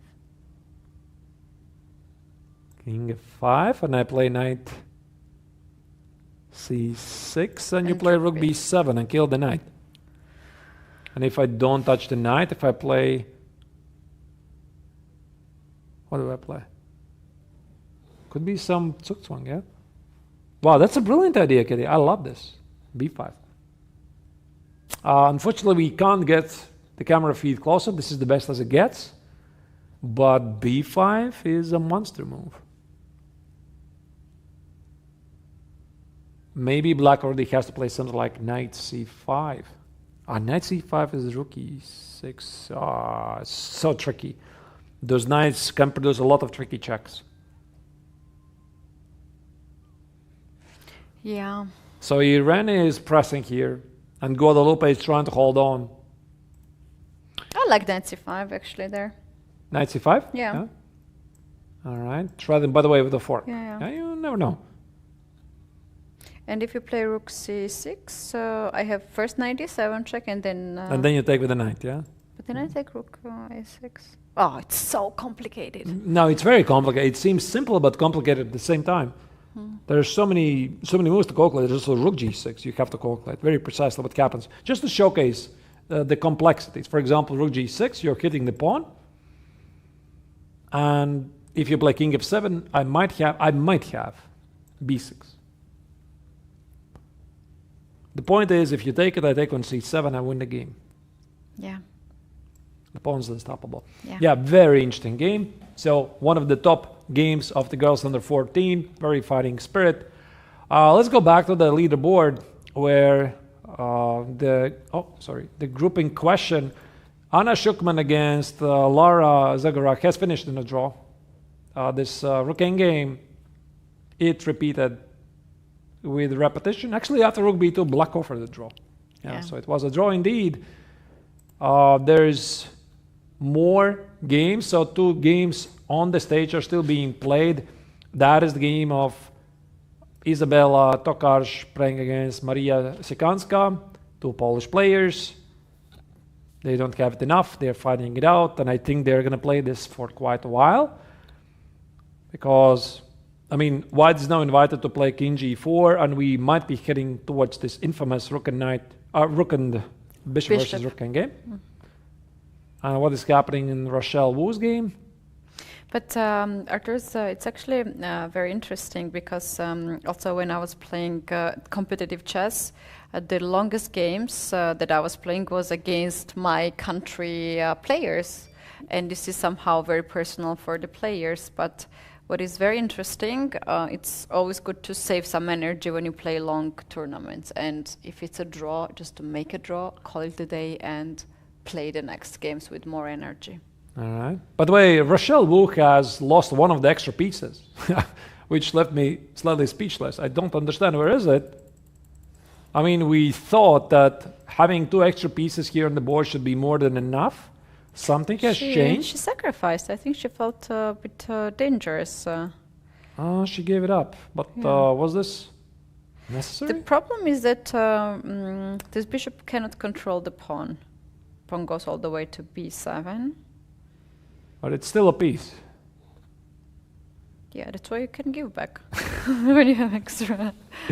All right. You know why it's good to have 2 extra pawns? That you can give 1 back and you still have 1 extra. I'm not going to argue. I mean, I definitely agree that when you have enough material advantage, you're looking for ways to simplify your position. Yes, it appears you're right. She gave up the piece for precisely this reason. But it means the game is continuing. Yeah, she wants to play knight before. That's a very mysterious thing, actually. Bishop to b5. How dangerous, actually, it was. Yeah, we can have a look at that. While here, white is trying to figure out how to hold on. Because she did not blunder. It was her choice to take the pawn. So let's say what we can do here with black, like knight The first seven? move, rook b8, no? Okay, rook b8. Rook b8 makes perfect sense. a4, a5, is that something she was... Seems to be very slow, shouldn't be working. Oh, the game has been ended and she Wait, and we just saw the final moves. And after the knight h5, white finally had seen it enough and calls it a day. So Rochelle just heard my advice. When save some energy for the remaining games. Yeah, it's so important for a long tournament. It's really, and the last games will be decisive, more decisive than these ones. All right. So we have only one more game on the top board. That is Izabela Tokarz playing against Maria Sikanska. White plays h5. White is not interested to play king g4. Maybe she's also not willing to find out how is her defensive technique, rook versus rook and bishop. So this seems to be a bit simpler choice.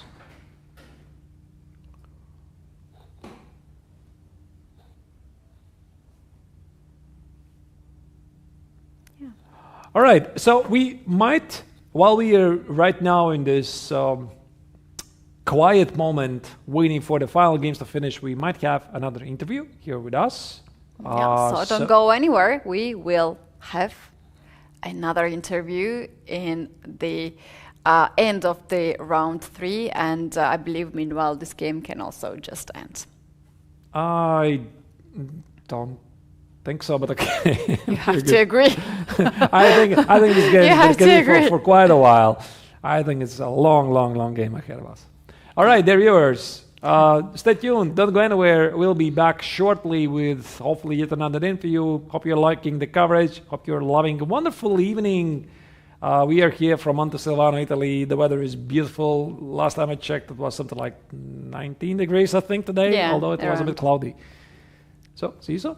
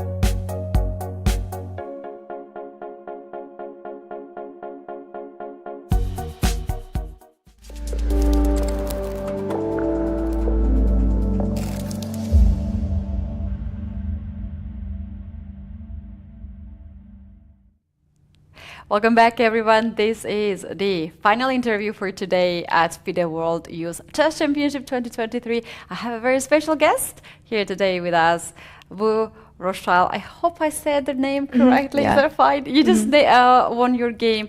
That was really nicely done. Congratulations. Thank you. Let's now bring up the chessboard on the screen right away. It has been a really long day for you, so I will not take too much of the time of yours. Can you please tell us what was the key moment of your game today? Okay, so here she played queen f4, which I honestly didn't really understand at all because like right after that I just took, and then I was like I think this is just winning for black. Instead I thought she was gonna play like wait, I'm trying to remember. Maybe like rook c1 or something. And I think here I was considering playing something like e5. And I think that like she has to go backwards. Oh wait, I think I was also considering like queen c7 for her here, and then like bishop a8. I don't think she can't take on a7 because of knight d5. But I'm trying to remember what my plan here was. I thought something like this would happen on the board, and maybe she would play like e4 or something and prevent knight d5. But I think this position's already not so good for her. But I feel like queen f4 is just like it's like way too easy for me. Yeah, to go to the end game, right? Yeah. Can I talk about one more moment in the end game? Yes. Okay. So I'm already up a piece here, but I don't know. I found this kind of annoying because I totally forgot about like here I forgot about bishop e6. And I spent like a lot of time here because I didn't know if I wanted to keep my piece or if I wanted to like take on f3 and take on g2. Yeah. So I was considering bishop c6. Not here. Sorry, knight e7. Rook f7. I was considering first bishop c6 to kick the knight away, and then I was debating like taking, and then playing this endgame and. This is probably winning, but like I didn't see anything directly, so I was kind of scared, and I was like, wait, like that was the moment also we took the a lot of attention here, and the bishop c6 was something that we were looking at this one, but then we liked the way how you played. Yeah, there was, I think, more accurate way that you have found it to get more and more advantage on the board. I just thought it was kind of embarrassing that I like had to put all my pieces back here because it was like it was obvious I missed it. So yeah, I think this is just fine for me. Yeah. She did blunder later with it was very nice. b5. Yeah, b5 was also very nice. But I think by this point, like, there's not much she could do anyway, because even if she played like rook e3, which I expected, I could like maybe bring my rook in already and like knight f4 and stuff, and this position's already like not so good for her. Right. There was one moment when you decided to give up the bishop back, bishop b5 on move 51. What was your judge in this position? Why you decided to give up the bishop for the pawn? Because honestly, I didn't know like which route to take here. And I thought that like her pawns are coming up pretty fast, so like I thought that like eventually I would have to sacrifice anyway, so I don't like want to give her like any chances because they're kind of scary. Yeah, yeah, it looks scary to me. A45 especially, right? So I wanted to just give it up right away. Yeah. Yeah, very clean, and then the rest of the game was quite easy for you. Well, there's a very important victory, this one. Can you tell us how do you spend your time here with your teammates, besides the chess preparation, obviously, which takes a lot of part? Is there any fun part of a day? I mean, I eat dinner with them, and sometimes I eat lunch with them and breakfast. And we just like talk. We're not like spending all of our time together. I feel like this year is more individual than like previous years. But it's always nice to have like some people that you know in this tournament. Right. Yeah. And it has been also a quite long trip, I assume, Yeah. for you. How long it take actually? Well, I had a connecting flight. So first I flew to Texas. That was maybe like 3 hours. And then I think the flight to Italy was like 10 hours. That's So pretty 13 hours long. total. Yes, and how do you enjoy the time in Italy, and what you like the most about I the enjoy it. country? Like so far, I haven't really been sightseeing or anything because I've been like doing my school homework. Oh, But okay. I really like the food here. I've been eating pasta like every single day. Yeah, we all do that, I guess. Pasta and pizza.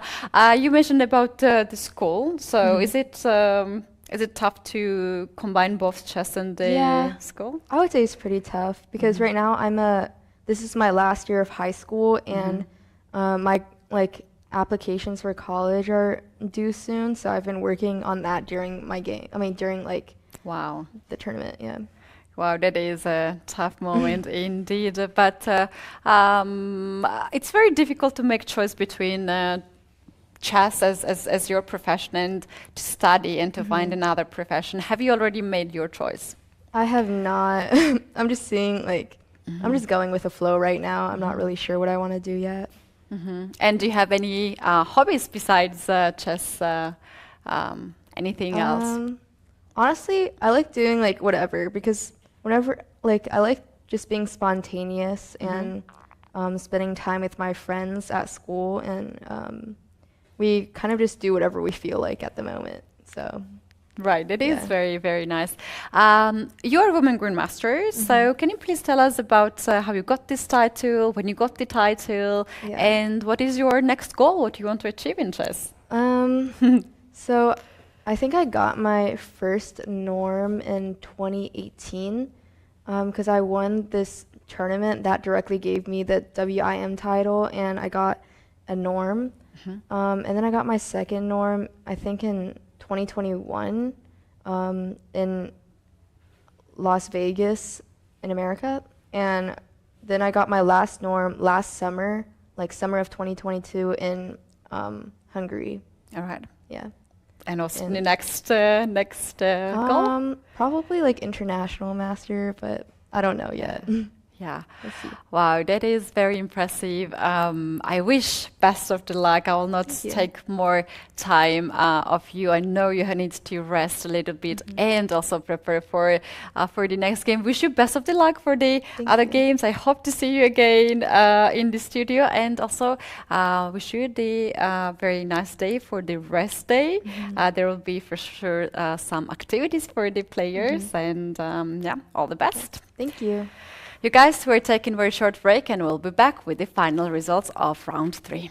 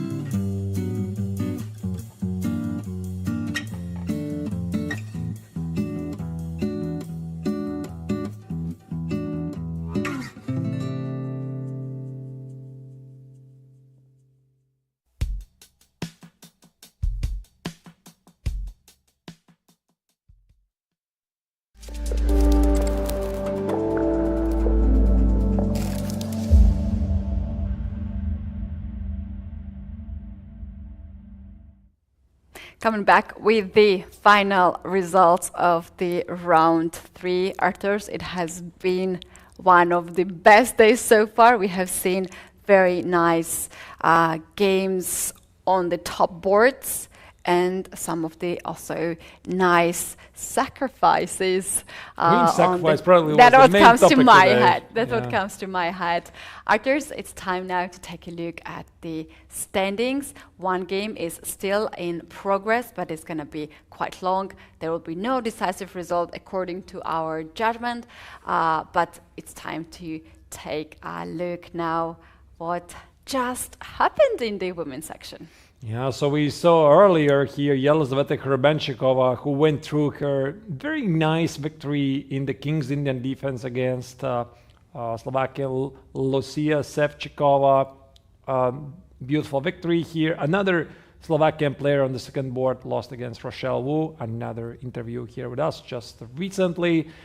Then we have the girls under 16 section. The top seeded player, at least in this round, Shuqiao Wang, finished in a draw against the Jaswini. We didn't really see this game to finish. It was a very up and down game. Isabella Tokash against Maria Sekanska continues. They might be heading for Rook and Vicious versus Rook and Game, and it's going to take a while. Laura Zagorak against Anna Shukman in the girls under 40 category. Top board finished in a draw. Very dangerous looking pawn race in the Rocking game, so the players decided to call it a day. And finally, also Zarina Nurgalieva won her game, the girls under 14, board number 2 versus Michelle Zhang. That is the results of the women girls section, and now it's time to take a look at the open section. We had a lot of decisive results and some of the draws as well. And on the first board, the rating favorite Morzin Volodar had such a crazy game against Zhaniang Wang, and the game in the end ended in a repetition. On the second board, the rating favorite Alexei Grebnab won against Greek player Kralis Christos. And then we have the game of the day. Artur Jan Klimkowski, Polish participant, first seeded, sacrificed his queen and then convincingly won the game against Nikita Kanov. And then we have the second board in the same section where another rating favored Alex Bukvaloy from Norway won against his game against Kazakhstani Daniel Saperonov. And the final section in the open category, we do have Magnus Ermich draw against the rating favored Sava Vetihohin.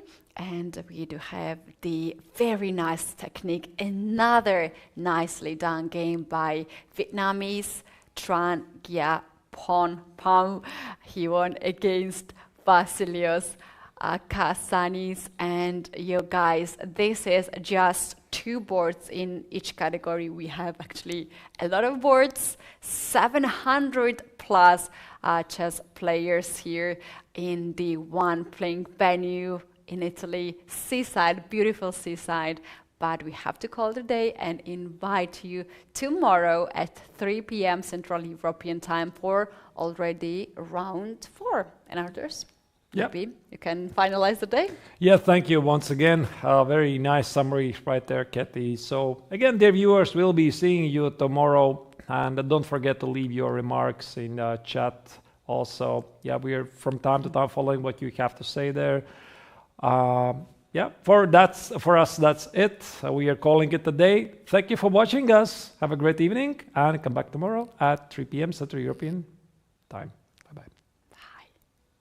Bye.